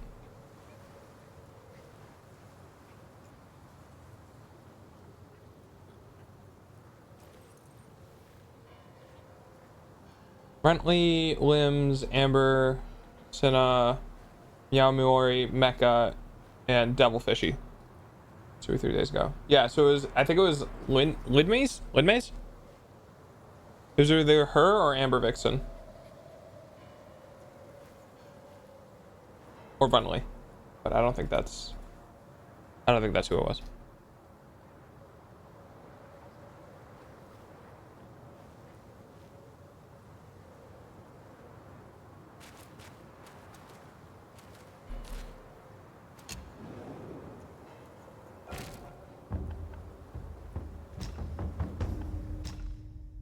Can you repeat the names? I think it was Lynmeis. Lynmeis.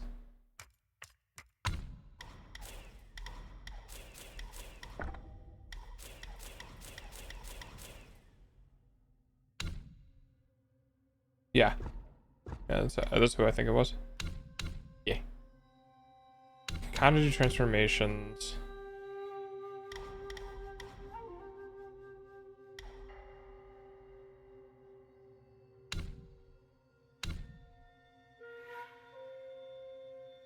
I'm following her. It's her. Okay.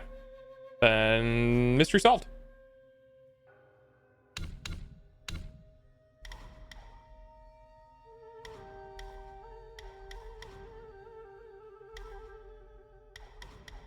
I think rock solid might be the only thing I can do here. None of my monkeys are going to be able to hit, and they're all going to get zapped to hell and back. Grab some extra pole stances. I should just grab those anyway.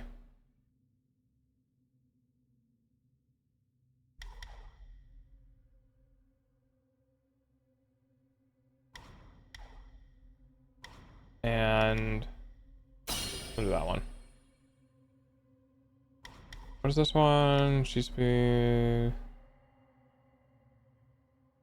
Heavy attacks that cost a focus point deal additional health based on the remaining health. Got some weird ass ads. What'd you get? I mean, I know you can't hear me. I don't know why I asked.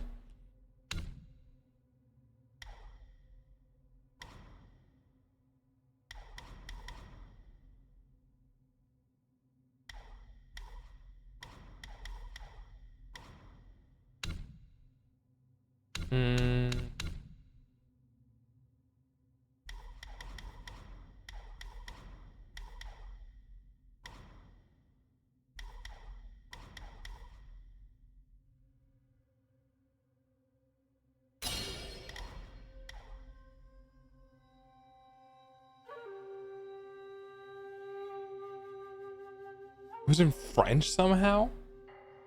That is weird.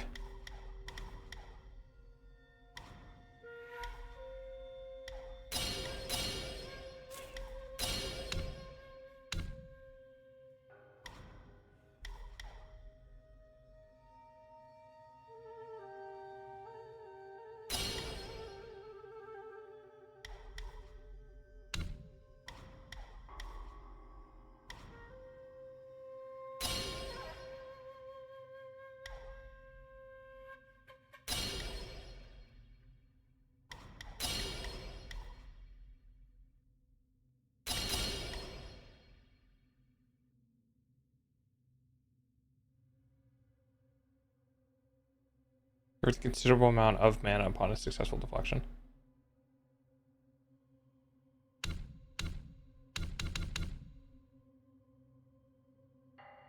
I have one.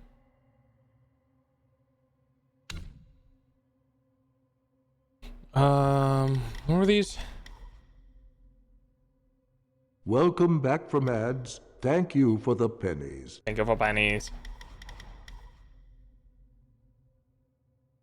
So increase the charge speed. Wukong is becoming stronger. Yeah, I'm trying. Get my butt handed to me though.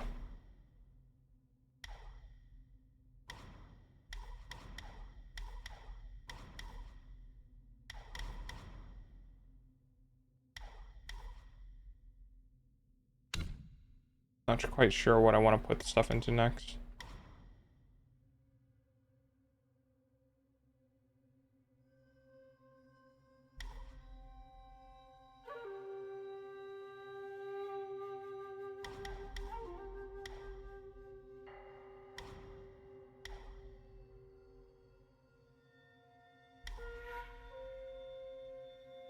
I'll do that one.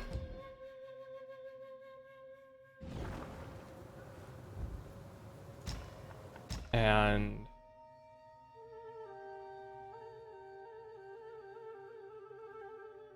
reduces the key cost for the skill. Skill is monitor increases maximum mana.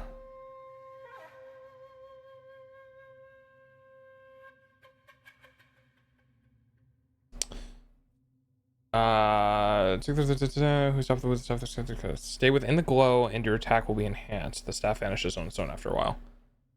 I haven't really had a chance to experiment with these guys because like the defensive buff is just so good because I'm so bad at the game. Did you kill the boss from earlier? No. I died, and now I'm kind of like trying to figure out what I want to do.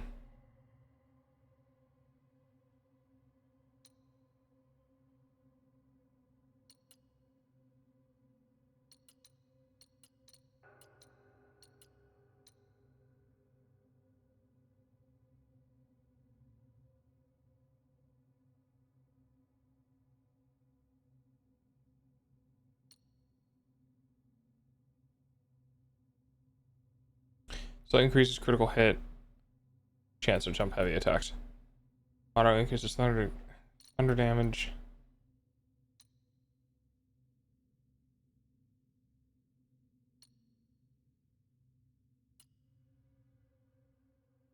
Auto increases critical damage, but not critical hit chance. So it doesn't serve me very well because I don't have a high critical hit chance.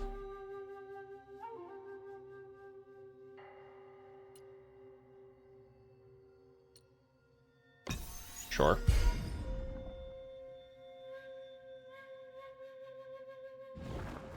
Alright. Let's go try to beat him again.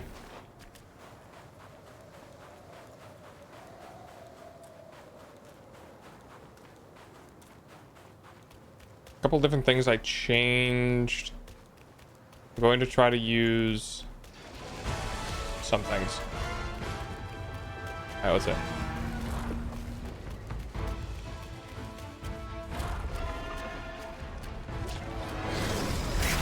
I goofed.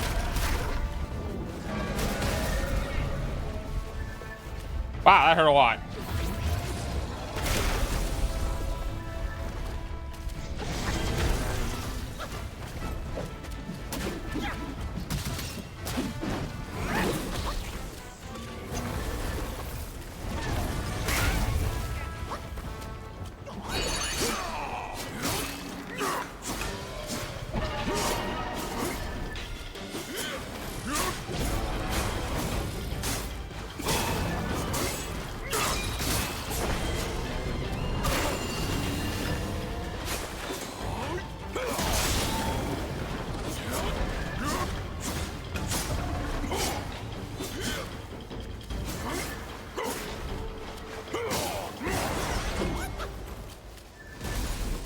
I'm dead.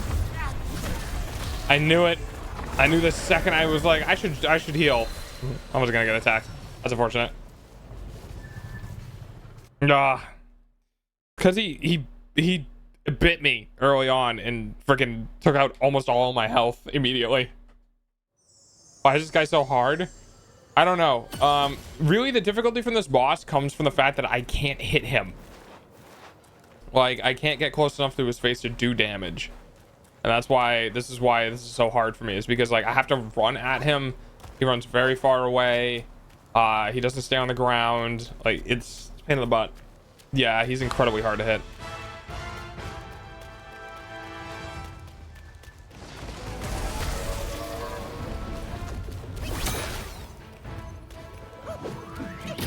Like,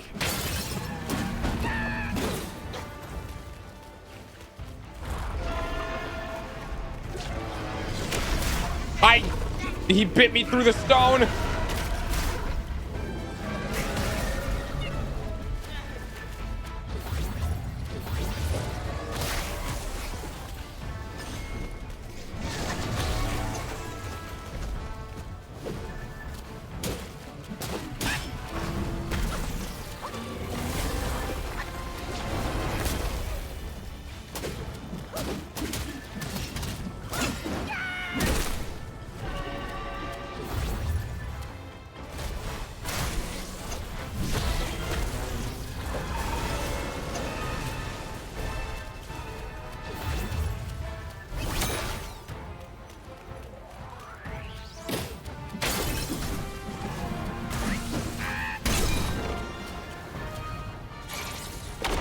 Go to the ground, fucker.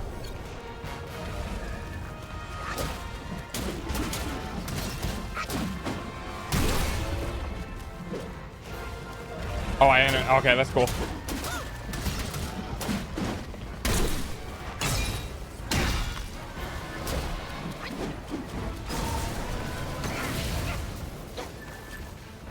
Should go into his face too, right? Yeah, there he goes.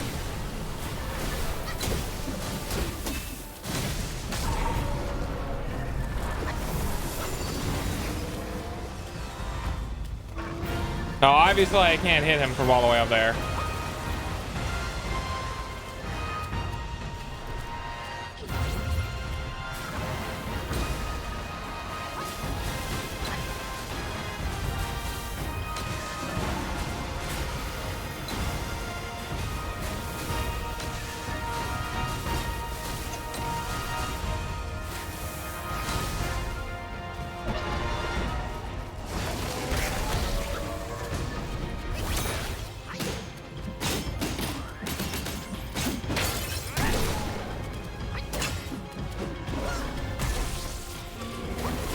Okay, tail. Nice.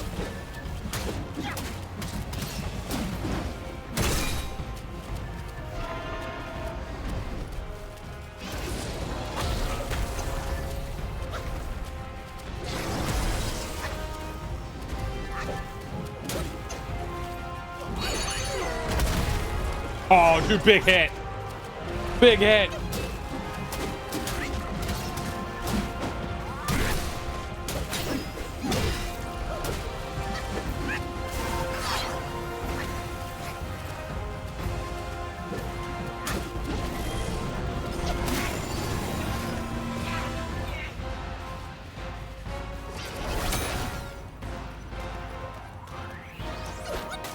No!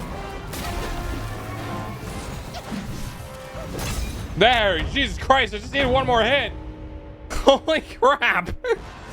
His hitbox is so weird!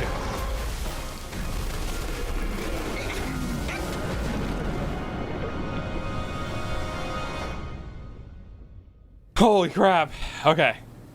Yeah, it was huge. I got him stunned, knocked down twice. That was really, really good. Running away from a dragon? I mean, makes sense. I'd do the same. You have chosen your way. This time, there will be no easy way out. I'm afraid?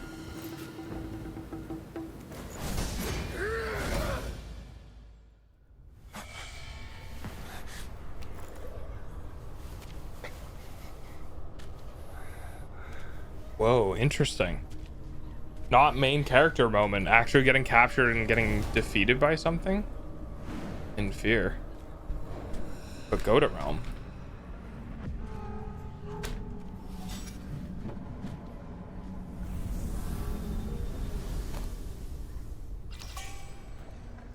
Well, who it be now?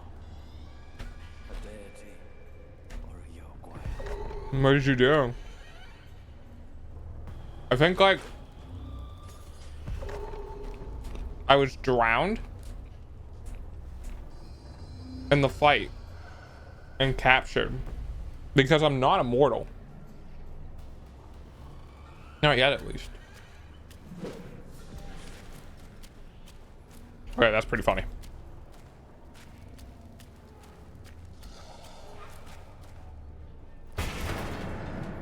What crime did you commit? The crime of existence?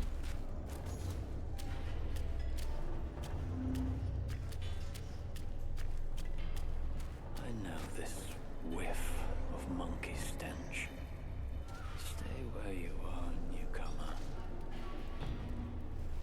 Wanderers in this Not Wukong yet, though. That's the interesting thing. Wukong in the story, as it is right now, died. I'm just a monkey who is similar. Be warned. One. Oh. And for those who try, welcome to the Buddha's realm. Okay, one does not escape. apparently. That's fine. Wukong wannabe. That's actually kind of exactly it. Is that from what my understanding is, I might be Wukong. Like, I might be how the Monkey King came to be, but as far as the story has told us, we got a preview of what happened. It's one of those stories where the end is told first, and then like, ow. Oh my god. Where the end is sort of told first. Wait, am I getting caught?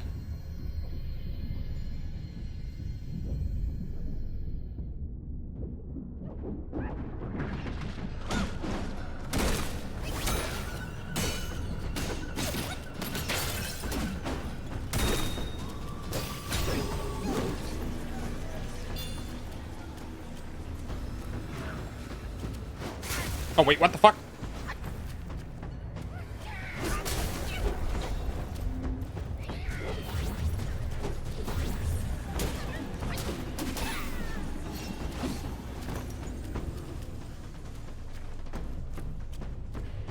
My maximum HP is like tiny now. I'm either the reincarnation or I am Wukong and I'm going through the story of how he came to be. One of those two.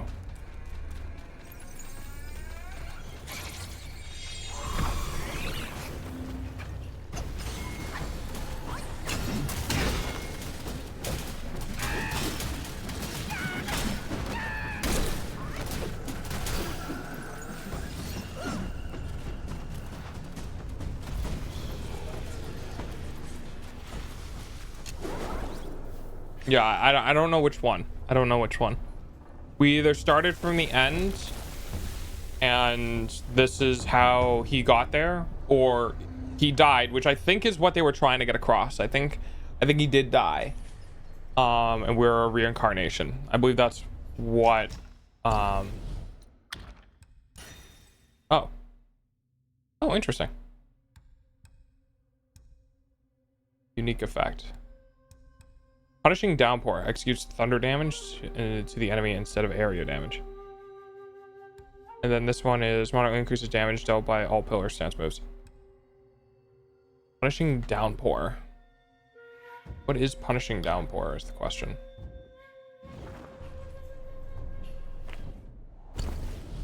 Is it the thing that I think it is? Is it this thing? No.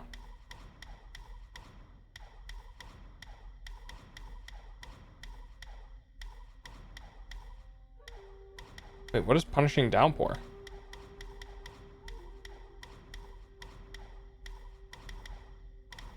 What? Hang on. I might be dumb.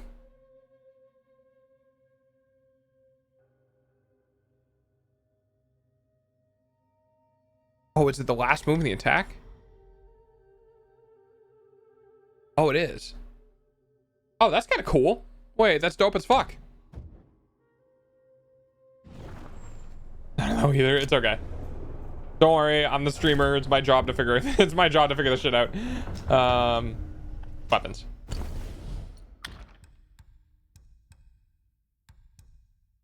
It's actually really good. I just need more. I need more will. Okay.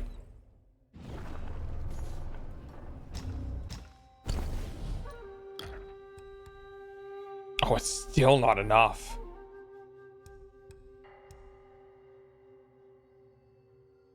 Rat Sage Staff. The fourth move of light attack combo and mobile assessment can strip a world when it stands, increasing attack range and damage. It's interesting because it can increase attack damage.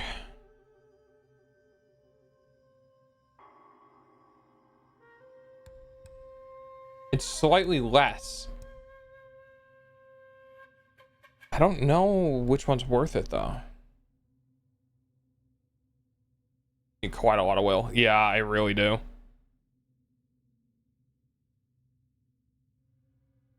I'm gonna look it up. I'm gonna Google it because I'm curious.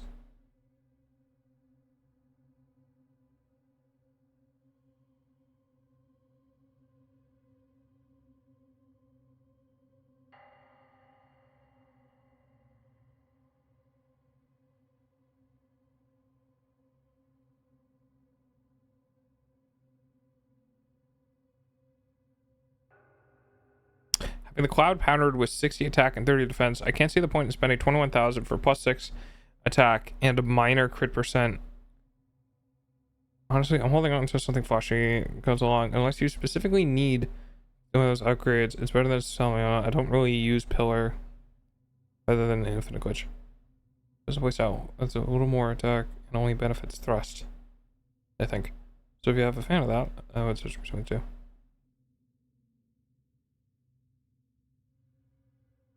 Rat Sage for thrust.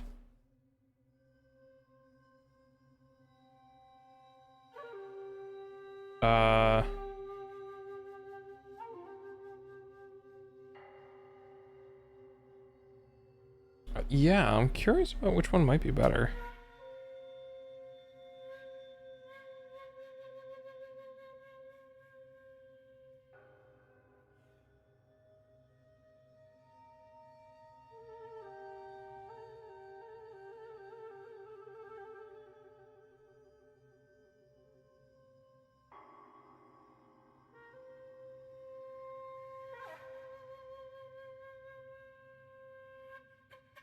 Let's see. Kind of is the end of the gate for that one. I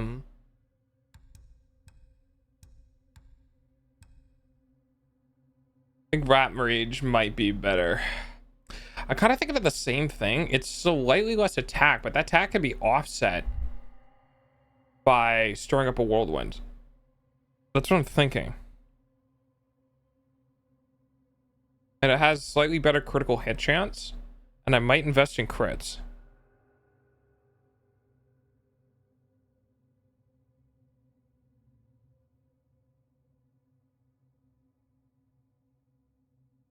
I have cloud pattern right now. Don't know what it upgrades to. Moderately increases the damage executed by charged smash heavy attacks. Yeah, I don't really use that. So I'm not going to get the benefit other than the defense. And the defense is good. Fourth move of the light attack combo will stir up. Punishing downpour executes. So the question comes down to which one am I more likely to have happen?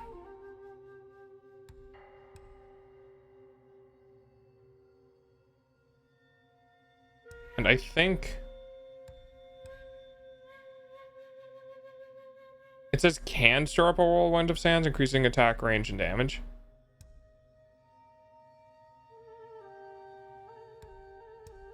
I think either one is pretty good, honestly. But I might go with this one. Because thunder damage can do thunder buildup, and you can effectively thunderize the enemy. And the other one doesn't have a status buildup. So this has its own status buildup. So I think I'm going to go with this one. Whatever, you know, I can get it.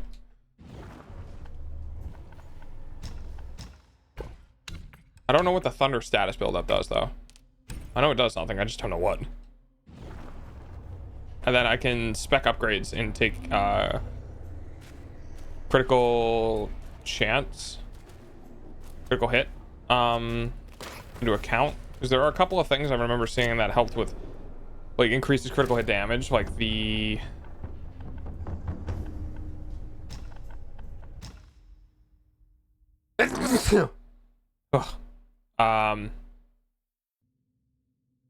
moderately increases critical damage. This guy. Oh, not yet. We'll see. Thank you. Oh, I've used it so much today. And I am literally going to farm I am going to farm as much will as I can possibly grab.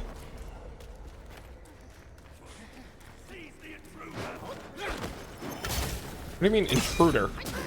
Bitch, you took me here. Oh, I forgot the heal. Ah, bitch. You mind? Thank you. Okay. Next.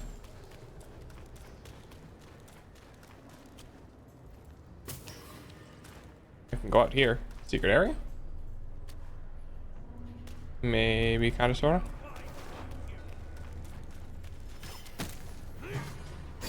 Intruder my ass. They kidnapped you. Right? That's what I said.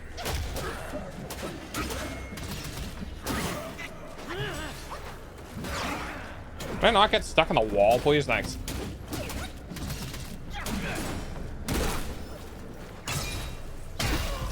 I felt good. That's what I'm saying. Alright. So I know I can go that way. Real quick. Can I do anything over here?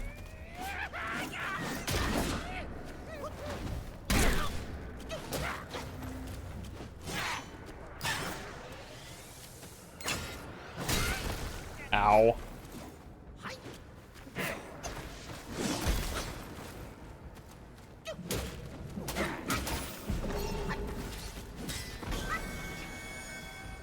I get caught.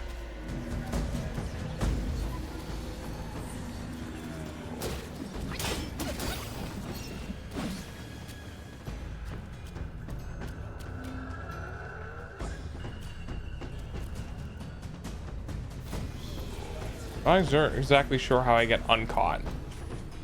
Question.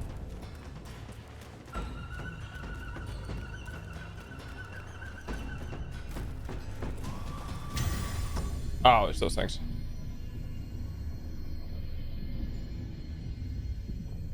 Those things are a good source of will.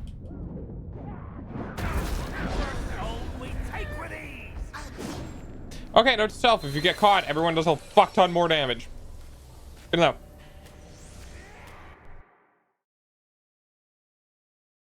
Okay. Thing. That's what I thought.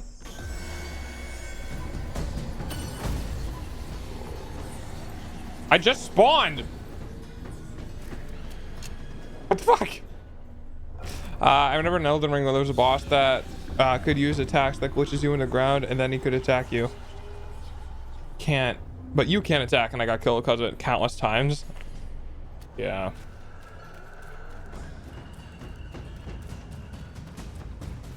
So am I like stuck in permanent got caught mode until I kill the thing? No. That was weird. I find it kind of funny that you mentioned about some sort of glitch. I just ran into a problem where I respawned and it glitched.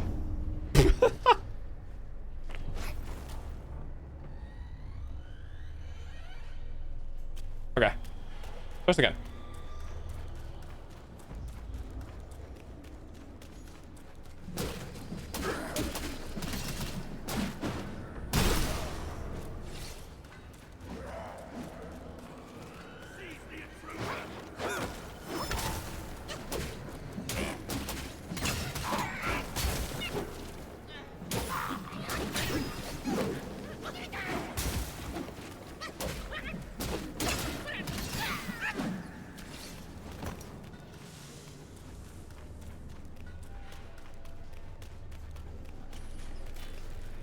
How long am I streaming? 10 p.m. Eastern, so for another hour and a half. I normally stream for 6 hours normally. Sometimes I'll go a little longer, sometimes I'll go shorter. Just kind of depends on how I'm feeling for the day or how involved or captivated I am by what's going on. I had a day where I stopped streaming at like fucking midnight. I ended up doing a 9-hour stream that day. I try not to go too late, mainly because I need to be careful of, ow. I need to be careful about making sure, you know, I have room for the next day to do things. Holy mother of, why are there so many of you? Am I safe for the whole stream? Oh, heck yeah. Okay. Open. What'd I get? Find iron seed. Oh, that's pretty good. 1:32 a.m. So you are 1, 2, 3, 4, 5, 6. So you're in the EU. Oh, hey, Niapa. Not a problem, dude. Is everything going all right? You are EU then, I take it, yeah? Well, not EU, but you are over in Europe somewhere. Most likely. That, or you're in Africa. One or the other. Okay, good that you're good.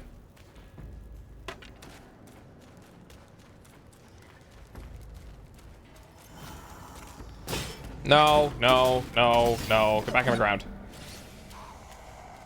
Europe. Putting together a carport with a family. Oh, is it one of those like pop-up like fabric ones?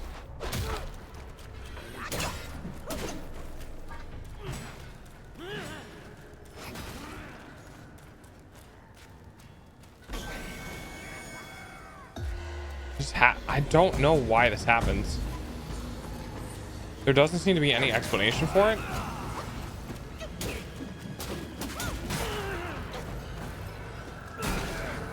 Oh, wow. That's pretty cool.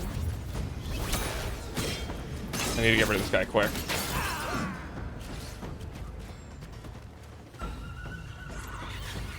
Oh, come on. There's no way.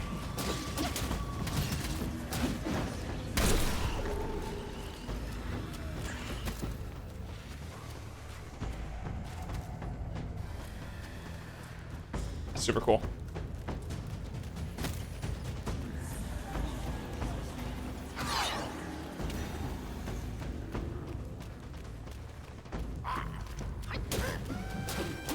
They're spawning out of the ground. Yeah, there's some like there are fake material. Well, they're not fake materials because if you kill them, you'll get them. But there are like these things can sometimes be a creature instead of just a material. Are you in America? I am in America, yes. I live in the northeast of America.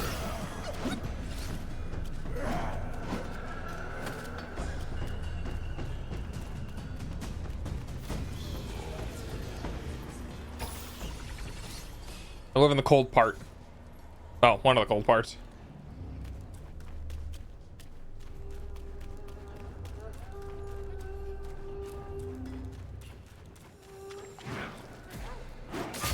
Ow.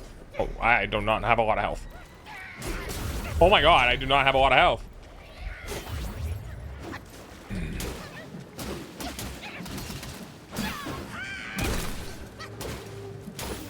That small, insignificant bat almost killed me.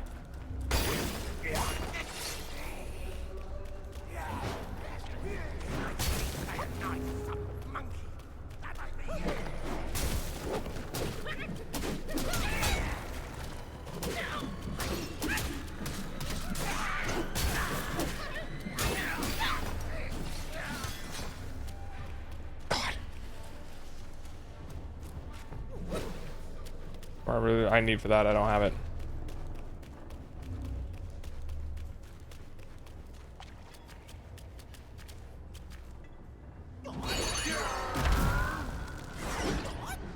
Well, I thought it might work. I was wrong though. You did not push them off the cliff? Damn, I wish. The death flails are a nice touch. Yeah, until they hit you.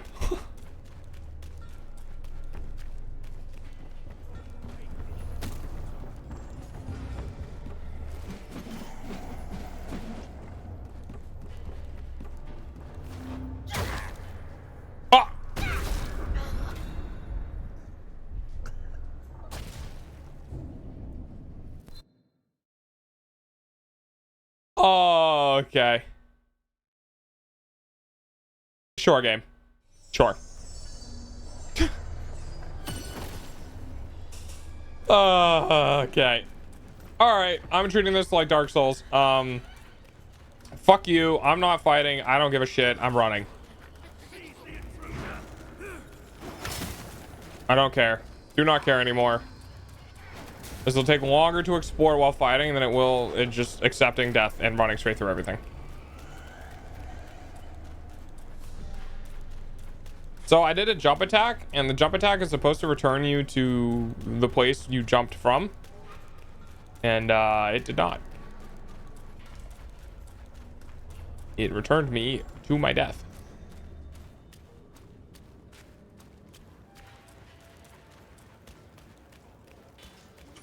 And now I have accepted the fact that I am just not going to attack anything, and I'm just going to run through.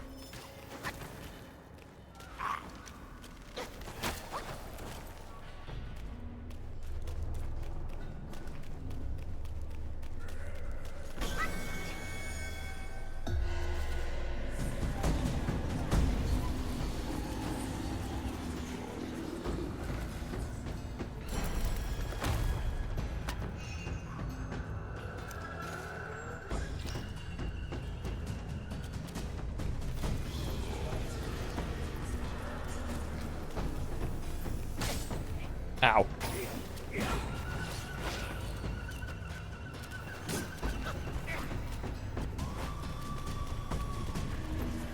I'm gonna go ahead and jump to my death now. Goodbye. Oh, it's not my death.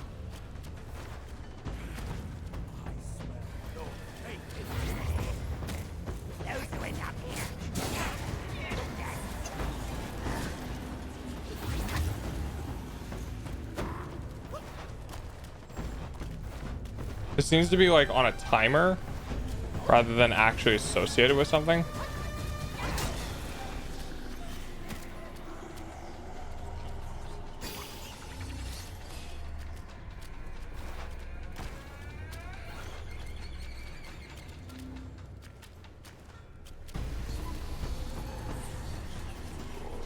But I don't know.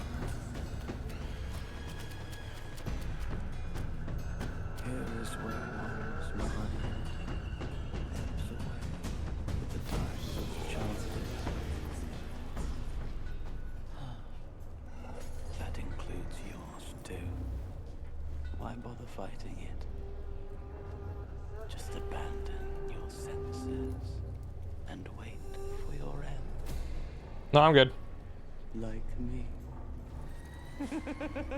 Just get my girlfriend call me and I gotta go. Oh, not a problem, dude. Go do what you need to do. I appreciate the support though. Go back now. Close your ears. Can't be advised. Here is where that includes you. You are unhelpful.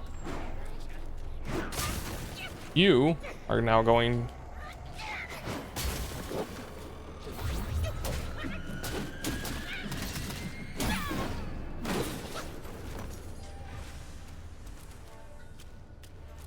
Definitely something over there I can get, but I think I need to be able to access the jail cells first.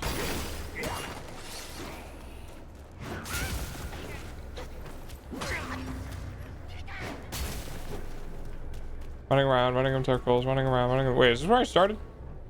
I don't feel like this is where I started. Wait, this is where I started. Okay. See you next stream. Heck yeah.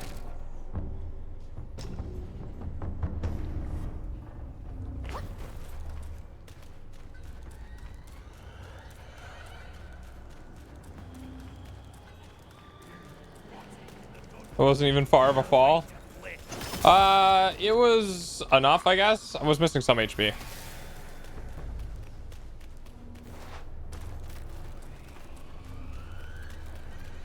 Right now my goal is to explore as much as I possibly can without taking minutes off of my life beating the shit out of random people along the way.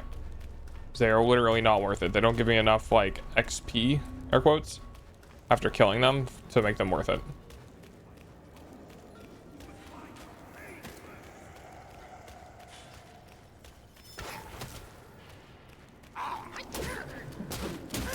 This is just out of principle.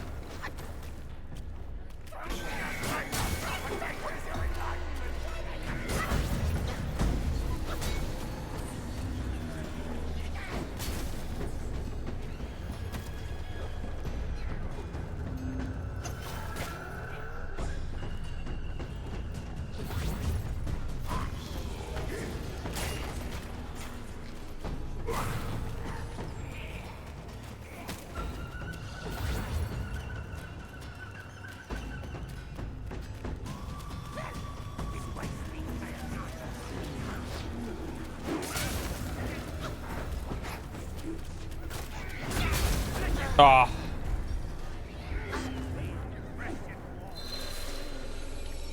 That like that XP is really annoying.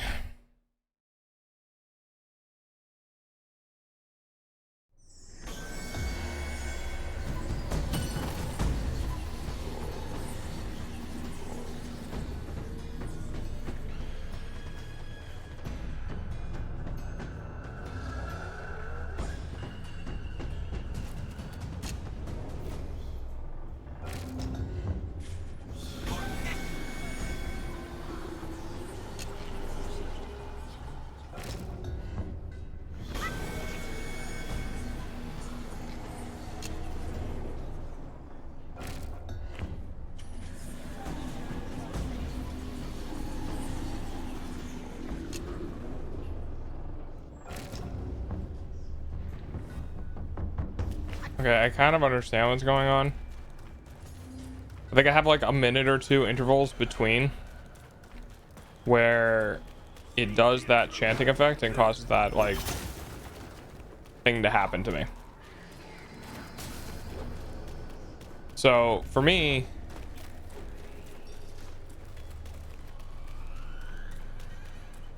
yeah, for me exploration is fine, but every single second I spend wandering around looking for something, I get closer to that thing happening. Essentially, the only thing I can do after that happens is hide in a corner and wait for it to pass without moving.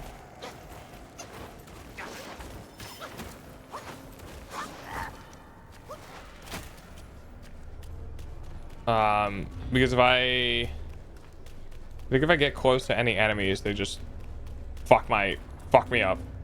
I don't like that.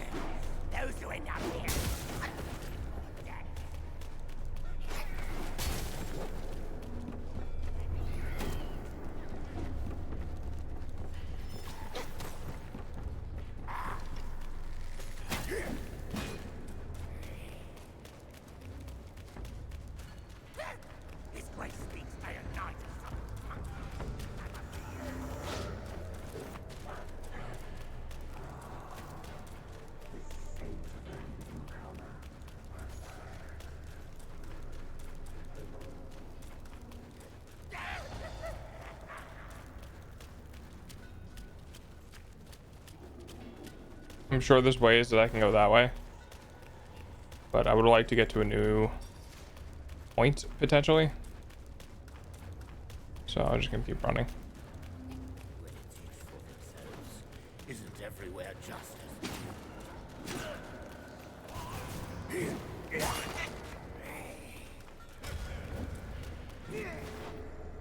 Oh wow. Oh wow. I literally just saw the place where I could have done an offering and had a respawn point at. That sucks. That sucks a lot. I slid off of a fucking ledge. I don't even know how that happened. That sucks so much.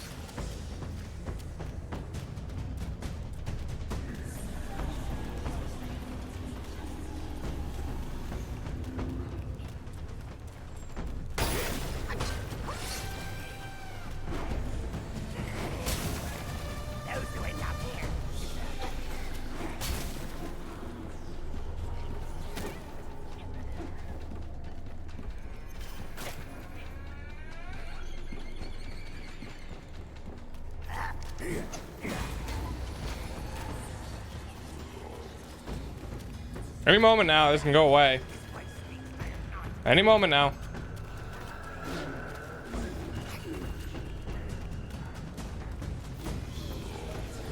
There it goes.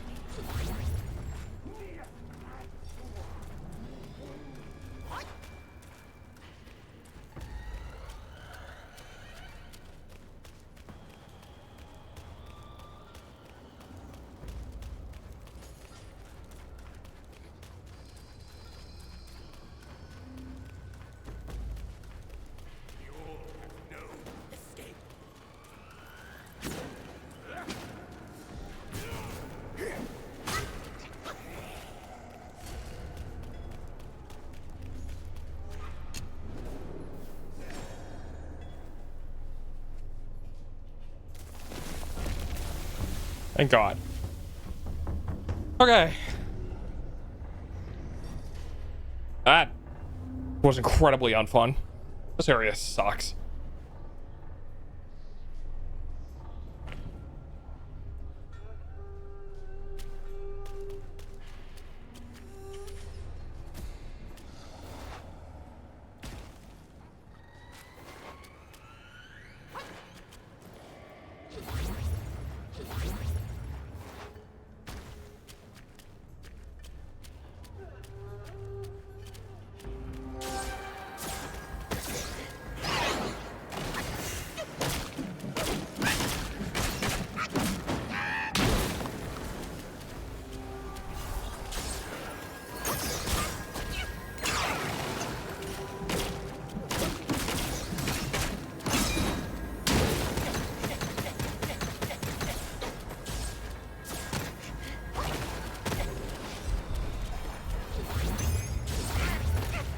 Ow.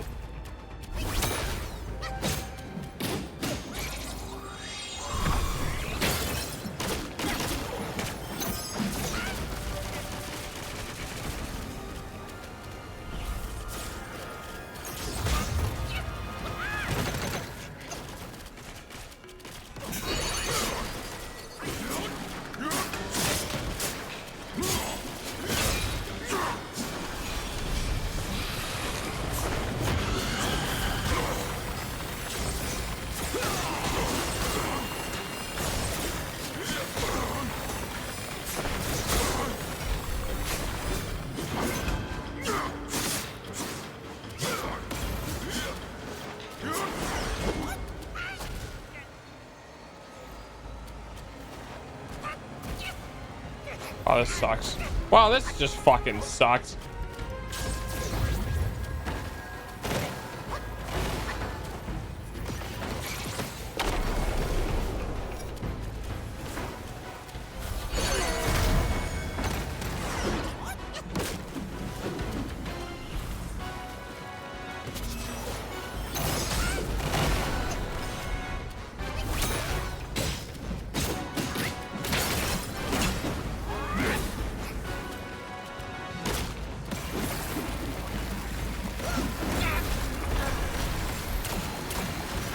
God, I hate laser beams. Jesus Christ. Okay.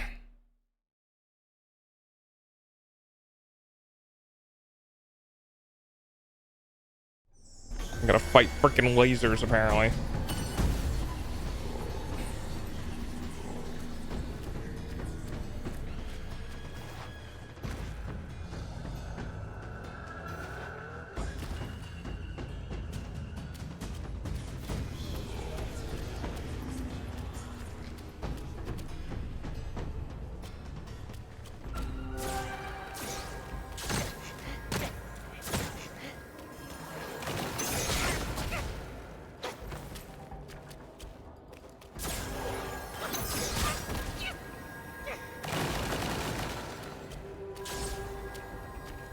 I'm not really doing much right now because I have this like this effect that cuts my health down to like 30%. There's no point in fighting because I was just gonna roll anyway.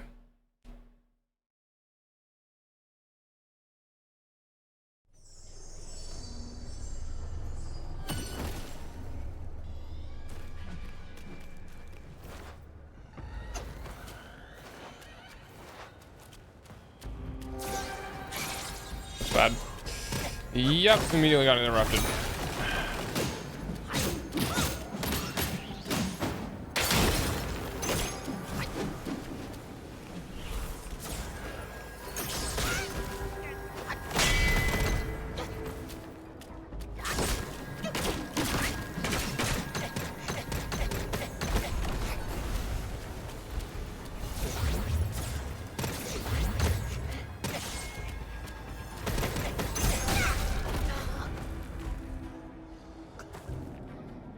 Well then. This red haze does degrade the visual fidelity of this AAA game. Yeah.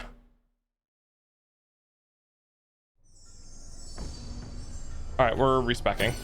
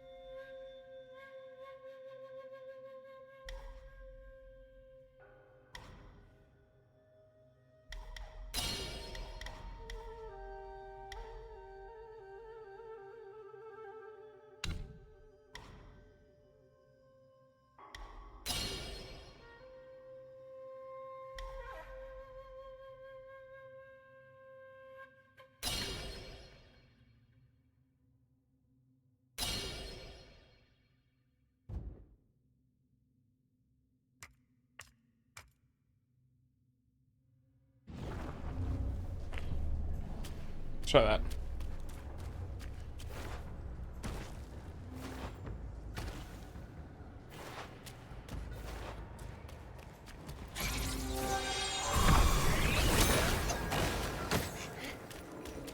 Oh, I forgot to assign that. Oh well.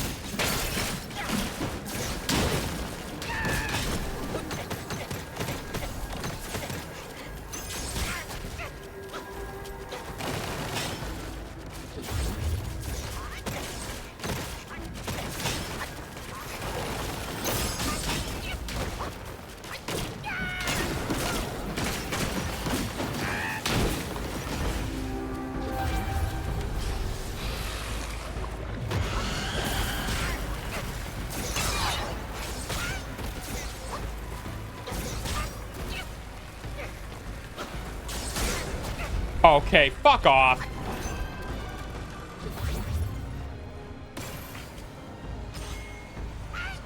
Okay, it goes through that. Good to know. Dude, can I just have a fucking moment of peace?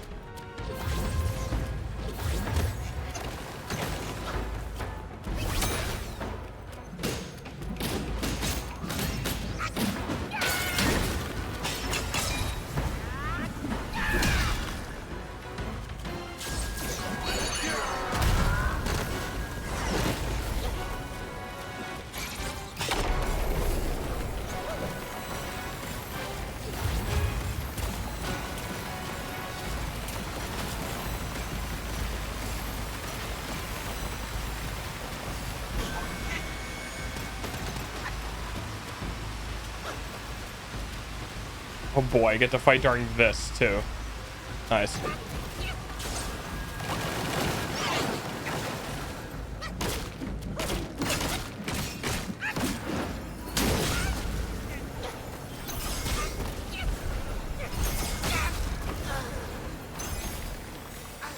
Literally couldn't even stand up. Actually, literally couldn't even stand up. Dude just kept ragdolling me onto the ground and then killed me. Jesus Christ.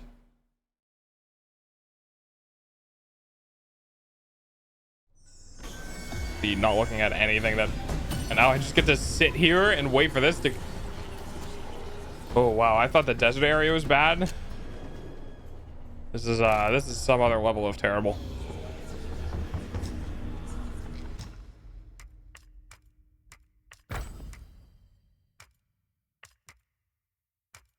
Ads are going to start in a couple of minutes. Please be patient. Ads. Alright, well, if I'm here, I might as well just go beat the shit out of this thing.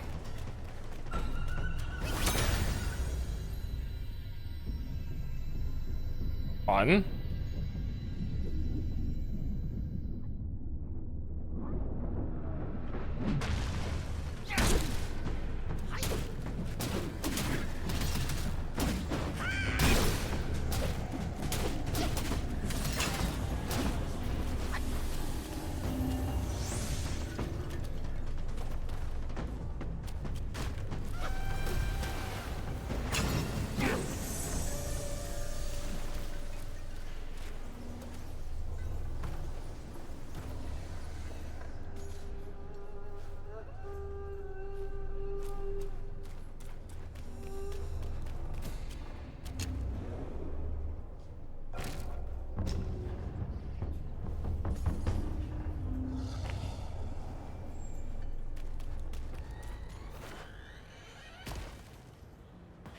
Sucks.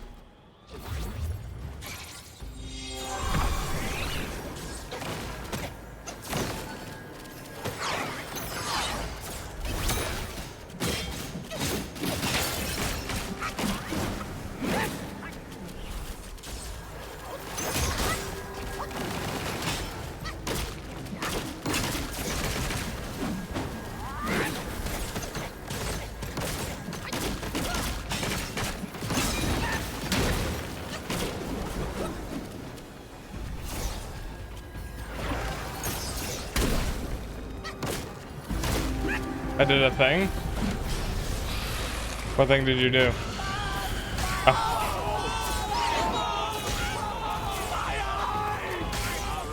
Dude, what the fuck?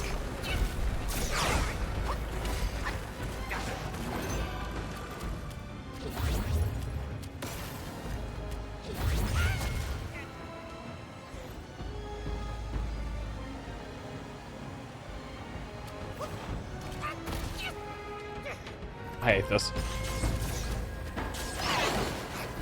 Oh, you British server. Oh, nice.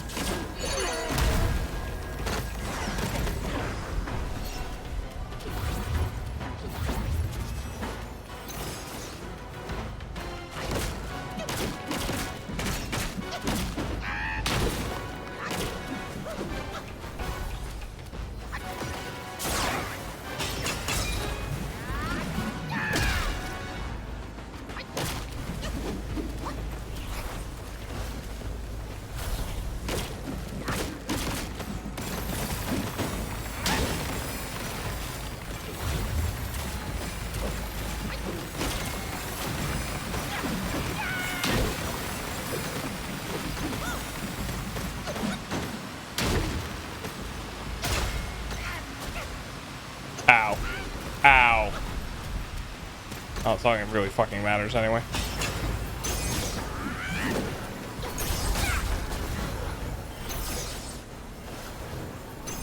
This dude is a minor boss. He's a fucking he's a small boss.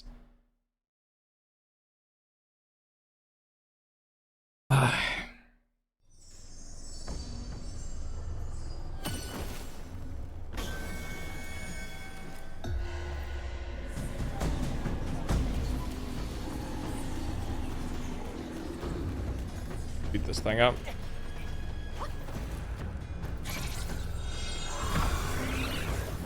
Get him, boys. Battle him, boys.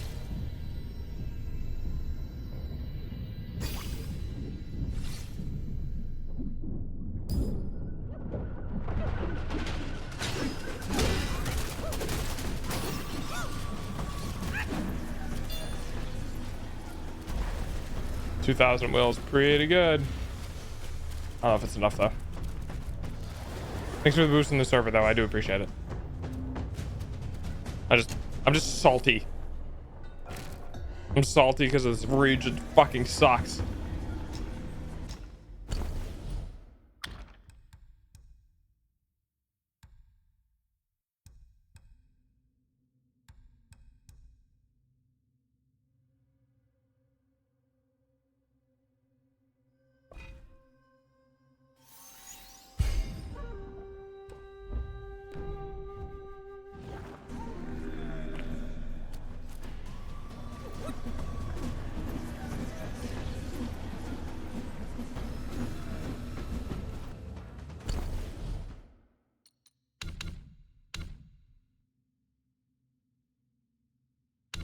think I made an oopsie. I don't know if that was worth it.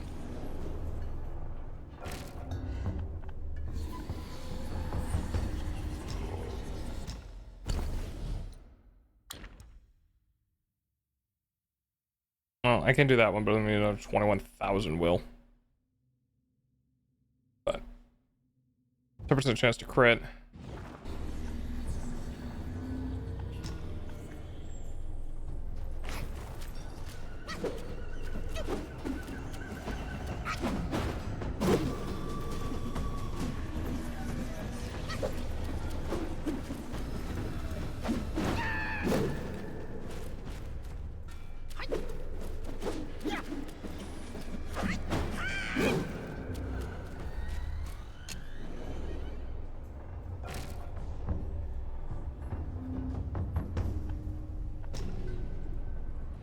All right, let's try this again.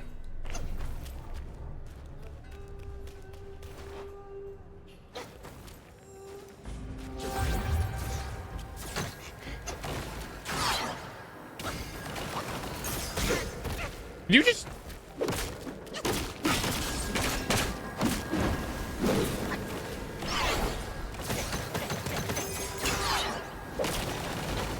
I'm just not allowed to get hit then, huh? Welcome back from ads. Welcome back. Thank you for the pennies. Dude, what the absolute fuck?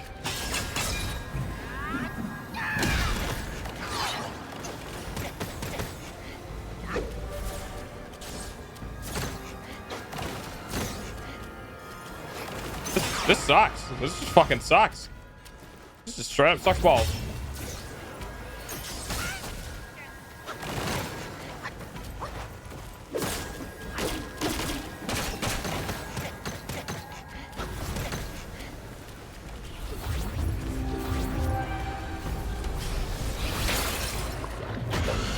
Oh, can't stop that, huh? Oh boy, I can't wait to get hit by every one of these. It's gonna be great.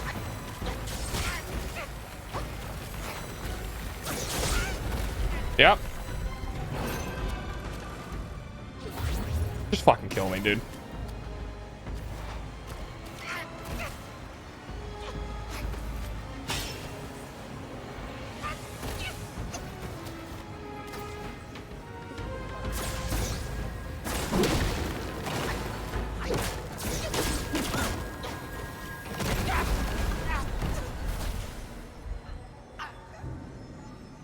I don't like this guy.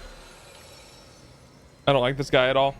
I don't like its design. I don't like that the tiniest micro like damage staggers me and causes me to get hit by the entire thing. This guy just feels like really fucking ass backwards in design. This is probably the first boss I've had in this game where I just straight up don't like it. Even his area that I have to get, the area that I have to get to involves me taking a shit ton of damage from falling. Like,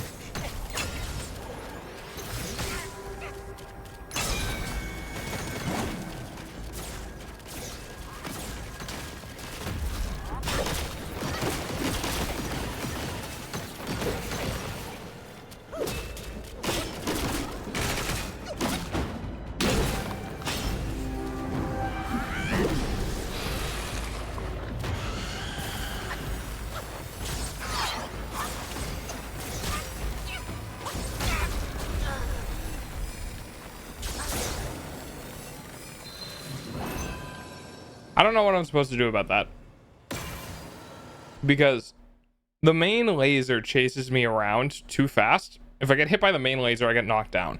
Then if I get knocked down by the main laser, by the time I get up, the secondary lasers hit me. So like, I'm not really sure what I'm supposed to do about that. Or now I have to sit here, not play the game, and wait for this effect to be over, so I can then go to the incense and recover.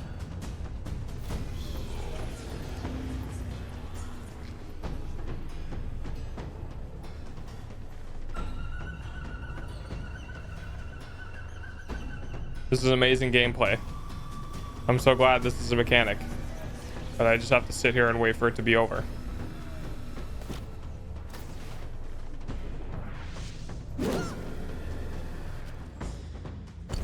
Do I have...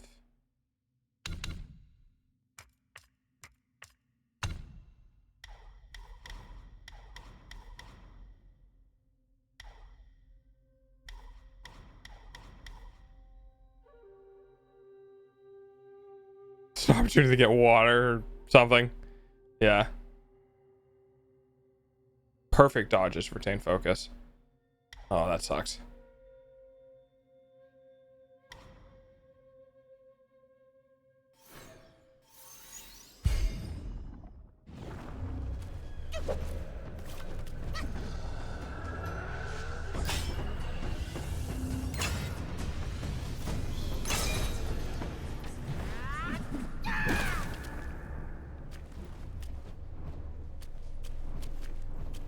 I think the worst part about this mechanic is it doesn't return you to a percent health.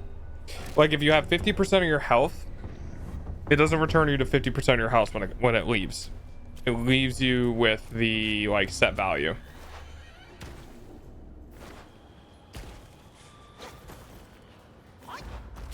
Can't wait to beat this dude.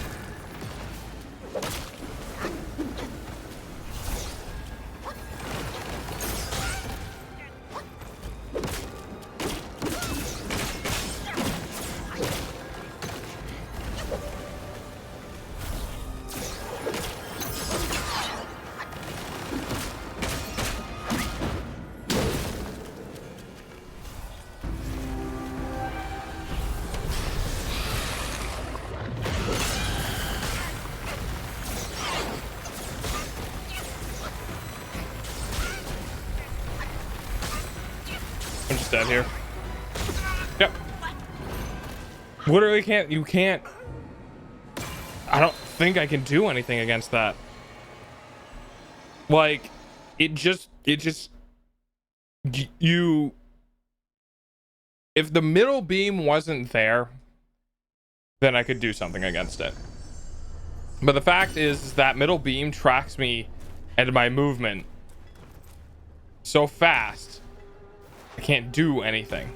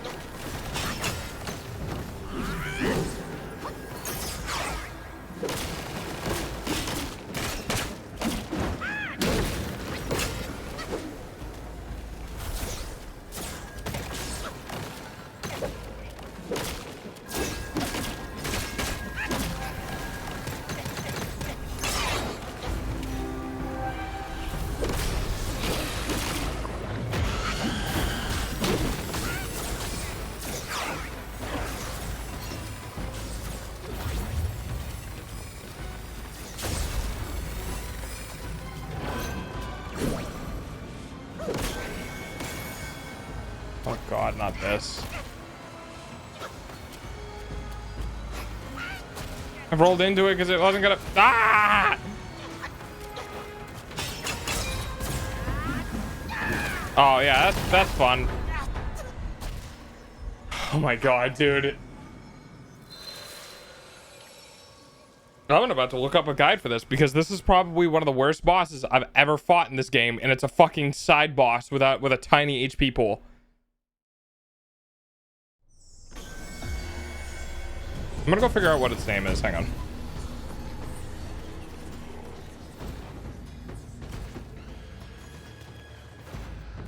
Captain Lotus Visions, huh?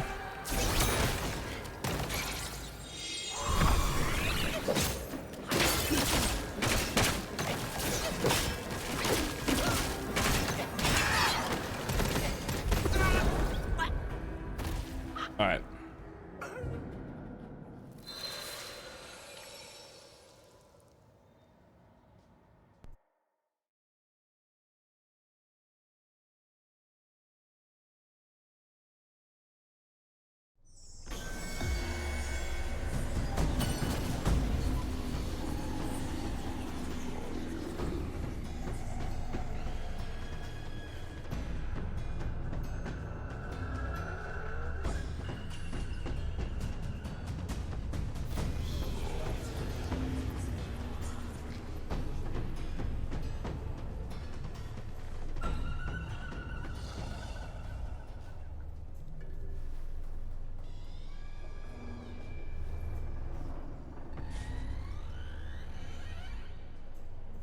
Oh.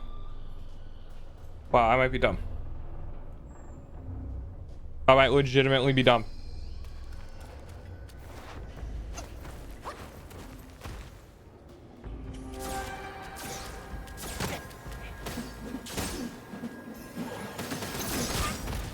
Okay. Oh, that's good enough.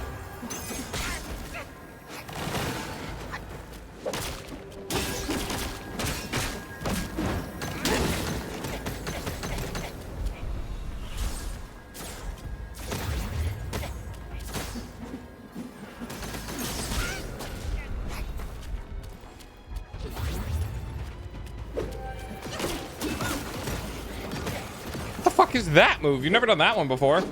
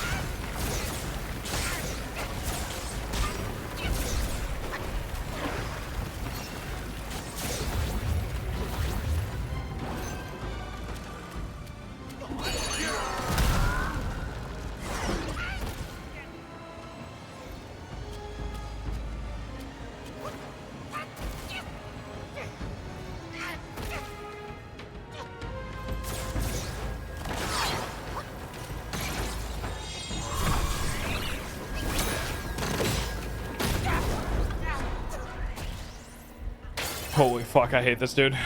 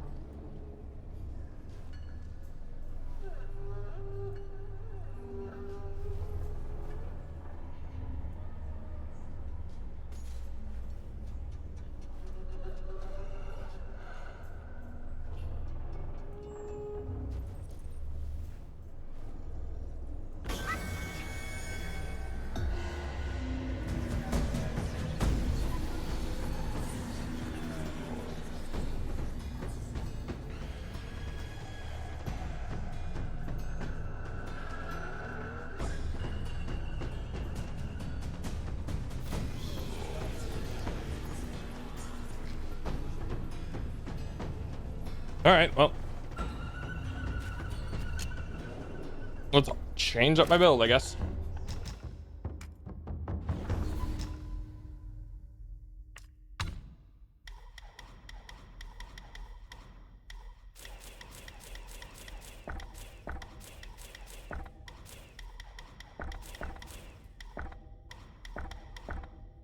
Thanks, Focus.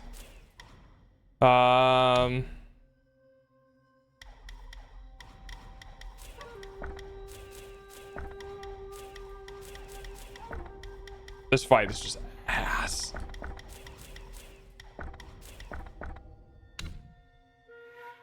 Stun is fine. Hot step is fine.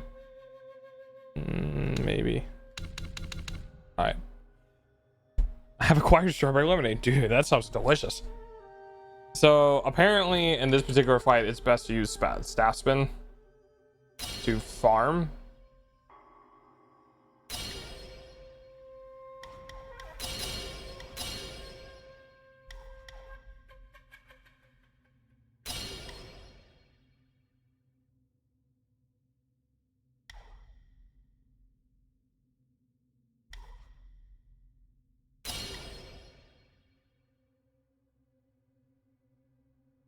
It's hilarious. Can I do that?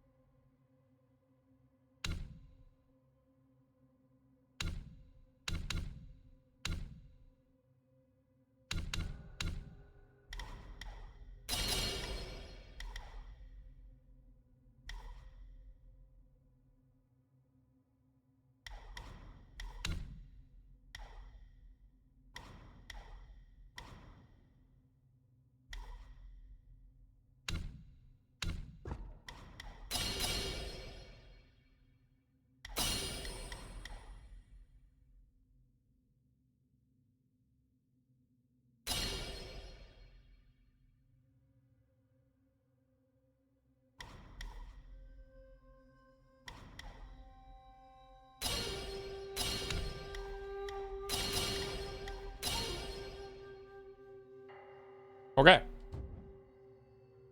Let's see what this does.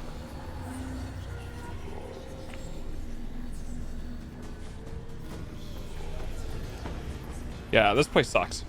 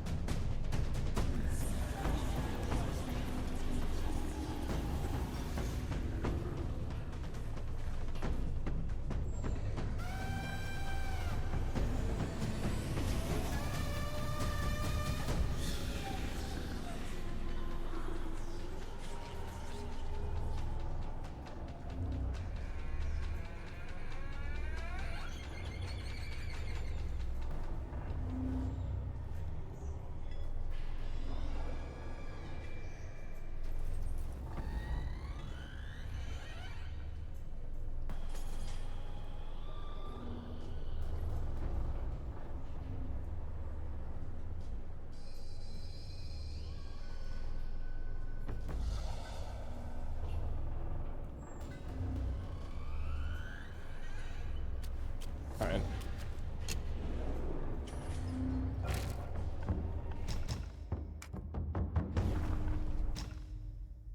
Not what I wanted. There it is.